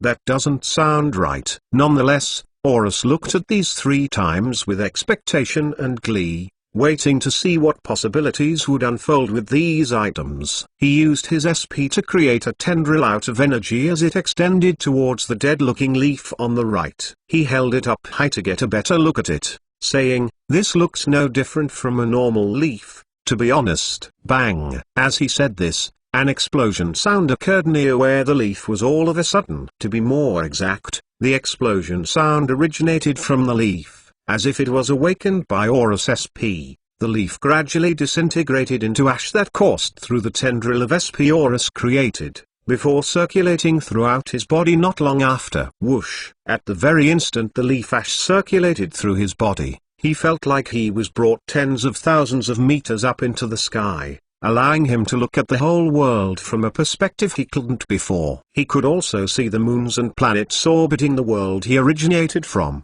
broadening his horizons by a great degree. Eventually, the hallucination of sorts came to an end, returning Horus to where he was, the big and boring stone room. It took a while for Horus to recover from his loss of words, wanting to experience the feeling once again. That was amazing. After absorbing the transcending comprehension leaf, Horus now had the thought of wanting to become a human as possible, as he knew that becoming a human would allow him to experience such a feeling once more. When I leave the inheritance, I'll definitely make that clone, just as Kevin warned me to, Horus muttered to himself.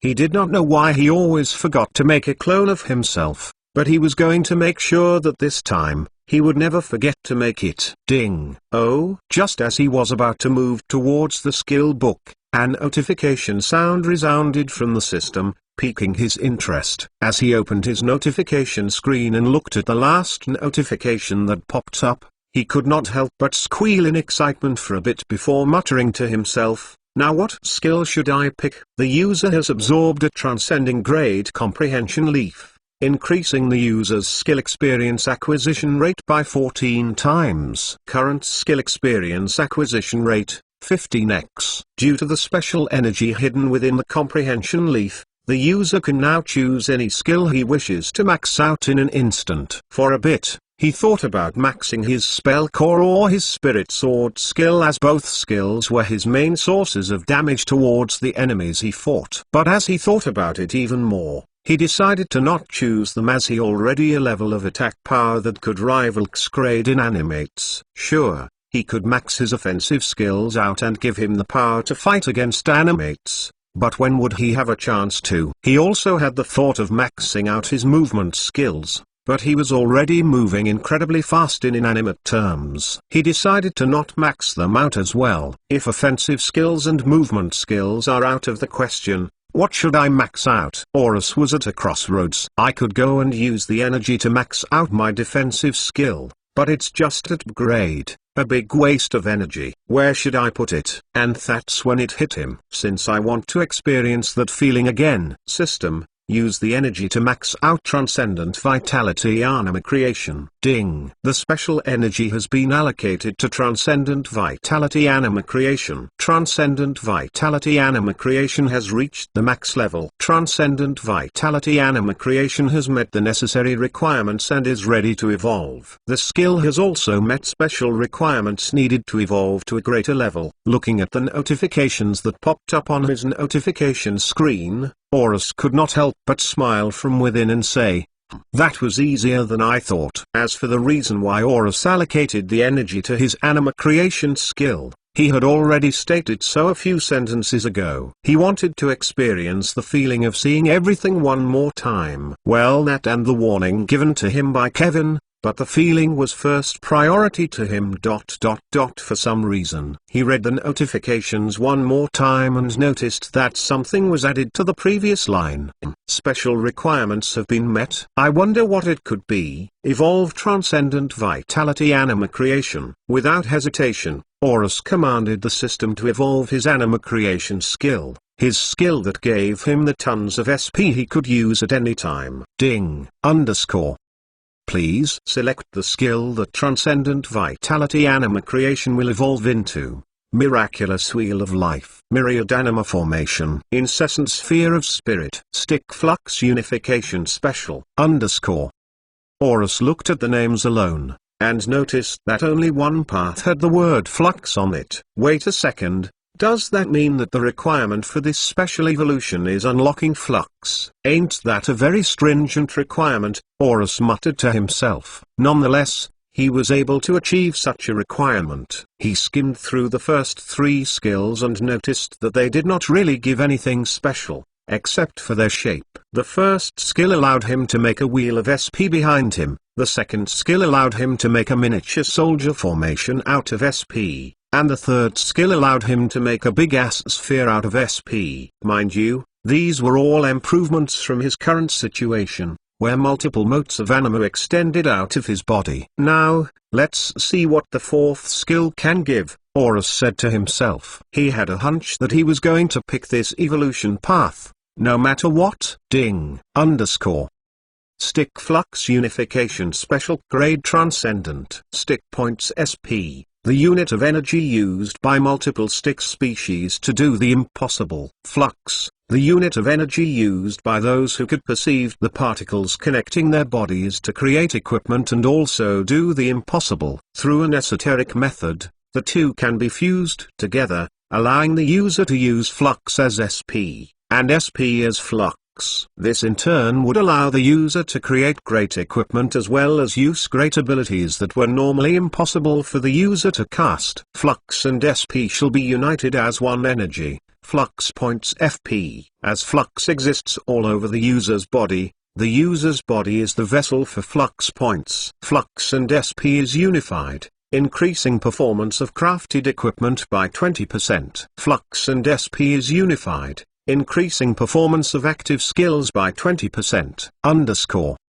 Knew it. Horus could not help but chuckle. I'm definitely gonna pick this one. And with him clicking on the confirmation button, the days of Horus lugging around multiple anima particles was no longer a thing. He would now look like a normal wooden sculpture that glowed a faint green light. Ding! Transcendent Vitality Anima Creation has been upgraded to Stick Flux Unification Special. With him evolving one of the 2 SP vessel skills to Transcendent Grade, he moved on to the skill book that the inheritance gave him and learned it without hesitation. Ding! You have learned the hybrid species skill Soul Manipulation. After learning the skill, he then skimmed over the description of the skill, giving him an idea as to what the skill allowed him to do. So this skill is a passive and an active skill at the same time, allowing me to manipulate my soul with less difficulty and more expertise. It also strengthens my soul's connection with my body. I don't know what that means though. And lastly, Horus focused on the gold key that remained on the floor of the stone room. He looked at it for a bit before picking it up with a tendril made out of his newly made flux points. This is a gold key of the inheritance. Is there any difference from the normal type of keys given by the inheritance? I remember the inheritance talking about a first-class ruler candidate ring. As the golden key was held up in midair, it started to vibrate as a ringing sound resounded out of it.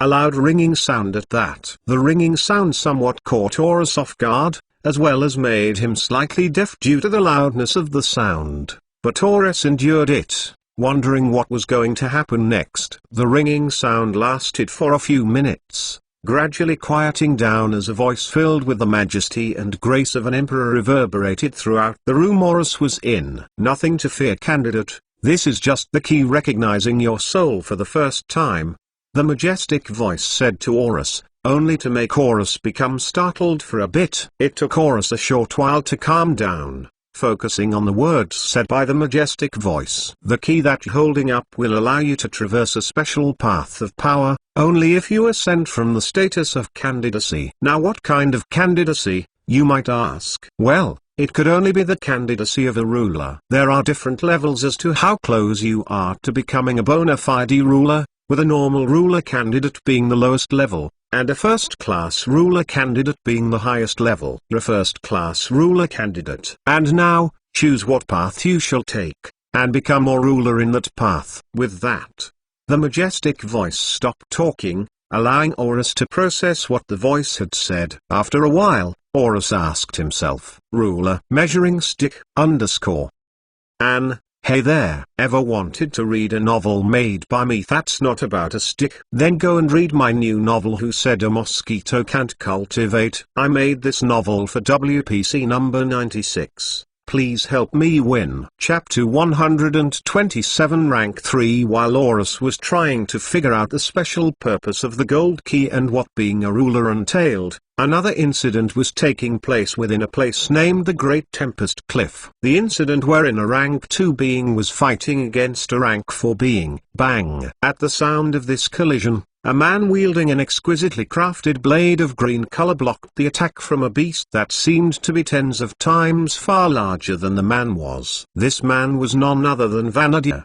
Fighting against the rank 4 beast, Dane warned him against to not fight. With a grin planted on his face, Vanadier looked at the beast in front of him as he gripped on his blade's handle even tighter than before. A rank 4 beast like this is actually nothing. Whoa, as he was about to mock the beast for lacking the strength to fight against a measly rank 2 class wielder like him, the beast exerted more force behind its attack, forcing Vanadier to take many steps backward just to combat against the force and find his footing once more. Although Vanadier knew he was going to be hurt from this, or worst case scenario, severely injured, he could not help but chuckle at this situation as he removed his blade from the front of the beast as he sidestepped to the left, allowing the beast's remaining force to pass through as it hit a nearby tree. Bang! Even though the beast tried to forcibly stop itself from moving further, it still crashed through multiple times, allowing Vanadier to take a breather as he looked at Dane, who was in deep concentration, chanting a spell. Hey Dane, is the spell ready? Vanadier asked loudly as he stretched his body for a bit. He then went into a battle stance behind where the beast was. Just because Dane was in deep concentration, that did not mean that he could not respond to Vanadier's question. Without missing a beat, he responded, the debuff spell is ... now ... done. Fwoom. At that very instant, a large magic circle that had 4 layers on magic on it manifested a modest distance away from Dane's palms, allowing him to aim the spell towards the beast. Rumble. But just as Dane was about to shoot the spell out, the beast recovered from its crash, turned around, and looked at Vanadier, charging once more. In that split second, Vanadier shouted towards Dane as he looked at the beast, on my signal, shoot the spell on the beast. Dane nodded towards Vanadier's command, eliciting a small smile on Vanadier's face. He then turned serious as his legs bent down towards an angle parallel to the ground. He rose his blade up into the air and muttered to himself, Dane did say that this blade held a trump card I could use. There's no better time to get a taste of it other than now. Fwoom. As if Vanadier's thoughts could control the blade's form, the length of the blade extended by a meter as a tangible green aura started to appear around the blade, giving off an aura that did not lose out to the beast's. Ignition mode. Magnus Tempestria, Dragon's Fang. At the moment Vanadier's blade became longer, the distance between the beast and Vanadier only amounted to a few meters, prompting him to jump up a few meters in the air as he looked at Dane. Now, bang! Not long after, a purple bolt was shot towards the beast, forcibly halting the beast's charge as multiple thick chains of a deep purple color gradually covered the beast, stopping it from moving anywhere else. Fourth circle. Grand Valley Shackles. Thud. As if the beast lost all of the power that it had accumulated throughout the charge, the beast fell down on the floor flat with a thud, staring at Vanadier, who was in midair, with intense rage. How dare these humans! This thought could not help but enter its mind. Nonetheless, it seemed that this was its fate. As Vanadier gradually fell down from midair, he adjusted how he held the sword, using a reverse hand grip as he raised the sword up high, accumulating a ton of wind energy particles around the blade in the process. He then changed the weight distribution of his body, allowing him to accumulate more speed with his fall, aiming towards where the beast's life core was, or in other words, the heart. This is an all-or-nothing move, Vanadier shouted. Wind Dragon's 4 forms. Dragon severing the earth. Bang! Just as he thought that he was about to pierce through the beast's abdomen, the beast gave off a sneer as it was still on the ground, casting a barrier that reflected all of the possible damage the beast could receive. Whoosh! At that very instant, Vanadier was sent flying upwards hundreds of meters above the air as multiple lacerations appeared on his body. Not only that, the sound of bones cracking could also be heard resounding throughout the forest as his body was covered in blood in an instant. Seeing that both of their efforts were futile, Dane could not help but become angry at the beast, shouting, "How dare you attack the Highness, you foul beast! You must die." While cursing the heck out of the beast, a large sphere of mana started to manifest above Dane's right palm, transforming into a blue spear of light not long after. But just as Dane was about to shoot the light spear at the beast, a voice very familiar to him shouted, "Don't attack. Do it." Hearing this familiar yet soft voice, Dane could not help but look up at the sky with wonder, gazing at the bloodied figure with awe and respect. Although Vanadier took 100% of his power without any defensive measures, he could still fight. "Dane, buff me up as much as possible. I'm gonna use the move one more time." Rather than telling Vanadier that it was dangerous to fight any further, Dane instead nodded as he hurriedly dismantled his spear of light into multiple magic circles. Got it. First circle, Blessing of the Wind. First circle, Boar's Strength. Second circle, Luck of the Shadow. Second circle, Impenetrable Fortress. Second circle, Grand Power Boost. Third circle, Tempest Grace. Third circle, Relentless Bloodthirst. Fourth circle, Arcana Blessing. In that instant, multiple spells came out of Dane's mouth, heading towards Vanadier's body as the aura surrounding him intensified by multiple degrees. At the very end of Dane's buffing spree, Vanadier's aura was at a level that neared the beast's sealed aura. "Here I go!" Vanadier shouted one more time. Whoosh! With the help of the buffs, Vanadier fell faster than before. Thankfully, he was hundreds of meters above the air instead of tens of meters, allowing him to gain more speed than his previous attack. As for the beast, it looked at the hastily falling Vanadier with a sneer on its face, waiting to use the reflective barrier one more time. Thankfully, this thought crossed Vanadier's mind, shouting to Dane, "Dane, seal the beast's abilities." Hearing Vanadier's words, the beast was visibly shaken, turning its head to look at Dane, who casted a two-layered magic circle with a smile on his face. "As you wish, Your Highness." Second circle, Skill Seal. Womb. And just like that, the beast could not cast its reflective barrier anymore. It sighed within, muttering to itself, "Well shit, guess I'm gonna die." Swoosh. Vanadier gripped on his blade tighter than before as he merged the blade's aura with his own aura, intensifying the power behind the blade by a great degree. With the distance between the beast and Vanadier being a few meters left, he shouted one more time, "Wind Dragon's 4 forms. Dragon severing the earth. All or nothing version." Bang! Rather than Vanadier being flung away to who knows where, this time, the blade successfully pierced through the beast's abdomen, piercing through the heart as well. Too well, in fact. Splat. Thanks to the accumulated force behind the blade went even further through the heart, ending up on the other side of the abdomen as the entry point of the blade was squashed as if a meteor fell on the beast's body. As for Vanadier, he could only gasp for air as he savored the feeling of killing a beast with his own 2 hands. And then, he closed his eyes. As Dane was coming closer to Vanadier after seeing that the battle had finished, Dane saw a great amount of wind energy particles manifesting around Vanadier's body all of a sudden, prompting him to watch and wait for the end result. A ton of wind energy particles accumulated around Vanadier's body, transforming into all sorts of shapes. May it be animals, items, weapons, and whatnot, the wind energy particles transformed into those shapes. In the end, the wind energy particles transformed into a set of armor that covered Vanadia's body as it gradually dissipated. In exchange for the wind energy armor dissipating, Vanadia's aura grew stronger and stronger, surpassing the level of aura a rank 2 class wielder had. Bang, bang, bang. Not long after the wind energy armor had fully dissipated, 3 stars made out of wind energy particles appeared above Vanadia's head, making Dane smile with glee.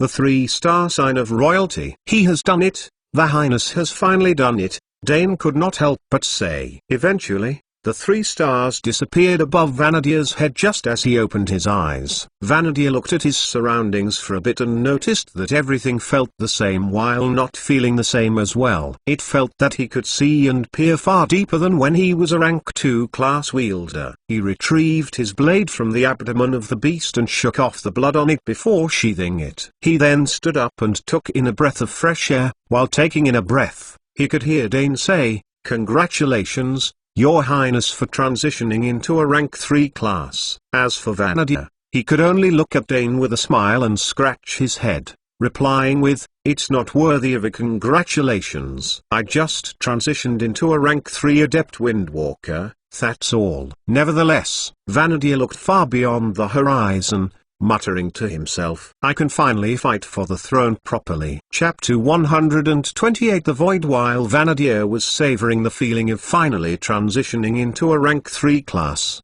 allowing him to have more power in fighting for the position of the throne, an inanimate being was currently listening to an explanation regarding a position quite similar one would get as they are throned. Within the Area 52 inheritance. With the key you are holding, you shall be open to another path towards great power, the path of becoming a ruler. A majestic voice resounded throughout the room where Horus was. Of course, you don't become a ruler in an instant. The key is only one step forward to becoming a ruler, allowing you to be recognized by the inheritance and regard you as a ruler candidate. But the keys have different levels as well, pertaining to the rank of candidacy you have before fully starting the path of a ruler. A white key gives you the title of a lesser ruler candidate, while a gold key gifts you the title of a first-class ruler candidate.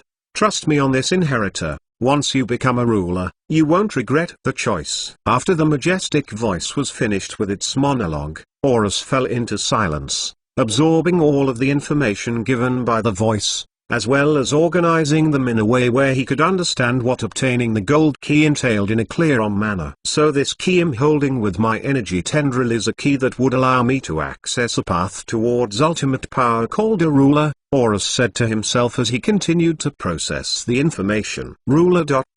measuring stick. As he became fixated around the word ruler, he could not help but think becoming a ruler is just becoming a measuring stick. He had the idea that becoming a longer ruler would elicit greater power or something. Eventually, he thought of the word as other than a measuring stick, coming to the question, what is a ruler, to be exact? I'm glad you asked, inheritor.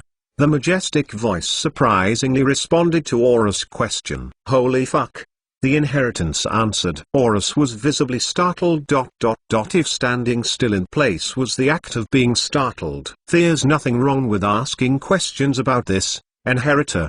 The majestic voice continued to talk as it noticed that Horus did not expect for it to talk back. Unlike this inheritance, us rulers are still alive and well, allowing us to dynamically answer each and every question you might ask. Anyways, to answer your question, a ruler is a being that stands above other beings in their own field. In other words, they rule above everyone else in the same field, which gives them the title of rulers. There are rulers of a craft, rulers of a weapon, rulers of an element, and so on, and so forth. The majestic voice explained to Horus. Speaking of which, I'm the inheritance ruler, and this isn't the only inheritance in this plane that gives inheritors a chance to become a ruler. Horus processed the given information for a few seconds before replying with a question. Can an inheritor choose not to become a ruler? Oh?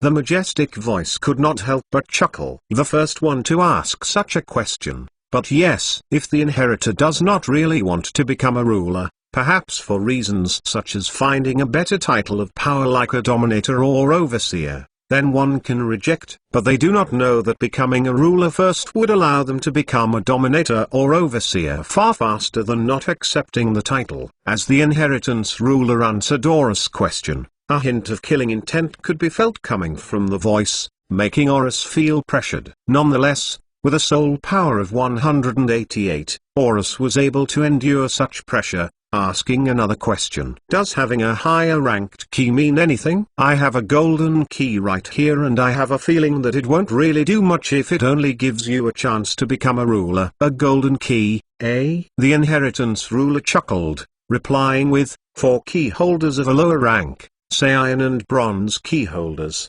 they must go through a trial first before becoming a bona fide ruler. Not only that, they'll have to go through multiple steps first called the rise of nobility to truly become a ruler. As for you, inheritor, you can skip all of these and choose a ruler of your liking, not needing you to go a trial and the rise of nobility. Any ruler will accept you with open arms, but they'll still guide you along the way as there are ranks among rulers. Ranks? What kind of ranks? Horus could not help but ask after the inheritance ruler mentioned the word. There are 4 ruler ranks: earthbound, skybound, heavenbound, and voidbound rulers. The inheritance ruler started to explain. Earthbound rulers are those that excel in an extremely specific field, may it be a craft, element, or whatever. A great example of an earthbound ruler would be the ruler of seed planting. Skybound rulers are a step above earthbound rulers as they encompass a greater field than them. Using the ruler of seed planting as the previous example, the ruler of harvest would be the example for this level. Heavenbound rulers are of course even better than skybound rulers,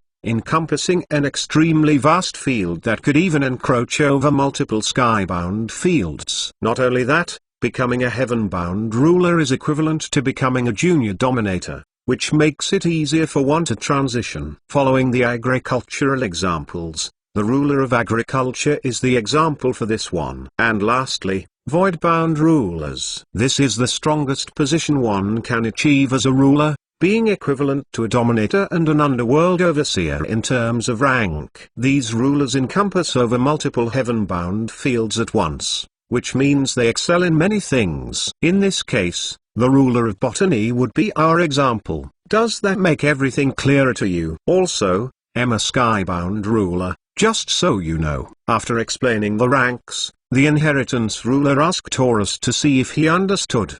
It makes a whole lot of sense, Horus responded. Since you told me that any ruler would be willing to accept me with open arms, does that mean that I can choose to be accepted by heaven-bound and void-bound rulers? Although Horus wanted it to be the case, he would be alright with having a sky-bound ruler at the very least to guide him in becoming a ruler. But surprisingly, the inheritance ruler said yes to the question. Yes, that's the benefit of becoming a first-class ruler candidate. Any kind of ruler would accept you with open arms, no matter what. If that's the case, Horus' mind then started turning gears, thinking about the best ruler to learn under. While he was thinking about what ruler to choose, the thought of the Genesis seed system surfaced in his mind. Speaking of which, I haven't decided on a type yet, Horus thought to himself. Would a ruler guiding me be able to speed up the growth process of the seed? And with that, Horus asked one more time,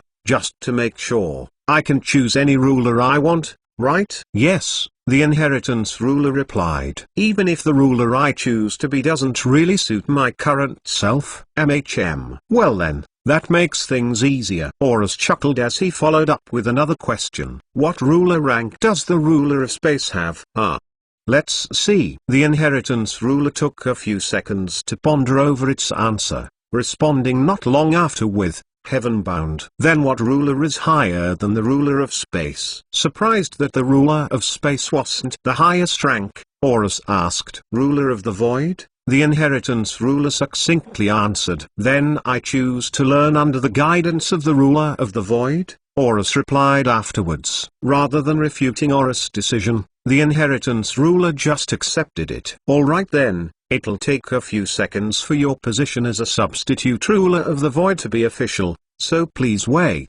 And with that, The inheritance ruler did not talk afterwards. Horus did not worry about something bad happening to the inheritance ruler, hence he waited. It took a minute for some action to happen, with a voice resounding throughout the room once more. This time though, it was a voice filled with the chilling aura of the void. Inheritor, do you truly wish to excel in the path of the void and become its ruler?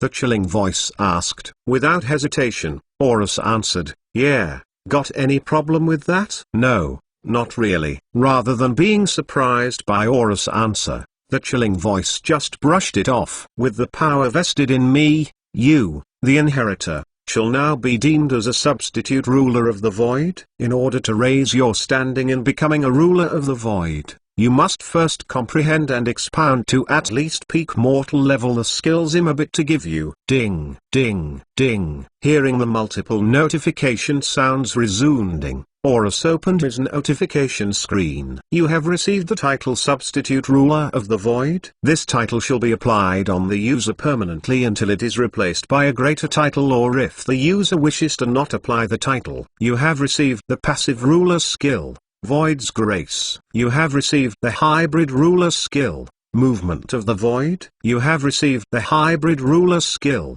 Wrath of the Void. You have received the Hybrid Ruler skill, Protection of the Void. You have received the Hybrid Ruler skill, Formless Void. Very nice. Horus looked at the skills that were given to him, and from the names alone, they seemed to be pretty strong. While Horus was still looking at the skills, the chilling voice then said, I wish you good luck in enhancing your understanding of all of these skills. For now, this is farewell. Whoosh. And without even being able to say goodbye or thank you to the ruler of the void, Horus was transported out of the Area 52 inheritance at the very instant the ruler of the void was finished talking. Ain't that rude? Horus could not help but say as he traveled through the void. I wanted to say thank you, but with what you did, you deserve more of a fuck you. Chapter 129 Calamity. Whoosh. It didn't take long for Horus to appear outside the inheritance, arriving a decent distance away from the grey magic circle that served as the entrance for the inheritance. Horus was still quite angry at the ruler of the void, as he still had a few questions to ask him regarding the void and whatnot, but for some reason,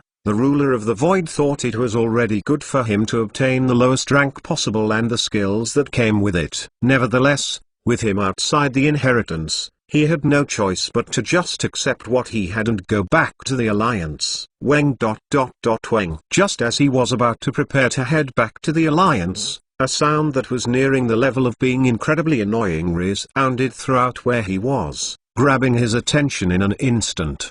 Where the heck is that sound coming from? Horus could not help but ask himself as he looked here and there in his current position, finding a conspicuous magic circle not long after. As he stared at the magic circle, he could not help but wonder as to why it was here. He came closer to it and could suddenly feel an aura incredibly familiar to him, an aura of someone he knew very well. Herilius' aura? What's it doing? Oh, I see. While Horus was pondering as to why Herelia would put down a magic circle, he easily got to the conclusion, unlike the position of ruler, she put down her aura here to tell me that she had already left the inheritance and had gone back to the Alliance. She's the leader, so it's understandable for her to come back first, Horus said to himself as he continued to look at the magic circle. A mote of light that stood out among the inner workings of the magic circle could not help but catch Horus' eye, using his tendril to tap on that mote of light. Ding! Surprisingly, the mote of light triggered a notification from the system as the system asked, you have received a stored message from Herelia. Would you like to read a message from her? Without thinking twice, Horus accepted the prompt as an influx of information entered his mind, followed by Herilia's voice ringing in his sense of hearing. Hey Horus, if you've received this message, first of all, congratulations, Herilius said to Horus through the message. Since Horus knew very well that it was a message meant for him, he did not respond to it subconsciously, but just listened as Herelia continued to talk. Since you've passed the inheritance, I'm very sure you've gotten an inheritance leaf. Is it soaring grade? Unshrouding grade? Whatever it is, it'll definitely help out in grinding skills. At this point in time, Horus could not help but chuckle at Herilia's statement. He had obtained a transcending comprehension leaf, a grade above what she had expected. But then, Herilia said something that made Horus turn serious. "I'm very sure you obtained a key from that inheritance. I'll tell you more about it once you get back here. It'd be better if you come here as early as possible since we don't know what could happen while you're listening to this message." How does she know about the existence of the key? Is this why she wanted to join me in clearing this inheritance? Horus could not help but formulate a few questions in his mind, only for him to put them at the back of his mind. Then again, she's correct. I have to get back to the Alliance as fast as possible. The faster I get back there, the faster I can create a human clone. Even though Horus had obtained a ton of information regarding rulers, the thought of making a clone to relive that feeling did not disappear at all. He was still going to do it. I'm definitely sure that after I evolved anima creation to grade transcendent level, I have obtained more than enough SP to create a clone. No wait, it's called FP now. Whoosh. At the very instant Horus was finished talking to himself, he activated Void Gale Spirit Shift, teleporting to a position 2 kilometers away from where he was, leaving no traces of him being inside the inheritance. As he appeared in that position, he then activated all of his movement-enhancing buffs and started to zoom towards the Alliance. I wonder if movement of the void would help me move faster. As he continued to zoom through the landscape, Horus could not help but wonder how potent a buff from the ruler of the void was. Movement of the void? Whoosh. At the next instant, his movement speed, which was already fast for someone at the inanimate level, was enhanced by at the very least 5 times. Achieving a speed unseen in inanimates before. Holy shit, this speed. And what the fuck? I can turn it on and off whenever I want. I guess the ruler of the void is right. This might just be all what I need. While Horus was heading back to the Tempest Branch Alliance at a speed unimaginable to any inanimate, one of the alliances governing over the Tempest Cliff, renowned for their energistous branches and saplings, the Verdant Nut Alliance, was being pummeled by a party known by many. Crash. A great chunk of the Alliance's base was destroyed to bits as a blade made out of extremely condensed wind energy particles cut through said part of base. Unlike the Tempest Branch Alliance's base, the Verdant Nut Alliance's base was very open, being situated in the center of a large forest within the Tempest Cliff. But thanks to that though, their alliance had a poor defense. Stay away from me. Verdant beheading. One of the mages from the Verdant Nut Alliance seemed to have snapped thanks to extreme fear, casting an offensive spell on the enemy. Normally, it would be ideal for the mage to cast a spell on the enemy, but it wasn't any normal enemy they were fighting against. In an instant, a blade made out of wind condensed above the enemy's head and fell down like a meteor, cutting their heads open. Or at least, that's what was supposed to happen. Clink. Rather than hearing something being torn apart, a sound foreign to these mages was heard, instilling more fear into them as they looked at what they were fighting against. It was a wolf that had smooth green fur all over its body. Its body seemed to exude the aura of being one with nature, specifically the nature of wind. This wolf was none other than Chonk. Hey, you thought a measly blade could injure me? Chonk could not help but laugh at the futile effort of the mage that shot the blade out. He then looked at the direction of the mage and swiped his front paw down, creating a vortex of wind that easily mangled the branch mage into pieces. Crack, crack, crack. No, Jellian. How could you? This can't be happening. Multiple cries of sadness and despair started to resonate throughout the alliance as not only Jellian, the mage that shot out the blade, was killed. A few others were also caught up in the mess, ending up getting killed as well. Then again, the more one kills in a war, the faster they can take the advantage. Amidst all of the screams that resonated throughout the alliance, one voice remained calm and composed as it reverberated. Everyone, keep calm and come closer to me. That, the leader, Boss Harriet. As they listened to the words of their leader being uttered, it was like everyone had been given a wake-up pill,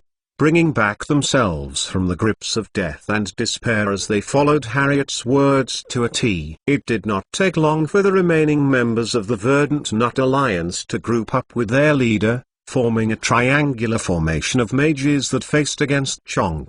Then again, Chonk was never alone in the first place. He still had his slaves help him out, with most of them focused on destroying the Alliance buildings and removing the heritage they left for the future generation just in case. But there were some that stayed beside Chonk, eager to find out what the Alliance's final move was. "My brothers, go ahead and use your strongest move and direct them upwards," Harriet shouted to his members. "After that, I'll do the rest." "All right, boss." Surging Tide, Burning Fang, Everlasting Chill, Sundering Earth, Ultimate Fuck It All move, All or Nothing Beam. I don't know what to call this move, but I can assure you, boss, that it's a strong move nonetheless. As each and every member of the Alliance started shooting their ultimate moves upward, Harriet flew upwards to a height of 10 meters or so. He then started to circulate the SP in his body, expanding it outwards as it captured the energy inside each of the spells his members shot out. While continuing to absorb more and more ultimate level spells, Harriet could not help but shout towards Chonk and his gang, "Although you can destroy our alliance, our spirit shall never give in." Man, the line I said was very cool. Harriet could not help but chuckle to himself. I should really warn Zenissa and Herelia about them though. I'll do that as I shoot out this ultimate move. Eventually, Harriet had accumulated enough energy from the spells, coalescing them into a large sphere of energy. He then threw it towards where Chonk stood. "This is the combination of all of the ultimate spells my members have learned. All of our efforts, experiences, emotions, everything is in this ball of extreme power. We shall never give in. Our unyielding wills will never allow it. Take this." Spirit Bomb. Whoosh. Although it looked like the large energy ball was moving very slowly, it was in fact moving at a speed that allowed it to reach a meter away from Chonk at the instant Harriet was finished with his monologue. But before the ball could collide with him, Chonk said, "Horal, do it." Whoosh, whoosh. Rather than take a few hours to get back to the Alliance, thanks to the movement of the Void which has now been upgraded to X-grade mortal level due to the transcending comprehension leaf's effects, Horus was able to cut down the travel time to 15 minutes. Swish. As he gradually slowed down, he landed on the center of the hall that served as the entry point for the members of the Alliance. Although he was quite familiar with the Alliance, this time around, he felt that the aura surrounding the hall was extremely gloomy, with a hint of fear and despair added into it. "I feel like something bad has happened," Horus could not help but say as his gut feeling was strong this time. Just as he was about to call out the name of a member, Herelia came to the large hall and saw Horus. "Horus, I'm glad you're safe." As Herelia got closer to Horus could not help but become confused as to why she was happy to see him safe. "Safe? Me? Of course, he'd be safe," Horus replied, only to be silent for a bit as he pondered over the reasons why Herelia would say that. Eventually, he asked, "Did something happen while I was gone?" "Yeah?" Herelia nodded through her aura at Horus' question. At that instant, Herelia's mood became more solemn as she replied, "We just received the news from Harriet, the leader of the Verdant Nut Alliance, that the Verdant Nut Alliance is no longer here." Chapter 130 Demon Slayer. While Horus was being updated as to what has been happening around the Tempest Cliff through Herelia just as he arrived, two greater goddesses were currently zooming through the celestial plane, heading towards the plane of a renowned divine blacksmith on the level of Kurohana, renowned for making weapons that were the bane of demons. These two greater goddesses were none other than Nyx, the Hallmaster of the Hall of Greater Divinity, and Shirohana, Kurohana's divine clone that had 90% of her full power. For now, it took the both of them a couple of hours to reach the place where the renowned blacksmith, Misha's, plane was resided. Then again, as the both of them were greater goddesses, was far faster than what lesser gods and goddesses could achieve. Whoosh, step, step, with both of them landing on the edge of a path as the breeze of the space wind passed through their bodies. The both of them looked at the sight in front of them. Instead of a plane that seemed to fit the power of what a divine blacksmith held, it seemed to fit someone that had the power of a mortal blacksmith. The current landscape in front of them was akin to what one would see in a medieval setting, a large forest filled with multiple trees, rivers, and wild animals. What set it apart was found at the center of the plain, a large stone tower that was 1,000 meters tall. Nyx could not help but look at the stone tower, then back at Shirahana beside her, and say, "Why are all blacksmiths so eccentric in terms of design and taste?" Shirahana also looked at the stone tower in the distance and replied to Nyx's question, "It's far better than a plane of pure darkness like yours though." Hearing these words come out of Shirahana's mouth, Nyx could not help but puff her cheeks out as she said, "It's an aesthetic choice." An aesthetic choice. Call it an aesthetic choice, but it's still a big pile of darkness, Nyx, Shirahana said to her before starting to walk along the path that led to the stone tower. Nyx wanted to refute Shirahana's words, but in the end, she gave up and walked beside Shirahana along the path. Since the plain was very large given that Misha was a divine blacksmith, although it looked Nyx and Shirahana were walking, they were traversing multiple kilometers with one step. It only took them a couple of minutes to arrive at the front of the stone tower, where a large entrance could be seen. Nyx and Shirahana stood in front of this entrance for a short while in silence. After some time, Shirahana could not help herself anymore, asking Nyx, "Why are we just standing here? Can't we go and enter the tower already, seeing that there's no one guarding it?" From Shirahana, or in this case, Kurohana's perspective, it was a given since she was also a divine blacksmith in her own right. But rather than allowing Shirahana to do whatever, Nyx instead shook her head as she replied, "Misha doesn't really like people go through her tower without permission. If you do enter her tower without her permission, you'd end up getting equipment as well, but it wouldn't even do so much as leave a scratch on the demons you'll fight." "I see." Shirahana nodded towards Nyx's explanation and decided to just wait as there was not much harm in waiting anyway. Eventually, a silhouette appeared out of the large entrance. As the silhouette came out of the entrance and was lit up by a nearby sun's rays, the two of them could finally see who the silhouette was. Her face alone would be enough for multiple men to fight for, and we're talking about fights that span across a supercluster. As for her body, it was well-tanned due to her work, accentuating the beauty of her face even further. She wore brown overalls over a plain grey shirt as she looked at the two of them and asked, "May I know why the two of you have come here?" Seeing the face of the person that came to greet them, Nyx lightly smiled and responded, "We've come here to seek your demon-slaying weapons, Misha." As for Shirahana, who had stayed silent all this time, she looked at Misha from head to toe, assessing her mastery in blacksmithing through her arms and hands. Eventually, she could not help but say with Kurohana, "She's a divine blacksmith all right. Not as good as master, though." "Oh, my demon-sealing weapons?" Misha could not help but become surprised as to Nyx's reason for coming here. At that instant, her expression turned serious as slight killing intent started to radiate out of her. "Are the demons coming back to invade the celestial plane?" "That is precisely the reason." Nyx nodded. "Two lesser gods have been turned into depraved deities, and we want to prevent more lesser gods turning into demons, lest we want to have a second divine demon war." "If that's the case," Misha pondered for a bit as she answered, before looking at Nyx and Shirahana and continuing, "Then follow me. I'll show you some extremely potent weapons perfect for demon slaying." And with that, Misha turned around and started to walk inside the stone tower, with Nyx and Shirahana following behind her in silence.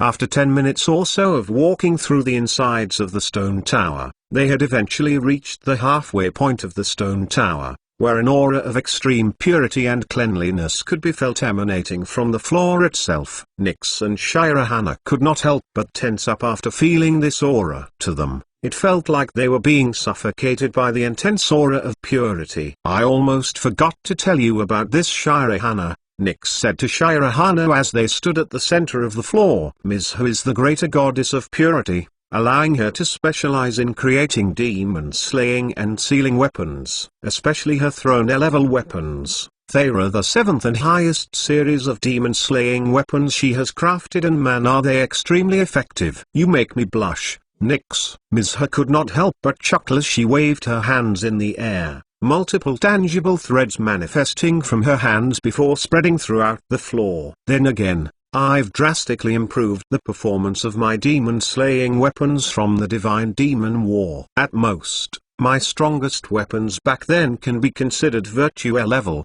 or the 5th series. But right now though, witness the cherubim level weapons I have created. The 8th series of weapons I've crafted meant to kill demons. Whoosh, whoosh, whoosh. At the instant Miss Ho was finished talking, multiple racks where weapons were placed rose up from the floor, giving Nyx and Shirahana a sight to behold. From shurikens and kunais, to long swords and halberds, to even great swords and battle axes, every kind of possible weapon type was seen on the weapon racks, all of them exuding an intense aura of purity. Nyx and Shirahana could not help but feel that just by touching them, they'd definitely be injured. Go ahead and choose a weapon, Ms. Ha said as she looked at the reactions of the two, with a smile creeping up her face. As for the price, it's free of charge since using it for a purpose regarding the whole celestial plane anyway. Speaking of which, do the immortal verdict wielders know of this? Yep. This time, Shirahana was the one who answered, casually browsing through the weapons to see what would be the most effective one for her. Big sis Facia, Facia, the wielder of the immortal verdict of fate has been informed of this and she must have spread it to the other immortal verdict wielders as well. I see, Ms. Ha replied as she looked at Shirahana. After a while, she could not help but examine Shirahana more closely, eventually covering her mouth with both hands as she gasped before asking, wait a second. Aren't you Kurohana? Aren't you a divine blacksmith as well? Surely there's no need for my weapons to be used if you yourself are a divine blacksmith capable of crafting demon-slaying weapons. I must apologize Miss Ha, but I am not Kurohana, but I am also Kurohana at the same time, Shirahana replied as she picked up the whip, swinging it here and there to get a feel for the weight and power of the whip. I am Shirahana, a divine clone made by her in order to help Nyx in fighting against the demons. I am very thankful to you for contributing demon-slaying weapons back then. She then bowed towards Miss Ho as she continued, I may be a divine blacksmith, or rather a divine craftswoman in this case, but am very sure that even with my great mastery over the law of reincarnation, it would not even be on par your Virtua level weapons, even more so for your cherubim level weapons. Crack. With a simple flick of the whip, an air-cracking sound resounded throughout the whole floor, slightly making the floor to and fro as Shirahana looked satisfied with her choice. I'll be choosing this whip then, Shirahana said as she looked at Miss Ha. Would there be any problems with that, Miss Ha? Nope, not at all, Miss Ha replied with a smile. A tip though, I'd suggest casting holy type buffs on the whip before fighting against the demons for a greater effect. I will definitely keep that in mind, Miss Ha. Shirahana smiled back as she looked at Nyx, who had chosen as we hand her after careful consideration. Why did you pick up a weapon, Nyx? Are you going to help me fight against the depraved deities? Shirahana could not help but ask. Oh no, I'm just grabbing one in the case of more depraved deities popping up. Wouldn't want a true demon god to be born, right? Nyx opened up a rift and placed the Zweihänder inside it before closing it with a smile. Fair enough. Shirahana did the same as Nyx as she shrugged her shoulders towards Nyx's answer. If you would excuse us, Ms. Ha, we have some demons to slay. Nyx looked at Miss Ha and bowed. I wish you the very best. This would definitely help you two out. As Miss Ha said this, she snapped her fingers twice, opening up a passage on one of the walls of the floor they were on. Not only that, Miss Ha then started to chant. I am the greater goddess of purity, impartial to those without sin and ruthless to those corrupt. May my words bless the great goddess undertaking the holy task of demon slaying. Light of the holy land, ray upon thee. Third divine circle, purity grace. Whoosh. At that instant, Shirahana was then covered in an aura of intense purity, giving her an aura of purity that did not lose out to those cherubim level weapons. I hope you can come back safely, Shirahana, Ms. Ha said with slight concern. If not, I might have to charge your other half. Don't worry. Shirahana laughed at Misha's joke. After fighting against demons for so long, I won't die from them that easily. Whoosh. And with that, the two of them left Misha's stone tower. Eventually, Nyx and Shirahana parted ways, leaving Shirahana alone in her adventure to fight against Hinari and Hodesuka to gauge the demon's current strength. I hope there's no deified sin-level demons possessing them. If so, I might just lose a great portion of my power. Chapter 131 Preparation. While Shirahana was heading alone towards the plain where Hinari and Hodesuka lived, a great commotion between two high-level inanimates occurred within the entrance hall of the Tempest Branch Alliance. The Verdant Nut Alliance is no longer existing. Herelia looked at Horus, who had just got into the entrance, and said, "What?" Of course, Horus did not really imprint the words Herelia said into his mind, hence he asked, "Could you repeat that one more time?" "I said," Herelia replied, not minding Horus' request. "The Verdant Nut Alliance is no longer existing." At that, Horus became at a loss for words. Eventually, what Herelia told him imprinted in his mind as he shouted in shock, only to follow up with "What's the Verdant Nut Alliance, huh?" As Herelia heard these words come out of Horus' non-existent mouth, she could not help but become infuriated. Only for her to ponder a bit and reply in understanding, "Now that I think about it, I haven't really gone in depth about the situation of Tempest Cliff. I told you before that Tempest Cliff is governed by 3 alliances and a single powerful being, right?" Herelia asked, wanting to make sure if Horus remembered. You told me before." Surprisingly, Horus agreed with what she said, remembering very well that that was what she said before he entered the alliance. "And I also told you that our aim is to destroy that single powerful being, right?" With Horus agreeing to her first question, she then followed up with another one.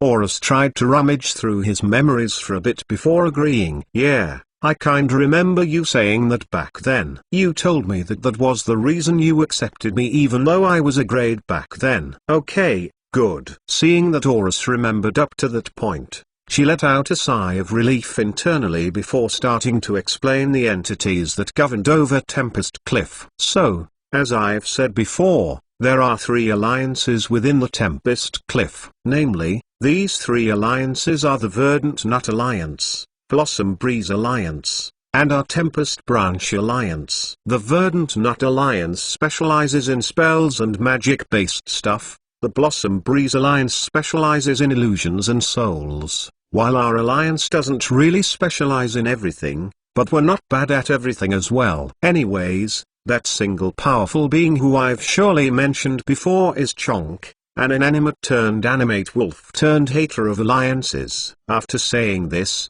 Herelia looked at Horus, wanting to see if there were any changes. But even with her eyes of undeceiving kin, there was no change in Horus' emotions. Without hesitation, she continued, "Since Chonk is a hater of alliances, it would make sense if he started destroying the alliances, right?" With that question, Horus agreed. "Yes, that's correct. What are you getting to though?" "I'm saying that the Verdant Nut Alliance is not the only alliance to be destroyed. Even the Blossom Breeze Alliance could be destroyed, or even our own alliance at that," Herelia replied with a serious sorrow emanating out of her body. And at that, Horus understood.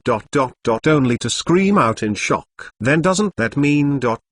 we can die?" "Of course, we can." Herelia brushed death off like it was nothing. "War never changes at all. Although I'm not scared, we should still prepare." "Why aren't you scared?" Horus could not help but ask after hearing Herelia mention it. "Goddess." And that was Herelia's only reply. After that, she turned around and started to fly into the main portion of the alliance as she said, "You better prepare, Horus. We don't know when we might fight against Chonk." Whoosh. And with that, Herelia left the hall, leaving Horus alone to himself.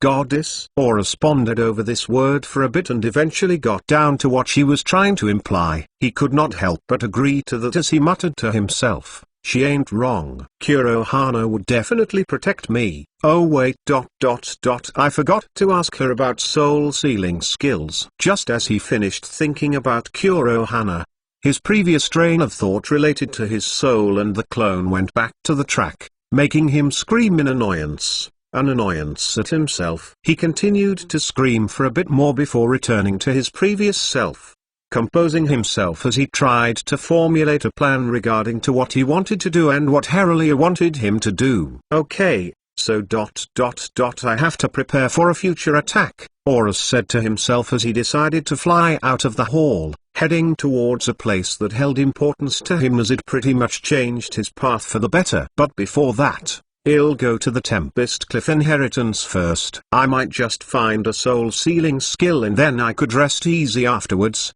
putting my full focus on grinding the shit out of my skills, and then finally evolving to X grade. Of course, Horus knew that his evolution was long overdue, hence he thought that after grinding all of his skills would be a good time to evolve.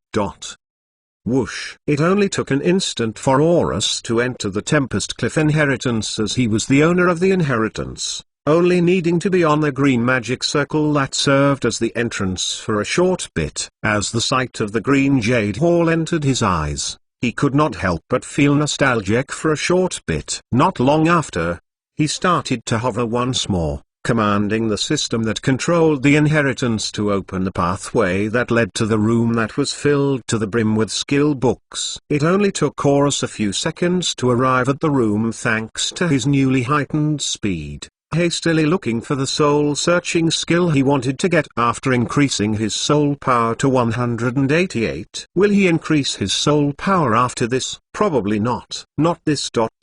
not this one either. As he was hastily shuffling through all of the bookshelves in the room in search for the soul-sealing skills, a pile of books from the shelves fell on the floor due to the breeze he was generating. Eventually though, he stopped searching as he had finally found the skill he wanted. Here, ding. You have learned the skill Soul Suppression. Soul Suppression is compatible with soul manipulation, combining together into the special grade skill Soul Morphosis. Now all I have to do is to max this skill out to possibly X grade mortal level and everything will be fit. Just as Horus was about to start grinding his newly obtained skill to its peak, everything in his surroundings turned white, shocking him so much to the point where he could not continue his sentence. Soon enough though, he felt a familiar aura within this white space, giving him the urge to ask himself, ain't this the place where I met? As he continued to look around, a silhouette extremely familiar to him eventually showed itself to him. Kevin, I've been trying to get a hold of you for a while now. Kevin,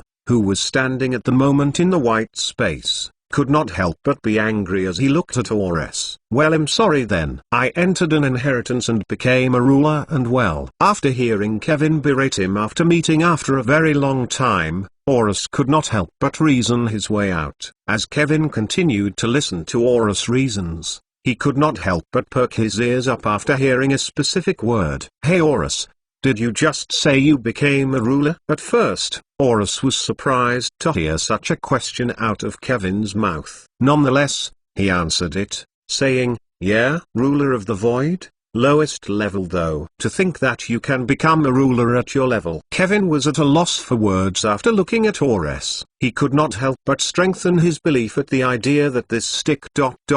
well, wooden sculpture in front of him would definitely do some big things in the future. Congratulations on becoming a ruler of the void, but let me ask you a question. Although Kevin was surprised, he was only pleasantly surprised. He then asked Horus a question he wanted to ask all this time. Why haven't you created a clone yet? Kevin has already warned him a long time ago that danger would befall him in the near future, but it seemed that he wouldn't learn. Oh, I was just about to create one after I leave this inheritance, Horus replied to Kevin's question and continued. I didn't have enough SP ... I mean, FP before. Right now, I have more than twice the amount needed ... Probably that much? If so, that'll be even better for your clone then, Kevin said as he heard Horus talk about having more SP than needed. Wait, It was called FP. What's great about having more FP? Could you perhaps enlighten me, Kevin? Well, first off, the FP requirement needed to activate the clone creation skill will only allow you to create a low-level clone. You could always nurture it, but you would be committing a lot of resources into it. Not only that, its form is limited to your current form as well. Kevin started to explain. If you infuse more SP into your clone though, you'll be able to change the clone's form and even change its existence level if needed. Kevin started to talk about the good points of having more FP than needed. Eventually, he said something that caught Aura's attention. Not only that, by infusing more FP into your clone, you can even create a resonance skill between your clone and yourself, increasing your stats by a great degree once your two bodies are in close proximity. Horus became silent for a bit as he pondered on what to say. After a few seconds though, he opened his mouth and asked, "Why didn't you tell me earlier then?" Chapter 132. I now owe 5 chapters. Life isn't great when you got stacks upon stacks of homework greeting you on your first week. I might do a mass release sooner or later. Probably later than sooner though. I always say I apologize, but I do feel guilty for not posting on time or at all. Chapter 133. It is now 6 chapters. Zan, can't really find a train of thought for the next chapter. I guess it's just fatigue or something, but Aura's stats are going to be finally shown after a long time. I'll continue doing this until I upload a Chapter 134. 7 chapters. A week's worth of chapters. Here's a serious announcement for once. Taal volcano in the Philippines is currently at alert level 45, which means that it might erupt hours from now, or days from now, who knows. I am quite a distance away from the volcano, but I would still be undoubtedly affected by this eruption if it happens. For those affected, always make sure to put your safety as #1 priority, as well as your family and loved ones' safety. For those who aren't affected, please pray for those who are affected and hope that this event will pass easily, or else become a fluke. I may not be an incredibly devout believer, but for once, I feel like praying will work. As always, I apologize and I hope to see you guys very soon after this madness. Chapter 135. Volcano problem update. So there's good news. No volcanic ash has fallen in our city yet, but I'm still going to stay vigilant. I hope I can write a chapter later because I've got a bit of inspiration right now. Chapter 136. 8 chapters. I might just do a mass release at this point. Chapter 137. Raising the ruler rank Feb 3. While most of the members of the Tempest Branch Alliance were under extreme pressure, pushing themselves to their limits as they tried to raise their strength as much as possible. A situation that greatly contrasted what was happening in the Tempest Branch Alliance was currently occurring within a certain part of the Tempest Cliff. This part of the Tempest Cliff was filled to the brim with flowers. Of course, ordinary flowers don't fill this part, but instead, flowers that were the size of trees. In the center of this humongous flower field, there existed a wide building made out of the stems of these humongous flowers, which was the base of the Blossom Breeze Alliance. At this moment, a great chunk of the Blossom Breeze Alliance was currently burning due to the material that made up the building being flammable. Of course, since a huge part of the Blossom Breeze Alliance was burnt, it was inevitable that some members of the Blossom Breeze Alliance would get caught on fire and be burned alive. Since many of the Blossom Breeze's members greatly focused on the illusory arts, their weak defenses brought their early downfall, only leaving their strongest and most tanky members surviving as they left the building, looking at the culprit that did it. How is the battle going? While these members stared at the culprit, on the other hand, was nonchalantly asking one of its servants for the current condition of the fight. Of course, the servant could not help but respectfully answer, "Master, the battle is leaning towards our favor, with most of our combat power still alive. Out of the 50 people we have, 2 have only been lightly injured. Judging by our current state, we would be able to wipe the Blossom Breeze Alliance pretty soon." That's great. The culprit could not help but smile, revealing its fangs as it decided to focus its attention on the remaining members of the Blossom Breeze Alliance. This culprit was none other than Chonk, the instigator of the fight between the late Verdant Nut Alliance, and the current instigator of the fight between his group and the Blossom Breeze Alliance. After this, we also have to fight against the Tempest Branch Alliance. Tell the others to not get injured as much as possible. Although Chonk was looking at the remaining Blossom Breeze members that were seething in rage, it still decided to pass on orders to the servant beside him. Hey! As the servant beside Chonk respectfully bowed before leaving, one of the remaining members of the Blossom Breeze Alliance could not help but shout at Chonk, catching his attention. Chonk slowly turned his head to look at the member who shouted. He then released the full extent of his rank 1 animate aura before saying, "What is it?" As Chonk released his full aura, the remaining members could not help but roll back in fear, knowing very well that they could not fight against someone at the animate level,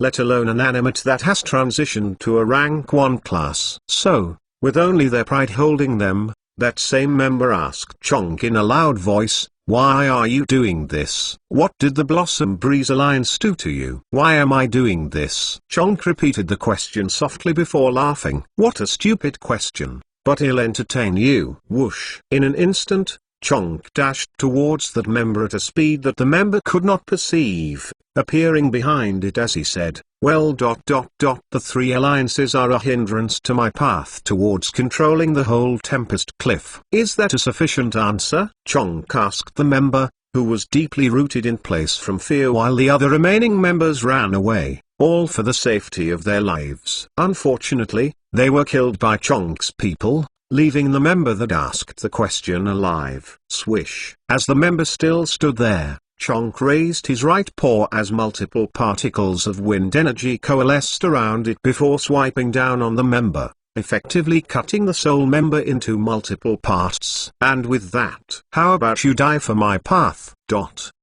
While the war between Chonk's people and the Blossom Breeze Alliance was happening within the Tempest Branch Alliance, the Tower of Seclusion, ding! An notification resounded throughout Aura's mind, causing him to sigh in disbelief at the speed at which he was training his skills. "Within an hour, I already got all of the ruler skills to X-grade mortal level," Horus said to himself as he evolved the last ruler skill that was still not at X-grade mortal level, the S-grade form of Will of the Void. Nihility's voice. Nihility's voice has been evolved to Serenade of the Universe. Whoosh! Not long after, from a place unknown, a rift in space appeared above Horus' head, releasing a dark yet powerful energy that could make the hairs of multiple animates stand up in fear. Although Horus could sense this energy, Fenrir and Teresa could not, engrossed in their grinding spree. As for the reason why this was the case, Horus did not know, moving this question at the back of his mind as the dark yet powerful gradually enveloped his body and seeped in through the pores, melding with each and every anima and flux that made up his body. Not long after, an aura started to be released from his body, giving anyone the feeling that Horus was the embodiment of the void. Of course, this was just a transient feeling as a notification appeared in front of his field of vision. Ding! Your title has been upgraded. Substitute Ruler of the Void has been upgraded to Assistant Ruler of the Void. After reading this notification, Horus could not help but exude a cheerful aura as he had done what he wanted to do. In fact, he was quite surprised that he had done so within the span of an hour, raising 4 skills from Grade Mortal to X-Grade Mortal. Within an hour, he had upgraded Wrath of the Void to its X-Grade form, Dark Universal Blade, upgraded Protection of the Void to its X-Grade form, Impenetrable Shield of Nil, upgraded Formless Void to its X-Grade form, All-Encompassing Nothingness, and, just recently, upgraded Void's Grace to its X-Grade form, Serenade of the Universe. Just from that, he had a feeling that he would be able to raise almost all of his skills to grade Transcendent level in less than 4 days, which was the minimum goal he set within these 4 days. If that were the case, he would of course aim higher, grade Transcendent, a grade Transcendent, and so on. If he could achieve it, then it was more assurance for the inevitable battle. As he was about to move on to the other skills he was going to level up, a familiar voice resounded in his mind. This voice could not help but make him remember the Area 52 inheritance he had just got out of. It was the voice of the ruler of the void he had chosen to learn under. "Congratulations for rising a rank above the rest," the Void Ruler said to Horus. Horus did not know whether he would say thank you or something else to this ruler as it continued to speak. "At your current rank, you are an earthbound ruler, but there are still 3 more ranks to progress until you become the same level as me, a void-bound rank ruler." The Void Ruler continued to talk. "In order to ascend to the next rank of becoming a ruler, you must take the skills you have expounded upon and make them transcend mortality and go further, becoming a decently strong skill amongst the multiple transcended skills out there." After that, the voice of the Void Ruler dissipated one more time, with a notification appearing in exchange. "Ding! To raise your rank, please upgrade all of your ruler skills to a grade transcendent." Oh, the ruler shouldn't have to go and use all of those flowery words if he just wanted me to achieve this, Horus could not help but say to himself. "A grade transcendent. Ha! I'll set the ruler skills aside as I've already leveled them up. Fine now though, it's time to focus on my other skills," Horus said in a cheerful tone, proceeding to dive down his massive list of skills and grind them out to grade transcendent level. Chapter 138 Procrastination Sucks. Good night Tempest Branch Alliance, Tower of Seclusion. After finishing his grind that needed the ruler skills to be at X-grade mortal, he was able to raise his ruler rank, becoming an assistant ruler of the void. After he obtained the title, he felt a definite change in his power. He definitely wanted to check his stats right now, but he thought that it was better to grind all of his skills first before checking his stats, and so, that's what he did. The first batch of skills he focused on were the flux skills he obtained from evolving to S-grade inanimate, namely, the flux equipment creation skills, the enchantment skill, the sacrifice skill, and the storage skill for flux. Although the latter was now obsolete due to stick flux unification, a little still went a long way. Thanks to the transcending comprehension leaf, it only took him 3 hours to raise all of these flux-based skills, which were at grade mortal, to his current goal, which was grade transcendent level. Better flux weapon creation was now called unworldly flux weapon fabrication, while better flux armor creation was now called unworldly flux armor fabrication. As for better flux enchantment and better flux sacrifice, they were now called third heaven flux enhancement and grand flux samsara respectively. As for the storage skill, expanded flux vessel, it was now called flux chiliocosm, giving Horus a few hundred more flux points to work with. The next set of skills he proceeded to grind were his offensive skills, as well as skills that boosted offensive power. Middle High Spirit Spell Core, Zenith Spirit Transcendence, Zenith Purity Spirit Energy Core, and Spirit Sword of Seven Hells, which were all at X-grade mortal, took only 2 hours to transform into grade transcendent level skills. Their new names were now High Spirit Spell Core, Grand Spiritus Deification, Otherworldly Spiritus Energy Core, and Spellblades of Non-Ag and Domination respectively, with the last skill being specifically chosen by Horus as the new form of the skill resembled its previous form. Horus then moved on to grinding out his movement skills, as well as his supportive skills, which were namely Instantaneous Spiritus Movement, Void Gale Spirit Shift, Formosus Exuberance, and Unyielding Barrier of the Spiritus Magnus. This took Horus around 3 hours to do, turning them into Transient Spiritus Dash, False Nil Teleportation, Heavenly Spiritus Revival, and Unbreakable Spiritus Flux Shield respectively. For his defensive skill, he could not help but let out a sigh of relief as the name was shortened by a bit. After that, the next skills he focused on grinding were the remaining skills he had not grinded yet, which were mostly passive and miscellaneous skills. He focused on Soul Perception 3 first, taking 40 minutes to achieve its grade transcendent form, Eye of the Soul. He then moved on to Myriad Manifestation Polymorph, taking 20 minutes to evolve it to Infinite Primordial Morph. After that, he focused on Soul Morphosis, which was at grade mortal all this time. Taking around 30 minutes or so, he was able to evolve it to 9 worlds soul morphosis, allowing him to show greater control over his soul vessel when needed, while suppressing his incredibly high soul power in the process, bringing it to the level of grade inanimate. He then focused on Spirit Aura, which was halfway to its maximum level after being put into the learning module. In contrast, it only took around 10 minutes for Horus to evolve the skill to grade transcendent level, turning into boundless spirit domain. While he was grinding all of the previous skills, he made sure to activate Spiritus Rage and Spiritus Fortress, which were skills with incredibly long cooldowns. For these skills, he decided to just raise them to grade mortal, which he had just achieved after upgrading Spirit Aura. The new names of the 2 skills were Berserk and Invincible, great contrasts to the names of the other skills in his skill list. He then proceeded to simultaneously grind Zenith Purity Spiritus SP Vessel, Infinite Tempest Affinity, Blessing of the Zenith Tempest, and Superb Illusion Resistance within a span of an hour and a half, transforming into better versions of themselves.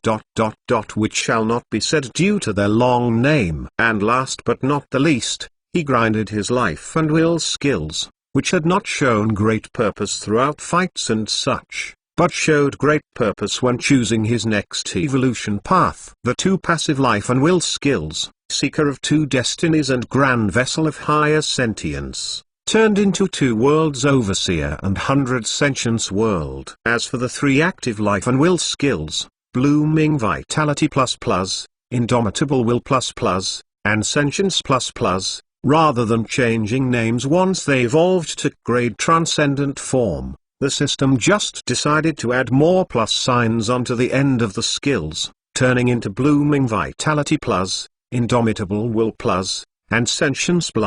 After reading the names of these last 3 skills, Horus could not help but wonder as to whether the system was actually there to help him. Nonetheless, he brushed the thought off as he was finally finished in grinding all of his skills to grade transcendent level. He asked the system to keep track of time just so he could see how much time he had used up while grinding his skills, only for him to know that it took him less than 18 hours to grind all of those skills to grade transcendent level, with some at grade mortal level. After knowing this fact, Horus could not help but mutter to himself, "Holy shit, this transcending comprehension leaf works wonders." Since he was now done with grinding his skills, Horus now had nothing to do. In fact, Horus did say around 18 hours ago to himself that if he had used less than 4 days to grind all of his skill to grade transcendent level, he would aim for a higher level to make use of the remaining time. Although he did say that,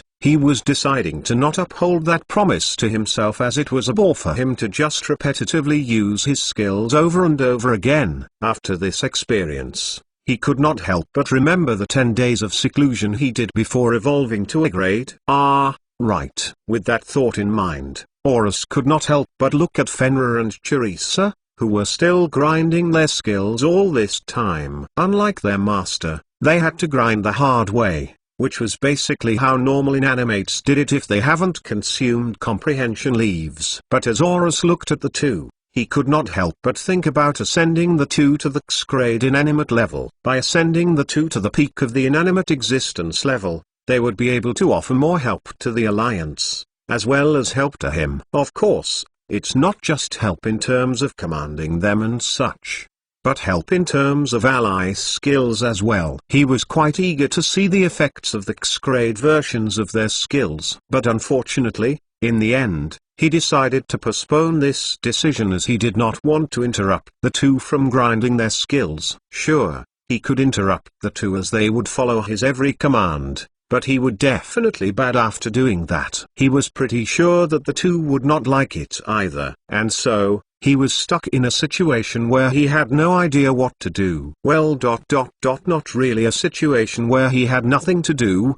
but instead, too much to do that he had no idea what to do first. He could go ahead and evolve to X-grade inanimate, but just like how he evolved to S-grade inanimate, it would take a long time for him to finish the evolution. Speaking of which, is there a way to hasten this evolution? If not, He'll just postpone it after the war, Horus said to himself as something he had to do.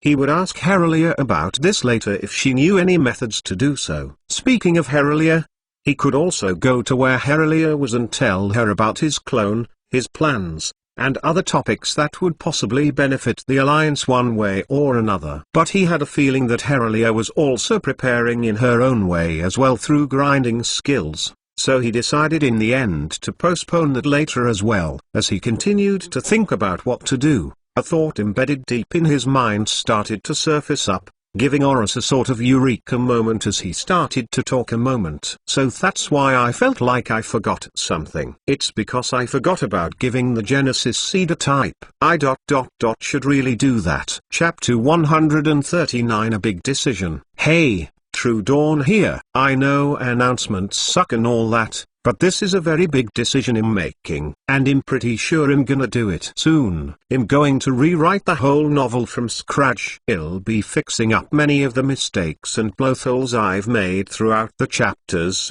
as well as fix up some plot lines that didn't really do well. That means that eras won't be getting updates in the sense of notifications, but it would be getting updates in terms of edits. Very soon, I'll be starting on editing chapter 1. From the very start, which I'll make sure to announce. If you're angry at this decision, go ahead, be angry. You have all the right to.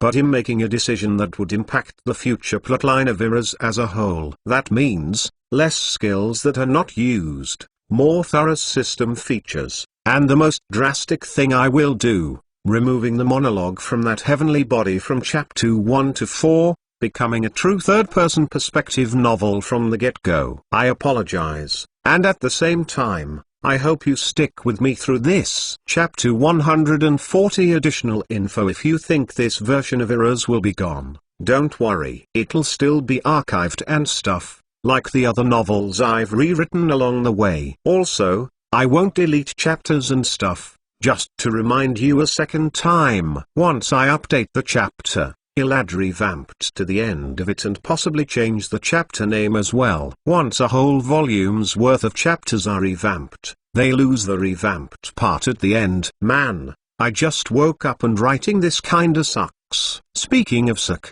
go read my other novel Who Said a Mosquito Can't Cultivate if waiting for new chapters of this novel to come out. Don't hesitate to branch out, but remember to stay rooted and stick with my novel as this will turn over a new leaf. This is surely gonna sap a lot of my energy. Why did I do this again? Chapter 141 author update. I have midterm exams this week, hence the start of the third version of eras shall be postponed to possibly Friday. If Horus is grinding his skills, I'm grinding my grades. Now don't you guys leave me alone after exams end. Chapter 142 midterms are done just like what the title says. My midterms are done. Did I do well? I don't know. Anyways, I'll be postponing the release to Monday because I wanna stock up on chapters to update. I'll probably do 35 updated chapters at once on Monday. For now, don't you guys leave me. Chapter 143. I changed the synopsis. Please go ahead and read it. Tell me what you think,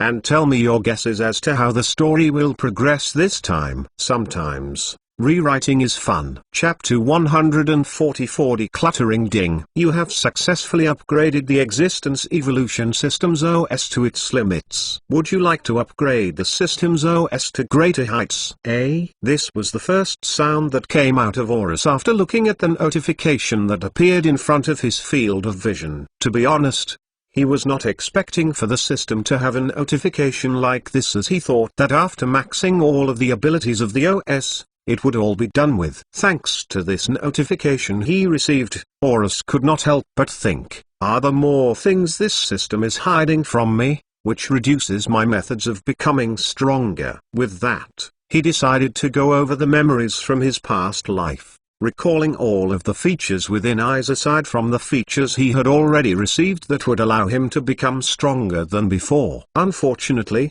even after what seemed to be about 20 minutes of recalling and going through his memories, it seemed that all of the features that allowed Horus to get stronger as an inanimate had already been obtained by him. Not only that, There were also some additional features from the system that weren't in the original game, prompting Horus to think once more that his current life was not a game, but a real and actual life. Of course, this thought was already inside Horus' mind, as a lot of the experiences he had throughout his current life was vastly different from the one he had in the game, as well as the fact that he could upgrade the system, which he could not do back in the game. After going through all of his memories and not seeing a feature that wasn't unlocked by his system yet, Horus could not help but ponder for a bit. The train of thought that was currently coursing through his mind was that, once the system's OS was upgraded, it would give him access to more features of the system that weren't originally there. Then again, he had already obtained a few features that were not originally there.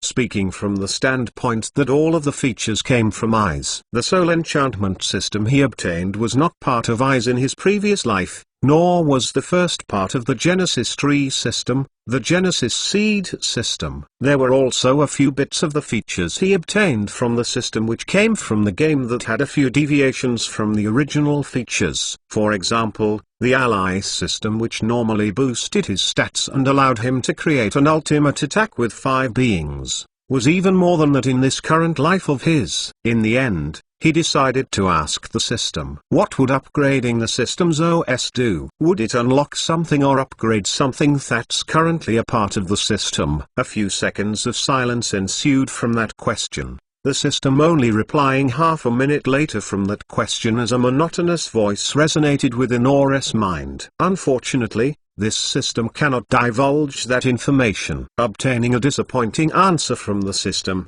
Horus decided to ask one more question. Is there a cost to upgrading the system's OS? Ding. Unlike before, the system replied in an instant this time, the monotonous voice resounding throughout Horus' mind once more. The user needs 100 OS points to upgrade the system's OS. Oh, I'll postpone it then, Horus said without hesitation after hearing the cost. After upgrading all of the abilities of the current system's OS to its maximum level, he only had 9 OS points remaining, a far cry from the 100 points he needed to upgrade the OS. Not only that, he also had a feeling that this upgrade would definitely be more detrimental to him rather than beneficial. Thankfully, after telling the system that the upgrade was going to be postponed, the system did not push the matter any further, maintaining silence for a while until, ding, another notification appeared. What is it this time? Horus could not help but ask himself after obtaining notifications where he did not know where it originated. But as he opened up the notification screen to look at the notification he received,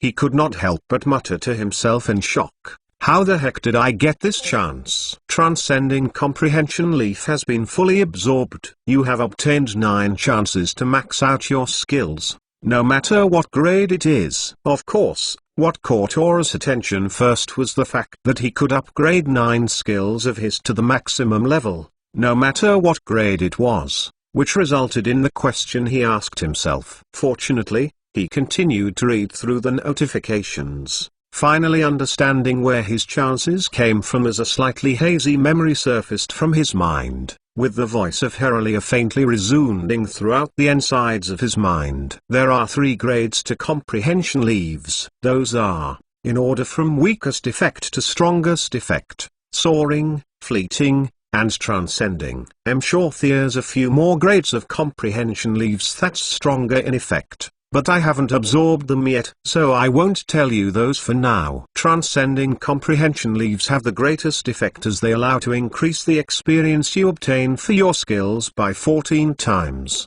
bringing it to a total of 15 times. Not only that, it also gives you the option to max out 10 skills. With those words lingering for a bit inside Horus' mind, Horus could not help but say in a soft tone, as he did not want to startle both Fenrir and Charissa, so that's what it is. I've already used up 1 chance of the Transcending Comprehension Leaf to max out my SP storage skill. Then again, from what the system is telling me, I still have 9 more chances to do the same thing. With 9 chances to max out whatever skills he wanted, Horus pondered for a bit as to what skills he would max out with the chances given to him. Eventually, after around a couple of minutes, he said to himself as he went over the decision a couple of times in his head. Yeah, I'll use up 2 chances for now. I'll save the 7 chances for later since I have a feeling it's going to come in handy. Not long after that, he then commanded to the system in his mind,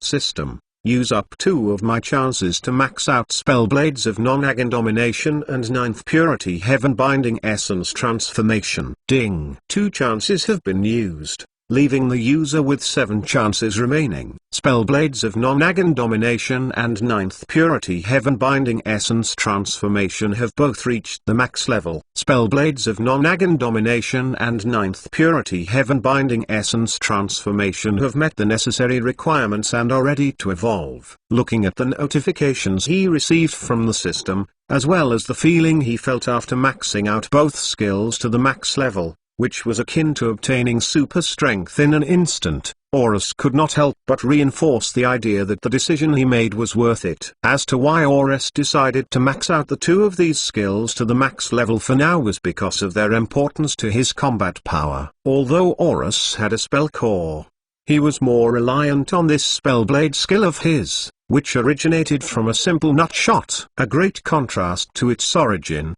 it gave Horus access to a few ultimate skills that could deal devastating power. As for the Essence Transformation skill, by upgrading it to the max level and evolving it, it would increase Horus' stats by a large amount, which in turn, increases the power behind his attacks.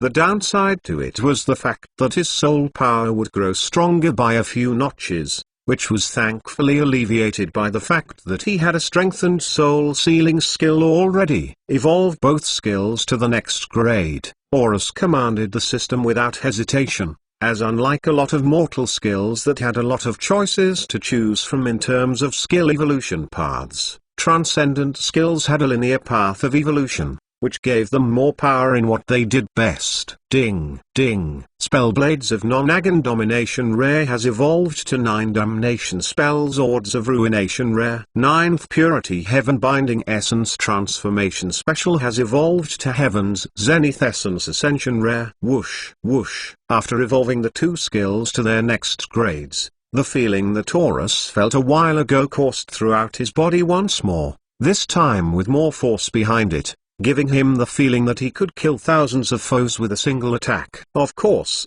as he was still unsgrade inanimate, this feeling becoming a reality was quite distant, but at the same time, was not far off thanks to the grades of the skills he currently had. He then tested out the newly evolved Spells Ord skill he obtained, using the 9 Spells Ords that came with the skill one by one, before doing a few experiments of small scale, making sure to not disturb Fenrir and Teresa as they were still grinding their skills. Getting to the conclusion that he could still recreate the ultimate skill he formed with the previous version of the skill, as well as enhance its power even further, Horus was satisfied with his experimentation. After doing so, he could not help but think of what to do next as he was saving the 7 chances to max out skills for later. Although Herelia told him to create trump cards, he did not know what skills he should use to create trump cards that would tip the scales to their favor in their war. Speaking of skills, Horus said to himself as he became fixed to the word skills, opening up his skill list not long after. I seriously have to do some decluttering. Although most of them are still passive skills,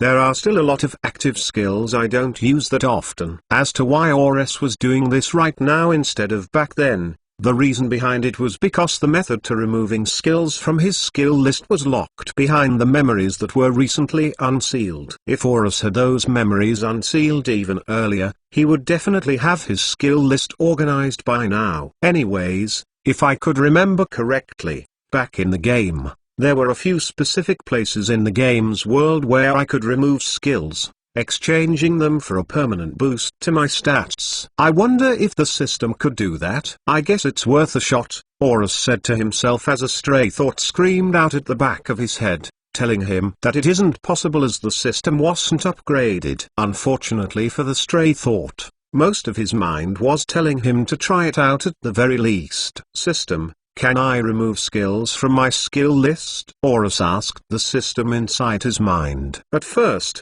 there was only silence coming from the system, but thankfully, The system replied to his question not long after as a screen appeared in front of his field of vision. Ding! The system does have this option, yes. Unfortunately, due to the user having a low existence level, to remove skills, the user must sacrifice their levels in proportion to the grade of the skill they want to remove, the system replied. Well then, Horus said to himself after a few seconds of mild shock. I wasn't expecting that kind of compromise. I do have a few million points of unused XP, so let's get to decluttering then. Chapter 145 Fusion. Finally knowing that he could remove skills that did not serve any purpose to him other than to make his skill list look more cluttered, even though he had to pay a price for it to happen, Horus was quite happy knowing that it was possible in his inanimate form. All of the places that allowed skills to be removed from skill lists in Horus memories were all places that could only be accessed by players in the late game. To be more specific,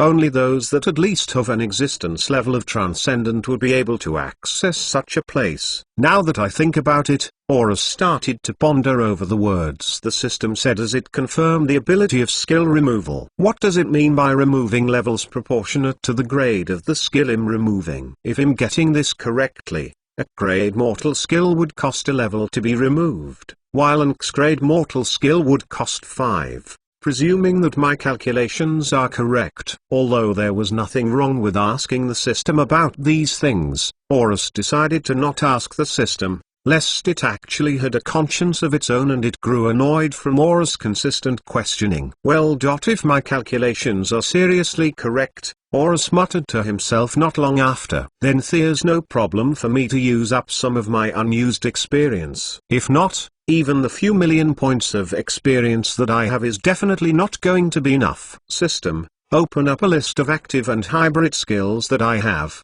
Horus commanded the system, putting aside passive skills since more passive skills would help Horus out rather than become a burden. Ding! Ruler skills, Zenith Nihility-LV. 1. Dark Universal Blade LV. 1. Impenetrable Shield of Nil LV. 1. All-Encompassing Nothingness LV. 1. Class Skills, High Spirit Spell Core Wind Variant LV. 1. Grand Spiritus Deification LV. 1. Supreme Spirit Vitality Unification LV. 1. Unworldly Flux Weapon Fabrication LV. 1. Unworldly Flux Armor Fabrication LV. 1. Third Heaven Flux Enhancement LV.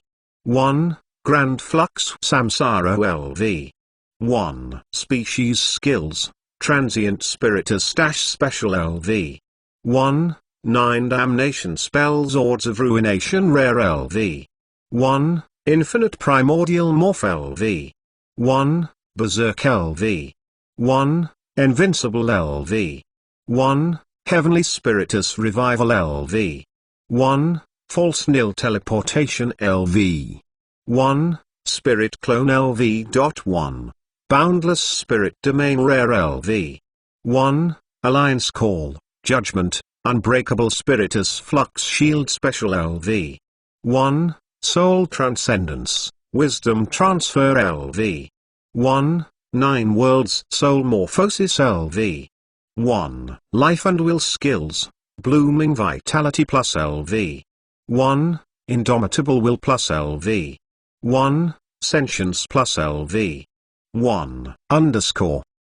Looking at the decently long skill list that appeared in front of his field of vision, which only constituted up of active and hybrid skills that he had obtained all along his journey to where he was now, Horus could not help but imitate of clicking his tongue inwardly as he could not help but say, man, how did it get to this point? As he tried to recall where his skills came from, he remembered that almost all of his skills were obtained through the evolutions he did as a species. Unfortunately, a lot of those skills haven't even seen the light of day, never being used even once in a fight. He looked at this list a few more times, deciding on what skills to remove. Eventually, he decided to remove the life and will skills he obtained from evolving into a spiritus. The only useful life and will skills he obtained were the life and will vessel and stat boost skills, both of which were passive. As for the 3 skills, The only gimmick they had was a stat boost, and it was not even close to the boost given by Grand Spiritus deification. And so,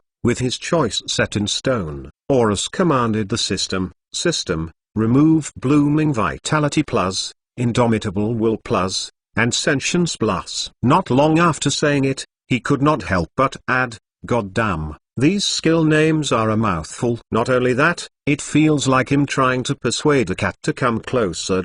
As if there was one in the first place. Ding. It took a few seconds for the system to process Horus' command. A screen appearing in front of his field of vision not long after, as the text written on it said, "The system cannot delete these skills as these skills are the core of life and will skills." "Are you serious?" Horus mumbled in slight annoyance. "Ain't the core skills of life and will the vessel and the passive stat boost one?" He commanded the system to delete the 3 skills a few times, all of those attempts ending up fruitless. In the end, he could not help but sigh as he decided to not mess with those skills, looking for another skill he rarely used to remove instead.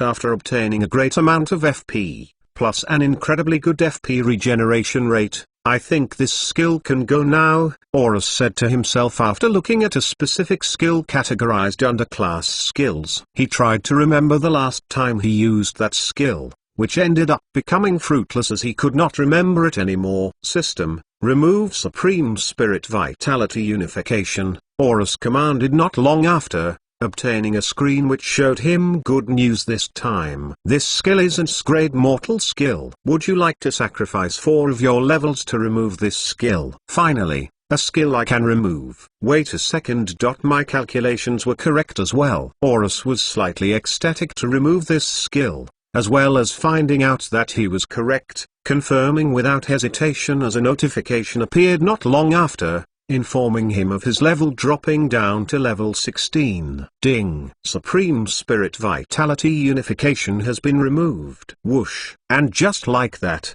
the skill was also removed from the list of active and hybrid skills that Horus had open. After removing that skill, he focused his sense of vision back towards the list of skills he had, finding a few more skills he could hopefully remove, since it seemed that a lot of skills could not be removed due to their connections with his evolutions. Eventually, a few minutes later, Horus found 2 skills he did not use that often, although he grinded both skills to grade transcendent level. One of those skills was the reason why he was admitted into the Tempest Branch Alliance, but after obtaining a defensive skill that did not lose out to the skill's effect, he decided to remove it. As for the other skill, he did not use it at all, hence he was going to remove it. System, remove Berserk and Invincible, Horus commanded the system. Not long after, he could not help but think about his decision twice as he came to a realization that these 2 skills came from his Spiritus evolution. It was then that he expected to obtain a screen that said he could not remove those 2 skills. Ding! Both skills are grade transcendent level,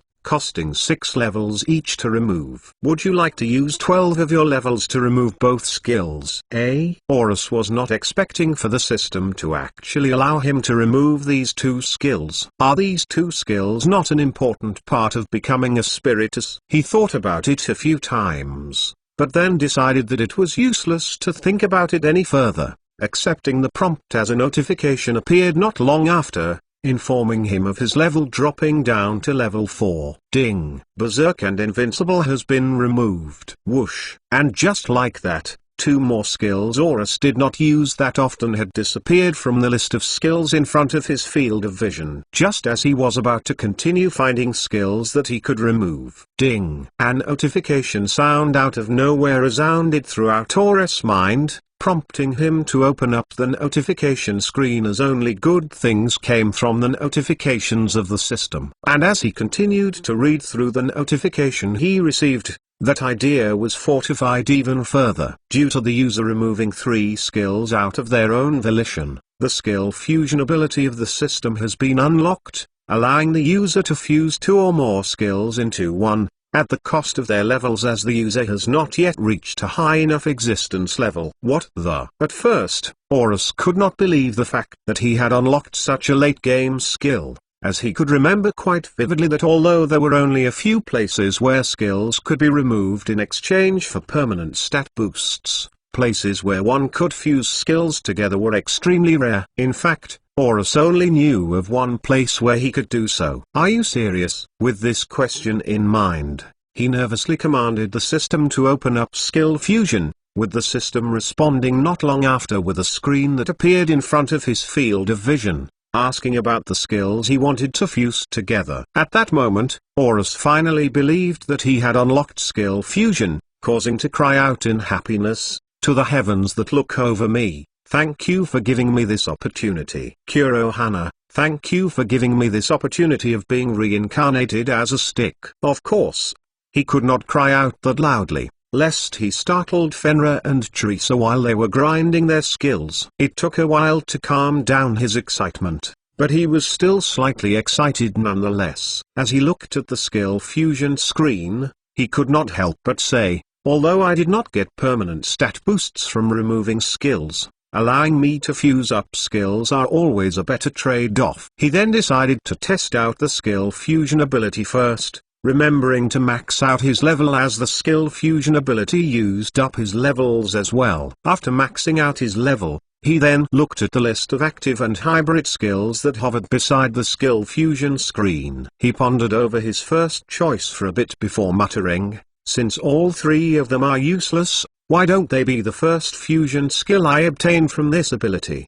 Who knows, the skill that comes out might actually be incredibly overpowered. I can make it a trump card." Whoosh! Commanding the system through his mind, he inserted 3 skills into the skill fusion screen, all of them ending with multiple plus signs. Not long after willing the system to fuse the 3 skills together, the system asked him, "Would you like to fuse Blooming Vitality Plus, Indomitable Will Plus, and Sentience Plus together? Since all of them are of the same grade, 5 of your levels will be consumed." Although he did not know the price ratio of levels to the grades of skills he was fusing, since it was below 19 levels, which was his maximum at the moment, he confirmed the prompt, instantly reducing his level down to 15 as multiple whirring sounds resounded in his mind. Whoosh, whoosh, whoosh. Within his mind, 3 motes of light, that corresponded to the 3 skills he wanted to fuse together, manifested in his mind as they collided with one another not long after. From what Horus could see, the collision of 3 motes of light was akin to an elegant dance of nature, with the 3 gradually melding into one large yet vibrant mote of light as it dissipated not long after. Ding! Obtaining a notification from the system, Horus opened up the notification screen at the very instant he could, looking at the byproduct of the skill fusion. Skill fusion is successful. The active life and will skill omnipresence rare has been created. Reading such an overbearing name from the notification screen, Horus could not help but open up the skill's description, wondering if the skill's description was worthy enough to have such a name. Ding! At the very instant the screen which contained the skill's description opened up, Horus took a quick look over it, maintaining silence for quite a while before silently muttering, "This is disgusting, incredibly disgusting. This skill is so powerful that it's incredibly disgusting. I'm going to fuse even more skills up. Let's see how much combat power I'll have by then." Chapter 146 Addicted to Power. Ding! Omnipresence rare grade, Transcendent C. Birthed from the harmonious yet complex fusion of indifferent sentience, exuberant vitality, and unyielding willpower, this rare skill allows the user to do things that seem impossible for those that are not endowed with the same level of sentience. Deal 200% increased damage to enemies within a certain radius. All short-ranged attacks become long-ranged. Reduce the enemy's stats by 20%. Time limit, 5 minutes. FP cost, 2500 FP. This skill is so powerful that it's incredibly disgusting. This was the only statement Horus could let out after reading up on the description of the newly fused skill. Nonetheless, on the inside, he was looking at the skill in awe, wondering as to what the limits of skill fusion could be. Not only that, He was also pondering as to how he could make this newly fused skill a trump card of his in the upcoming battle. After fusing the three skills that he thought were all useless into one skill that was actually incredibly powerful, Horus could not help but have expectations for the skill fusions he was about to do next. Indeed, with the realization that he could create interruptedly strong skills, Horus was now hooked on fusing skills together. Whoosh! Opening up the skill fusion screen once more, Horus commanded the system to change the list of skills he was looking at to compose of all of his skills, not just limiting himself to active and hybrid skills. If active and hybrid skills could be fused, then why not passive skills as well? To be honest, after his first successful skill fusion, he started throwing skills into the skill fusion screen at random, only obtaining prompts from the system that informed him that the skill combinations he threw in would not work. It also informed him that the skills that were going to be fused together should have some relation, or else fusion would not even happen. Surprisingly, there was no downside to fusing skills randomly, just wasted time. After that, he also tried fusing skills with the ruler skills he obtained from the inheritance. Of course, a prompt appeared in front of his field of vision once again, informing him that ruler skills could not be fused as they were tied to a title of his. To be on the safe side, the system also informed him that he could not fuse two ruler skills together. Obtaining a prompt like that, Horus could not help but think that the system had some level of awareness. After obtaining those prompts which told him about the limitations of skill fusion, Horus decided to look at the list of skills once more, taking those words of advice into consideration as he made wiser choices this time, instead of just fusing random skills together willy-nilly, hoping that the fusion would succeed. And so, a few minutes later, after being bombarded with prompts, Horus used the skill fusion screen once more. This time, with the skills he chose having some relation to them. System, fuse flux chiliocosm of spirit, and stick flux unification together, he commanded the system, slightly trembling as there was a chance that the fusion wouldn't go through. Nonetheless, he was pretty confident that this skill fusion would work as all of them were related to his energy source. To be more exact, the vessels where he holds the energy. Whoosh, whoosh. Not long after, 3 skill names appeared on the skill fusion screen, each and every one being the skills Horus mentioned for the system to fuse. A few seconds later, these skill names started to faintly glow as a prompt appeared in front of Horus' field of vision. Not long after, reading through the prompt, Horus could not help but radiate an aura of happiness as he muttered to himself in glee, "It finally worked." Ding. Would you like to fuse the 3 skills together? As all 3 of them are of the same grade, 5 of your levels shall be consumed. Of course, I do, Horus replied without hesitation, with 3 motes of light appearing inside his mind once more. Not long after, they collided once more with one another as usual, eventually melding into a giant ball of vibrant light. A few seconds later, a notification appeared in front of Horus' field of vision, informing him of the newly fused skill that had just been created, as well as the fact that his level had dropped down to 9. Ding. Skill fusion is successful. The passive species skill Supreme Spirit Flux Chiliocosm Special has been created. Of course, since this was a new skill he had obtained, he could not help but read through the skill description, muttering praises in awe as to how amazing the effects were on the newly fused skill. Ding.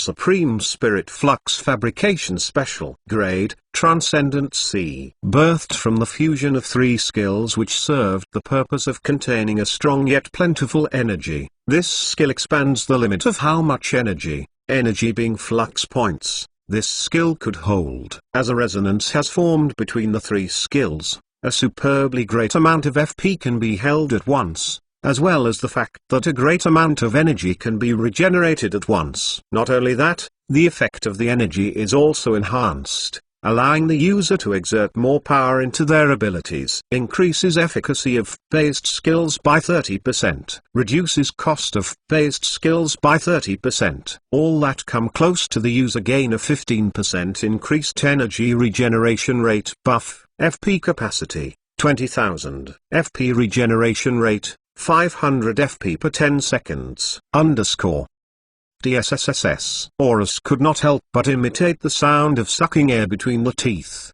aghast from the effect of the skill when comparing it to the effects of the three separate skills from before. Although the amount of FP I can utilize is halved thanks to the spirit energy core, that's still 10,000 FP I can use at once. If I had that amount while I was making the spirit clone, I would have been able to create a rank 1 animate clone instead of rank 0. As he continued to think about the possibilities of having a lot of SP, he could not help but say, then again, starting out as a rank 1 animate by relying through the system would probably be a worse choice than starting out from rank 0 in the long run. Anyways, moving on. Placing these thoughts in the back of his head, he then continued to look at the list of skills that weren't fused yet, trying to formulate a skill fusion that would use up more than 3 skills, as that would definitely result in an incredibly powerful skill. A few seconds later, in his attempt of formulating such a recipe of skills,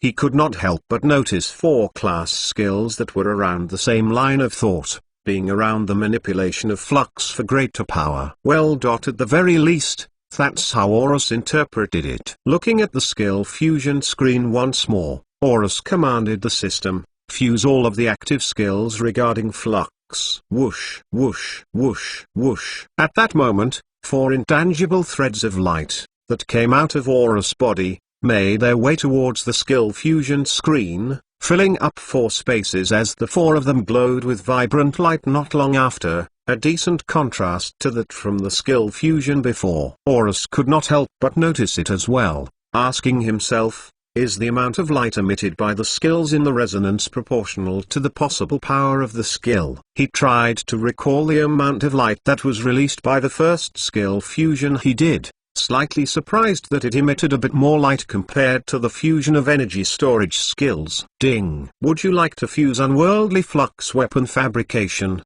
unworldly flux armor fabrication, third heaven flux enhancement, and grand flux samsara together? As all of these skills are of the same grade, 8 of your levels shall be consumed.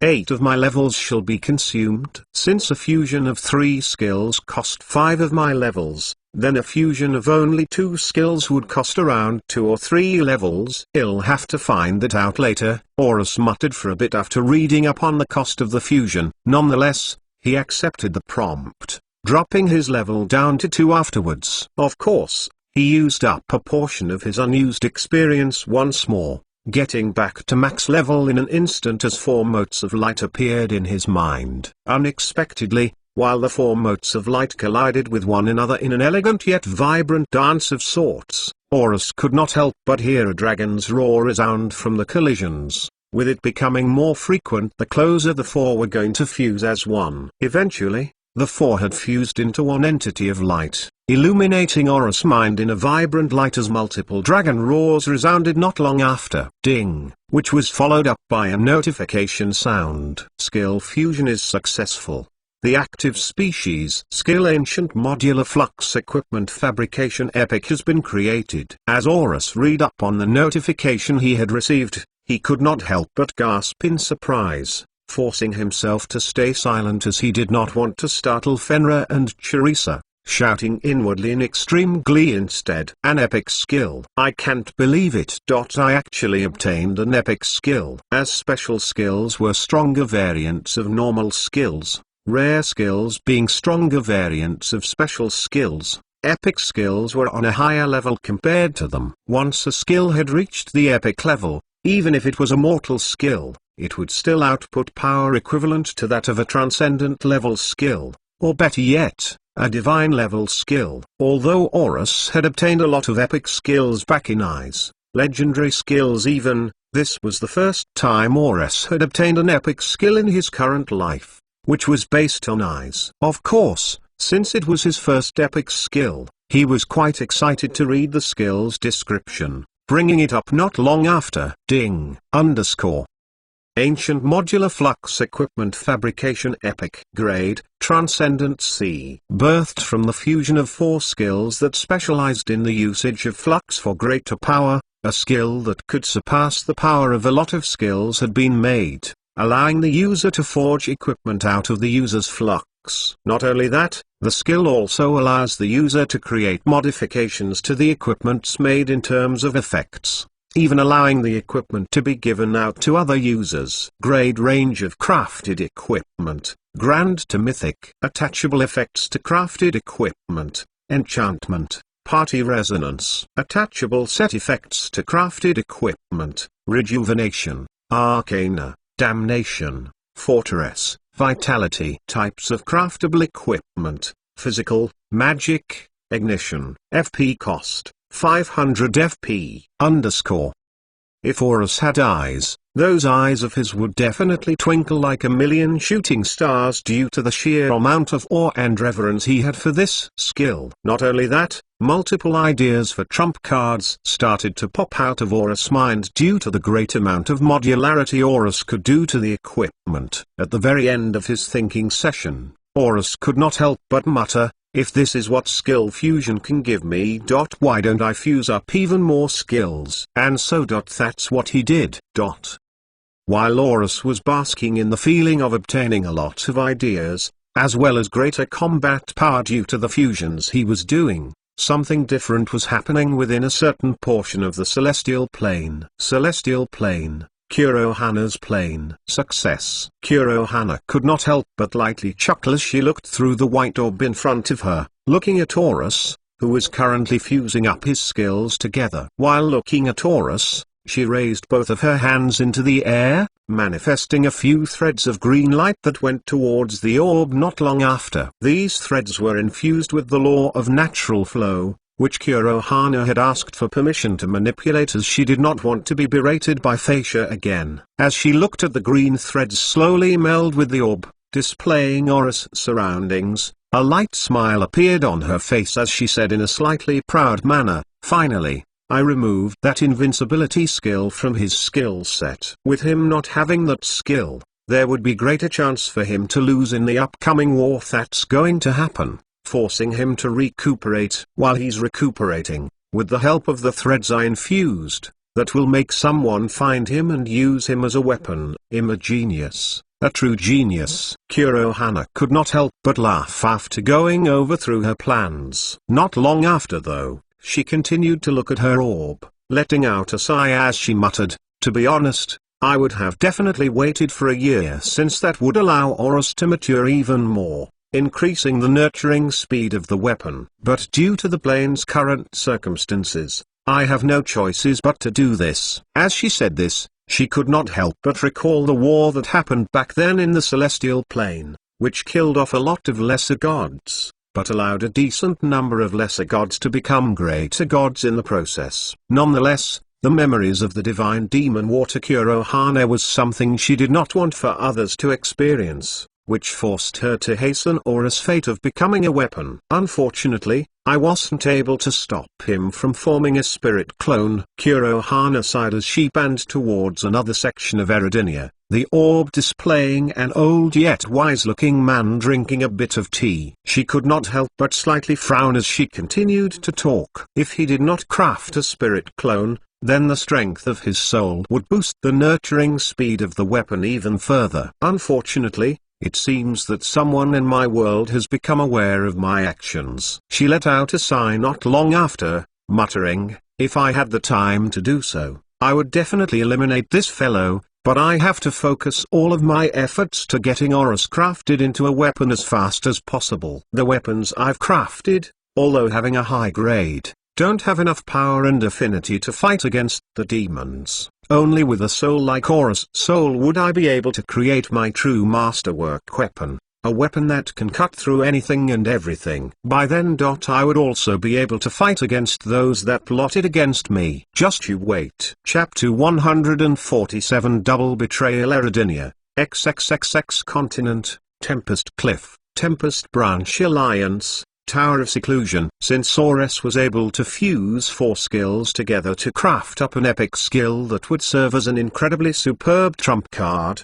the motivation for Horus to continue fusing up his skills was at an all-time high. At the moment, He was currently looking through the list of skills he opened up beside the skill fusion screen, finding skill combinations that would allow at least 3 skills to be fused together into one. As to why he was finding skill combinations with that specific amount, it was because all of the resulting fused skills had evolved in terms of rarity. At the very least, the fused skill would become a special skill. Unfortunately, no matter how long Horus looked through the list of skills, forcing 3 skill combinations to be formed with the most random relation he could find, those fusions did not work at all, causing Horus to sigh as he decided to not force 3 skill combinations anymore. He decided to pursue 2 skill combinations instead, as he already had a few that he had in mind which seemed to be a match made in heaven at this point. System: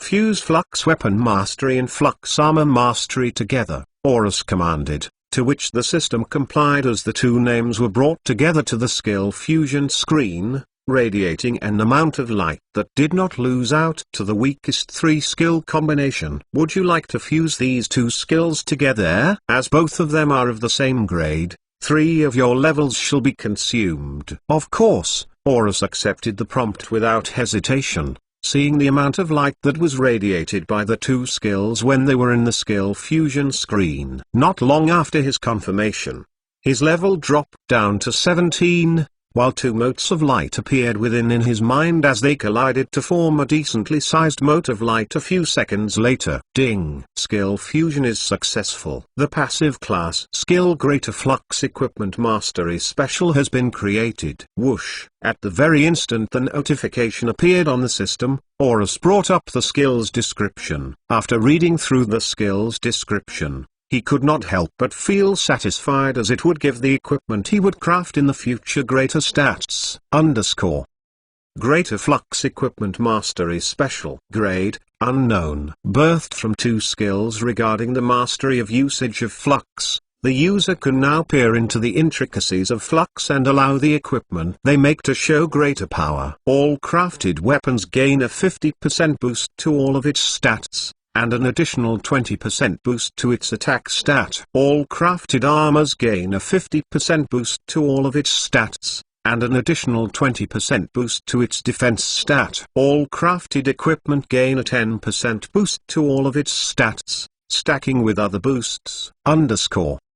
After reading up on the Enhanced Flux Equipment Mastery skill, he then went on to fuse 2 skills which were related to his movement. Although he now relied on flight from his spell core, as well as limited teleportation from Nebulous Tempest Blessing, one of the 2 was still a skill that set the standards for his current movement speed. System: fuse Transient Spiritus Stash and False Nil Teleportation together, he commanded, obtaining a prompt not long after which informed him of the cost. Seeing the radiated light by the 2 skills on the skill fusion screen, which did not lose out to the light radiated by the previous fusion, Horus confirmed the decision, bringing his level down to 14 as the same thing in his head happened once more. Ding! Skill fusion is successful. The active species skill Omnipresent Spirit Waltz Special. Since the skill was just a movement skill, he only took a cursory glance through the skill description. After a few more cursory glances, he was satisfied with the upgraded effects the movement skill gave him. He then went on to fuse Spiritus Seed and Spiritus Flux Seed together, giving birth to Supreme Spiritus Seed Special. This skill increased the amount of HP and FP he currently had to greater heights, actually increasing the amount of FP he had by 50%. Afterwards, he fused 2 passive skills which were related to Wind Affinity, the skills being Tempest Unity and Blessing of the Lesser Tempest Deity. After reducing his current level down to 8, a fusion of the 2 skills was created, being aptly named Grace of the Divine Tempest Special. He also took a few cursory glances with this skill's description, being slightly surprised that the boost the skill gave in terms of movement speed was greatly beyond what the 2 separate skills normally gave. He then continued fusing 2 skills together into one, eyeing the 2 passive life and will skills that he had, slightly expecting a superb effect from the 2, just like what happened when the 3 active life and will skills were fused together. And so, with his level going down to level 5. 2 Worlds Overseer and 100 Sentience World gave birth to Parallel Sentience Special.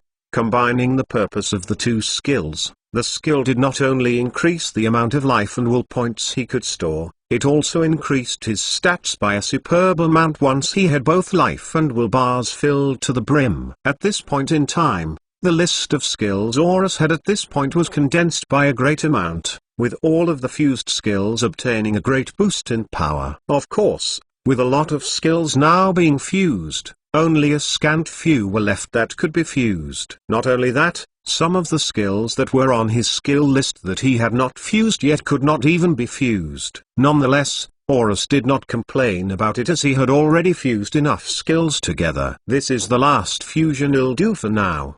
Doing any more than this is fruitless since all of them don't have any relation to one another, may it be in terms of purpose or anything else. Horus said to himself as he looked at the two skills on the list, having great confidence that the two skills would definitely fuse into one system. Horus commanded, fuse High Spirit Spell Core and 9 Damnation Spells Ords of Ruination together. Whoosh, whoosh. Not long after commanding the system to do so, the two skills transformed into intangible threads of light that made their way towards the skill fusion screen. A few seconds later, the two skills radiated a light that slightly surpassed the brightness of the light radiated by the fusion of 4 skills. This brightness could not help but make Horus highly expectant of the fusion that would happen, as he was incredibly sure that it would result in an epic skill. Ding! Would you like to fuse the two skills together? As the highest grade among the two skills is B-grade Transcendent,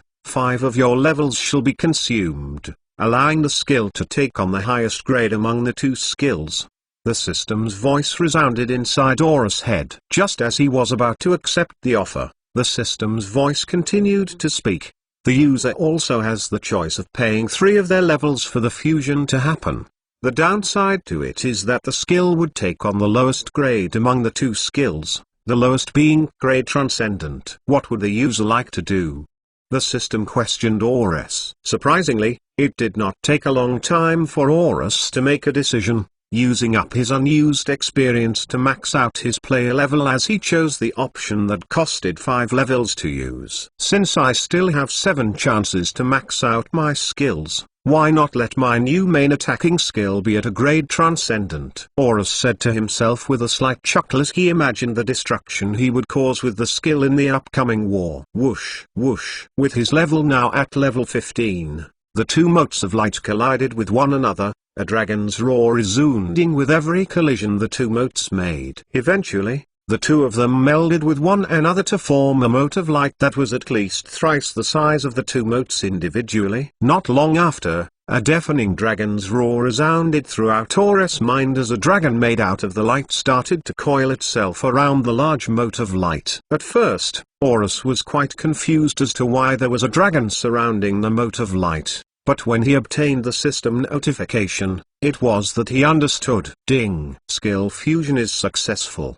The active species skill 9 realms myriad spells Ords wind variant epic blast. That's a mouthful, Horus could not help but say as he looked at the name of the newly fused skill and tried to say it in his mind. Nonetheless, what caught his attention even more was the fact that the skill was of epic plus level. Something which he did not expect to obtain. Although he was happy and excited to get such an incredibly powerful skill, he was now quite numb to the fact that all of the fused skills would become stronger in effect and purpose. To him, the only thing that would surprise him would be the birth of a legendary skill. Then again, as he looked at the skill's description, he could not help but chuckle in surprise. Ding! Underscore.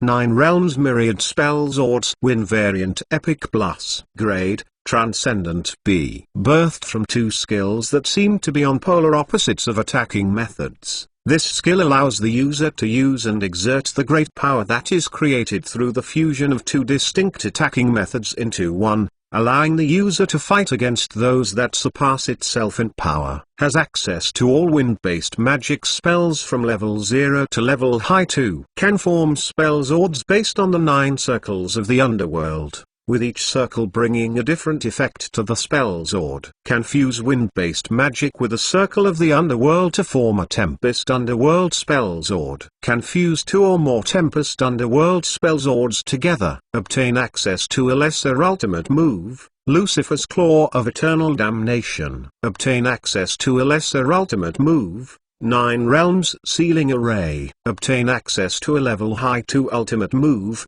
Immortal Cyclone. Obtain access to a fusion ultimate move, Ethereal Rebirth of Pazuzu. FP cost depends on the skill spell used.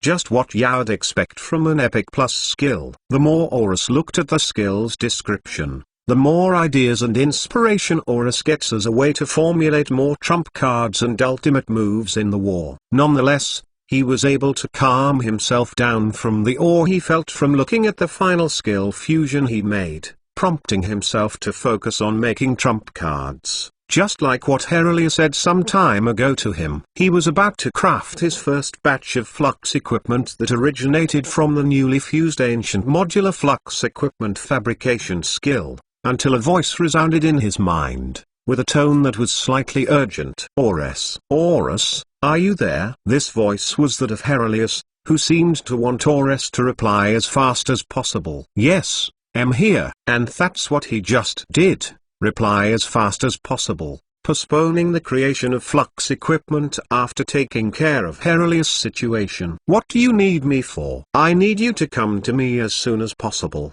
As soon as Herelia heard Horus talk, she could not help but let out a sigh of relief. I need to talk with you about something. I'm still at the place you teleported to a while ago. Although he was curious as to why Herelia needed him to come to her to talk about something instead of talking about it here, Horus decided to just follow Herelia's wishes, telling both Fenrir and Teresa that he was going to meet someone for a while, before disappearing in front of the two of them. Whoosh, whoosh. A few moments later, Horus appeared in front of Herelia, who instantly radiated an aura of slight excitement as she said, "Here." Well, why wouldn't I be here? Horus could not help but ask, as he thought that it was odd for Herelia to be excited at a time when they did not know when the war was coming. Anyways, he then asked, "So, why did you call me here? What are we going to talk about?" Hearing Horus' question, the aura around Herelia had taken a 180-degree turn, radiating an aura of seriousness. She went silent for a bit before answering back. The Alliance has obtained news of Chonk and his army coming closer to where we are. At the very instant Herelia was finished talking, Horus then understood why Herelia wanted him to come to where he was. He then asked, "How close are they? How much time do we have left?" "We only have 2 days to prepare according to the news," Herelia responded. "It's better if you make as much trump cards as possible." "I definitely will," Horus responded with an aura of confidence surrounding him, as he had ideas for a lot of trump cards since he had fused a lot of his skills together. But before he left to head back to where Fenrir and Teresa were, he could not help but ask Herelia, "Who told you about these things, if you don't mind me asking?" At first, Herelia was hesitant to tell Horus the answer, which piqued Horus' interest, prompting him to stay put rather than leave. Seeing as he was adamant to find out who told her of the news she relayed to him, she let out a sigh as she answered, "Fine." It was Horel. "Are you serious?" At the mention of his name, Horus could not believe what he was hearing. Sensing an aura of confirmation with a bit of hesitation surrounding Herelia not long after, it seemed that what Herelia was saying was the truth and nothing but the truth. Rather than being angry at Herelia keeping this a secret, he was instead dumbfounded as he did not expect Horel to relay news about Chonk to her. Since he was still a bit confused, he then asked, "Isn't Horel in Chonk's army?" "I swear to the gods that I've seen him there." "Why the hell did he relay information to you?" It was then that Herelia kept silent for a while, making Horus wait for the answer with slight trepidation. Chapter 148 The Greater Plan. Tempest Cliff, Tempest Branch Alliance. Within a secluded part of the Alliance's small ecosystem, Herelia did not answer Horus' question, instead deciding to stay silent about it as an aura of hesitation surrounded her body. As for Horus, he was radiating an aura of slight trepidation as his imagination gradually went outside its boundaries, imagining of a situation wherein Herlia would force Horus to be silent, no matter the method used. Fortunately, that was not the case, with Herlia letting out a sigh a couple of minutes later. At this point in time, Horus' trepidation was at its peak, subconsciously making him roll backwards a bit as a response to the sigh. But once Herlia started talking, this trepidation dissipated in an instant, being replaced with an intense aura of curiosity. All right, ill talk," Herlia finally replied to Horus' question in a slightly despondent manner. "You have the right to know about it anyway, since you're a pillar-level member of the Alliance. Plus, you've interacted with me even more than the other pillar-level members that were with me from the start," Herlia added, the aura surrounding her being replaced with an aura of ponderation and slight seriousness. Seeing that she was finally going to spill the beans, Horus repeated the question one more time. "So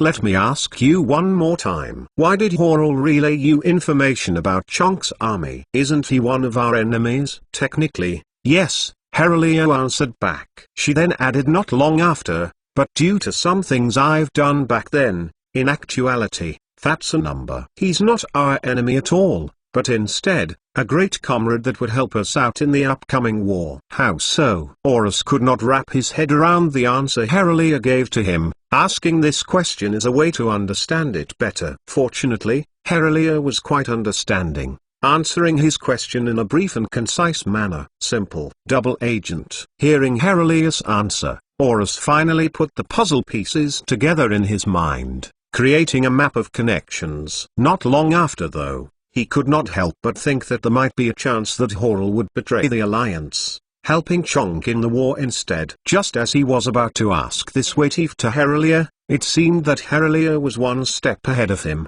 saying, "And before you ask me that there is a chance for Horul to betray me and help Chunk instead, I've known that for a long time already." Even Horul knew that while negotiating with him to become a double agent. "Did I do anything about it?" While Horus was waiting for her to say yes as per his expectations, Herlia instead gave a conflicting answer to him, which somewhat lowered his expectations by a bit. Yes and no. To be honest, you do know that I have a skill that allows me to peer through everything and see the direct truth. I've told you about it before. "Yeah, you did," Horus replied with an aura of confirmation surrounding him. He then continued, "What does that have to do with Horul and him being a double agent though?" "I asked him what he really wanted to do," Herlia replied as she could not help but recall memories from the past, a slight melancholic tone suffusing through her words. Although he was thankful for Chunk since he saved him, he just wanted to be free. Freedom to grow stronger in his own way was something he wanted to do all this time. With that goal in mind, he thought that he would be able to eliminate all ties with Chunk after doing a favor for him. Unfortunately, Chunk wanted him to become a spy for his own benefit, sending Horul to our alliance in what I can say as the most avant-garde way possible. "By avant-garde, you were referring to the large crater he was in, right?" Horus said as he tried to remember Herlia's story about Horul's origin. "Sure, it was quite avant-garde, but don't you think it worked very well as you guys brought him into the alliance?" The others just brushed it off. "To be honest," Herlia replied as an aura of indifference radiated from her body. "As for me, I had the skill that see through everything and get to the ultimate truth, so I had doubts about him from the start. I told you about it back then." Just as Horus was about to ask Herlia as to what she did to remove her doubts, Herlia was yet again one step ahead of him, continuing her monologue. "I eventually wanted to resolve my doubts about him, to which he cooperated quite well with me after knowing that I had a skill that could peer through the intrinsic truth, as well as knowing his true dream. I then struck up a deal with him, telling him that if ever he was called back by Chunk, forcing him to leave the alliance for some nefarious reason, he would relay information about it to me,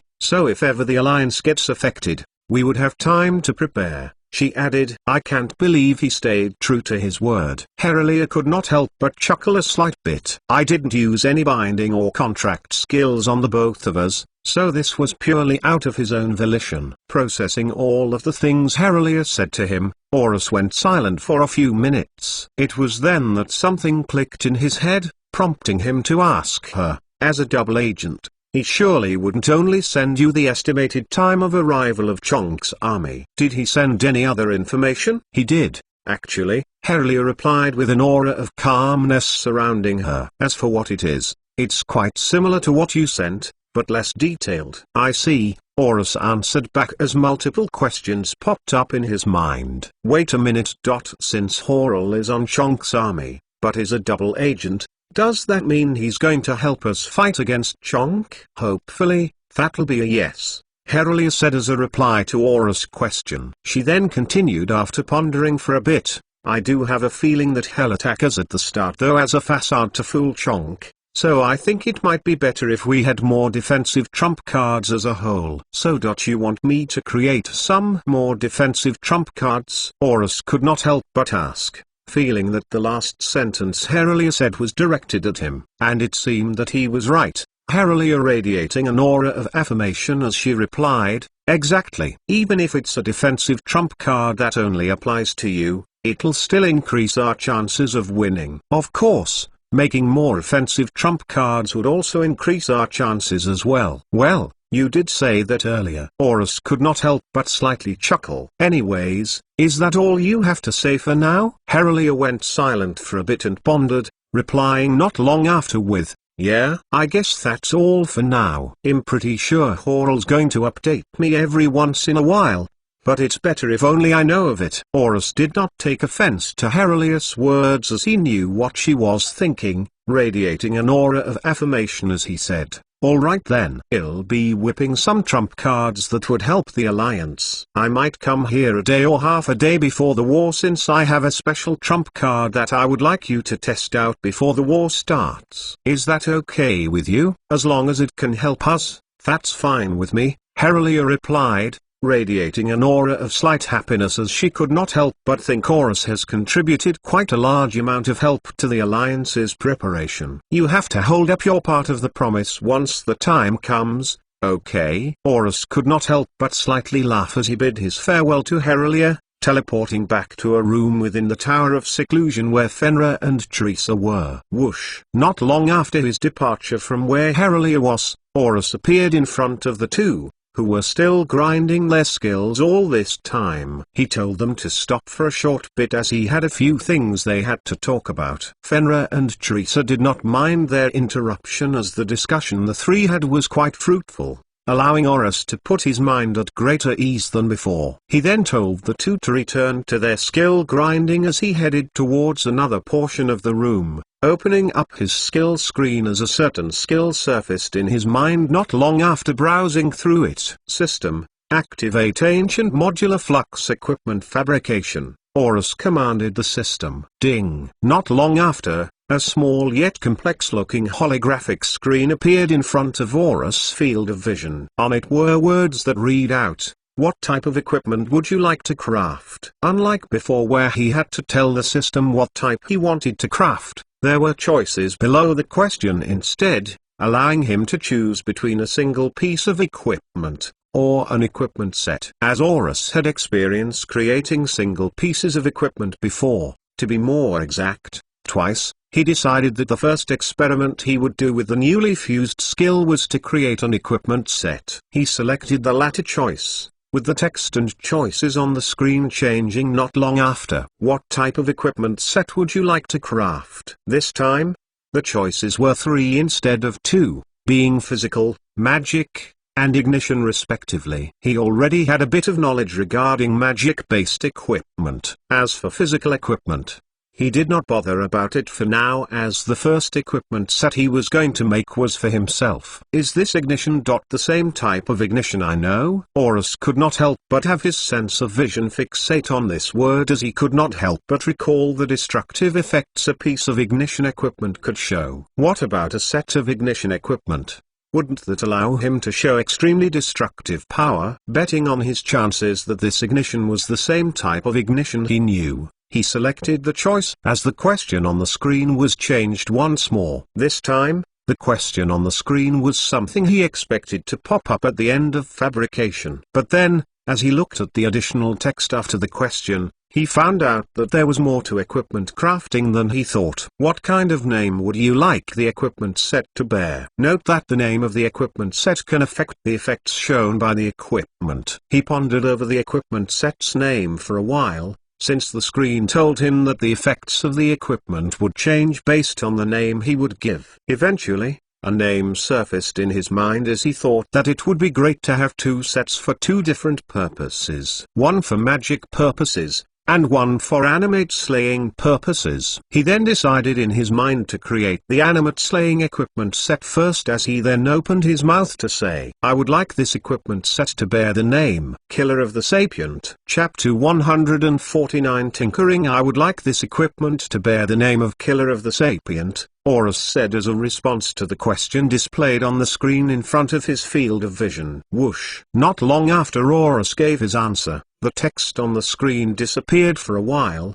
seemingly processing the answer Horus gave to the system. It took around 10 seconds or so for the system to respond to Horus, with text appearing on the screen. On the screen, the text said, "The name Killer of the Sapient has been chosen. Due to the name given to the equipment set, all damage dealt to animates shall be increased by 20%. On the other hand, all damage dealt by animates to the user shall be decreased by 20%. Well then, Horus could not help but mutter in surprise after reading the text on the screen. I wasn't expecting that kind of buff from such a name. To be honest, I would be given an effect that was more on the lines of greater attack, not balanced attack and defense. Then again, that would allow me to fight against animates for a longer time. A few seconds later, the text on the screen was changed once more, being replaced with what looked like a diagram. To be more exact, it was a diagram which showed the equipment set that was going to be made. As far as what Horus could see,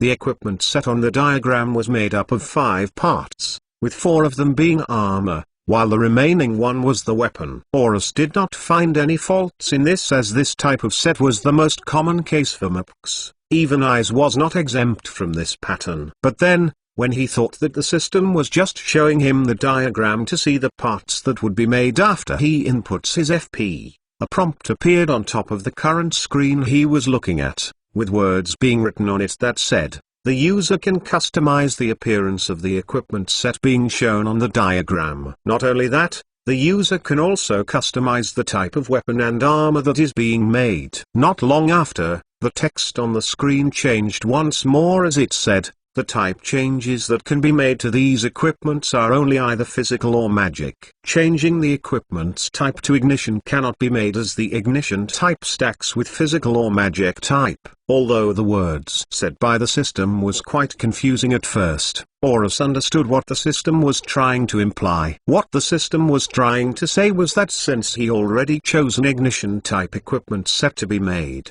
he could make the effects of ignition more specific, whether it leaned towards the physical side of things, or the magic side of things. As he was a mage of his own right, he chose the weapon of the equipment set to lean more towards the magic side, which made the diagram of the weapon on the screen to glow a faint green. As for the 4 pieces of armor, which consisted of a helmet, chestplate, leggings, and boots that definitely did not fit a wooden sculpture like him, he decided to balance out the inclination of these pieces of armor, as he was sure that he would not just face only magic attacks or only physical attacks in the war. With 2 pieces inclined to defend physical attacks, and the remaining 2 inclined to defend magic attacks, Horus was more or less finished customizing the equipment set he was making. Except for the fact that he customized the look of the weapon by a bit. He was modifying the weapon to look more like one of the weapons he made before, Staff Number 1. Speaking of which, due to the previous flux weapon crafting skill being fused into a greater flux equipment fabrication skill, Staff Number 2, which was the last weapon he made with the flux weapon crafting skill, unfortunately dispersed into FP. After customizing their look of the weapon for a few minutes, he was now satisfied with the overall appearance of the set and allowed the system to move on further in the fabrication process. Whoosh! Being finished with the customization of the equipment set, The system then gave Horus choices as to what the equipment set's effect would be. On the screen in front of him were 5 choices which were inclined towards a certain stat. 2 of these choices were focused on enhancing the survivability of the user, another 2 of the choices were focused on enhancing the offensive power of the user, while the remaining one was focused on enhancing the healing ability of the user. Of course, since he was just tinkering with the new fabrication skill for now, he did not bother that much with the equipment's set effect, although he did commit the name to memory as he was planning to use that to make a better version later on. In the end, he just chose the Arcana set effect, which boosted the damage output of energy-based attacks by 30%. Whoosh! After the set effects were the unique effects of the equipment set, which he only had 2 choices to choose from. Reading through the short descriptions under the choices, he found out that choosing the enchantment effect would boost his overall stats by 10% as long as he wore the equipment. As for the party resonance effect, it was the same as the enchantment effect, except for the fact that the more allies that were in the vicinity wearing equipment sets of the same effect, the greater the boost.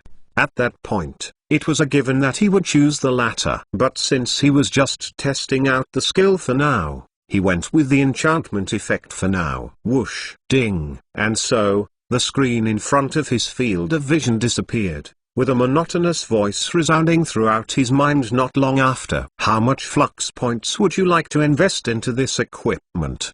The monotonous voice asked. Since he had fused all of his FP storage skills into one giant skill, as well as fused his class seed skills into one, the amount of FP that Horus currently had was enormous when compared to his previous maximum capacity. After a moment of ponderation, he decided to invest 3000 FP into the equipment set, deciding to use up all of his FP after he made sure of the pattern that he would use when he would manufacture equipment for the Alliance. Indeed, this fabrication skill was going to be a trump card for the Alliance. After finding out that the skill did not limit him from allowing the equipment he crafted to be used by others anymore, the thought of making it a trump card entered his mind and stuck on. Whoosh, whoosh, whoosh. Not long after, a cacophony of sounds started to resonate from Horus' mind as intangible threads started to shoot out from body, transforming into 5 large balls of light in front of his field of vision. Not long after, the 5 balls then started to absorb energy from the surroundings as they gradually took on a shape, to which Horus noticed were the shapes of the equipment on the diagram he tinkered around with. It took a few minutes for the 5 balls to solidify into the equipment that Horus envisioned, shrinking down to a size that was near invisible to the naked eye as they headed back to Horus' body, seemingly being absorbed by it as a notification sound resounded from the system not long after. Ding! The equipment set Killer of the Sapient has been created. At the very moment this notification resounded throughout his mind, Horus commanded the system to open up the information regarding the whole equipment set. Ding! The system followed Horus' commands, only to stop as it asked a question. Would the user like to view all of the information of the equipment, or a shortened form? Although he wanted to see every bit of information of the equipment, he thought that it would be better for him to just look at the shortened version for now, and save the full version for the equipment that he really put thought into later. "I'll look at the shortened version for now," he answered back, to which the system complied as a screen appeared in front of his field of vision. Even though the system said it was a shortened version, the amount of information written on it was still a lot, making him shudder inwardly as he imagined the amount of information he would be reading if he chose the full version. Whoosh! _ Killer of the Sapient. Equipment type: Ignition. Rarity: Grand. Set effect: Arcana plus 20% magic damage. Unique effect: Enchantment plus 10% boost to stats when worn. Parts: Defiler of Sentience Weapon. Type: Magic. Plus 330,520 attack. 30% cast time. Plus 30% FP recovery rate. Plus 30% damage. Has 3 ignition stages. Helmet of Vitality Armor. Chestplate of Vitality Armor. Type: Physical plus 8,501,230 Defense, 20% physical damage taken plus 20% HP, 10% chance to reflect damage taken. Has 3 ignition stages. Leggings of intelligence armor, boots of intelligence armor. Type magic plus 430,650 magic defense. 20% magic damage taken, plus 10% HP. 5% chance to nullify damage taken. Has 3 ignition stages. Even though this is just the shortened form, this is still a lot. Horus could not help but say in awe as he read through all of it, satisfied with the effects of a grand level equipment set. Then again, he could not help but think about the stats of a mythic level equipment set, which was the highest rarity craftable by the skill. Nonetheless, he placed this thought at the back of his head as he closed the screen regarding the equipment set, opening up his skill list as he tried to come up with new trump cards with the skills he had currently. Chapter 150 Soul Reconnaissance. Horus could not help but ponder as to what trump cards he could make with the skills he had at hand. While he was pondering over what skills to use, he could not help but recall the skills that already had plans to be made into trump cards. First off, I can mass-produce equipment using ancient modular flux equipment fabrication, allowing the other alliance members to at least have a boost in survivability and combat power. He started to mutter away to himself as thoughts formed in his mind, clashing with one another as the thoughts gave birth to more thoughts, with the intent of finding a good skill to turn into a trump card. As for 9 Realms Myriad Spells Odds, it has 4 incredibly offensive moves. In other words, under the right circumstances, they are pretty much 4 trump cards that's just waiting to be used. At this point in time, the thoughts in his mind had a general idea on what trump card he wants made, but he had no idea where to start. Lesser portal creation would allow me to transport a great number of the Alliance members towards one spot, buffing them up at the same time. Even if the enemies cross through the portal to fight against us in an ambush, it would still allow us to have an edge since they are going to be debuffed. That's also a trump card I can use. Not long after, the thoughts condensed into one giant thought, which had a solid form, but had no idea how to make it work. Now that I think about it, I don't have any defensive trump cards at hand. Horus muttered as the giant thought veered off to the side of his mind, a new thought forming regarding the defensive trump card he was thinking about. Thankfully, this thought lasted for a while as it exploded into intangible particles as he said, with mythic level equipment, the barrier skill I have, as well as dark flame manipulation, that would probably be enough for me to withstand a lot of hits. You'd have to be careful around pseudo-inanimates and animates though, Horus added as the original thought in his mind started to grow larger and larger, as if it was just waiting for that critical element to burst into multiple intangible particles that would allow him to finally make the trump card. Speaking of which, omnipresence would also help in defending myself as that would put me far away from the sidelines, he muttered after a moment of realization. Not long after, he could not help but lightly chuckle. Then again, it would be stupid for a major to be in the front lines. I've basically gone over all of the trump cards I've made so far, what else am I lacking? It was then that the thought in his mind grew at an incredibly fast rate. His sense of vision affixed to the list of skills in front of him. By the time his eyes landed on one of the skills on his skill list, the thought bubble exploded into an array of colors as tons of inspiration started to fill his mind. Reconnaissance trump cards, Horus said as the thought bubble had finally burst. Although it did not seem like it, reconnaissance in the midst of war was still a crucial element in order for one side to win in the end. With his vision affixed towards one of the skills he had, he could not help but say, 9 worlds soul morphosis. Would creating a soul vessel allow me to do such a thing? Whoosh, whoosh. With that hypothesis in mind, he started to manipulate his soul in order for it to form a soul vessel outside his body. Due to the grade of the skill being greatly improved when compared to before, the speed at which Horus formed his soul vessel was more or less near instantaneous, only taking around a second or so for it to be formed. He could not help but look at the soul vessel, which was hovering in front of him. As the gears in his mind turned, he was thinking up of a way to make this soul vessel in front of him a trump card for reconnaissance. Although it took around half an hour for the idea to pop up in his mind, Horus could not help but want to try it out as he willed the soul vessel in front of him to be split in two. Swish! At the very instant he was finished manipulating the soul vessel, two smaller versions of the original soul vessel appeared in front of Horus' field of vision. Seeing that this was the case,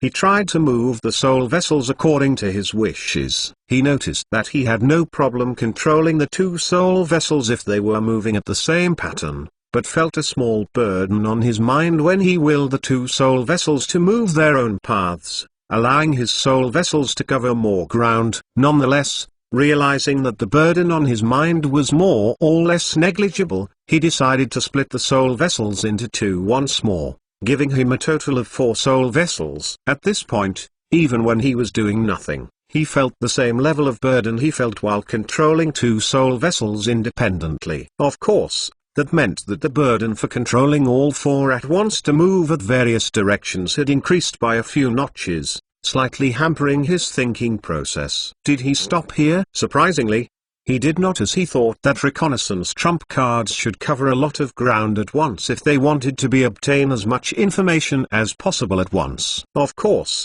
he did think that 1 soul vessel was enough for reconnaissance, but as he split up the soul vessels into smaller and smaller partitions, he could not help but think of another purpose for this trump card, and that was to attack the enemies from behind. He split up the 4 soul vessels into 8, the burden on his mind naturally stepping up as he felt that he was nearing the limit of what his mind can handle. He also tested moving the 8 soul vessels independently, which brought his mind to a state where he could only maintain a basic form of protection around him. Then again, for someone like him that wasn't in the front lines in the upcoming war, a basic form of protection would more or less be enough. He then arranged the 8 soul vessels in a line in front of him, with each being an eighth the volume of the original soul vessel. He then commanded the system to identify one of the soul vessels, wondering if the thought of using these soul vessels offensively could be executed. Ding! Underscore.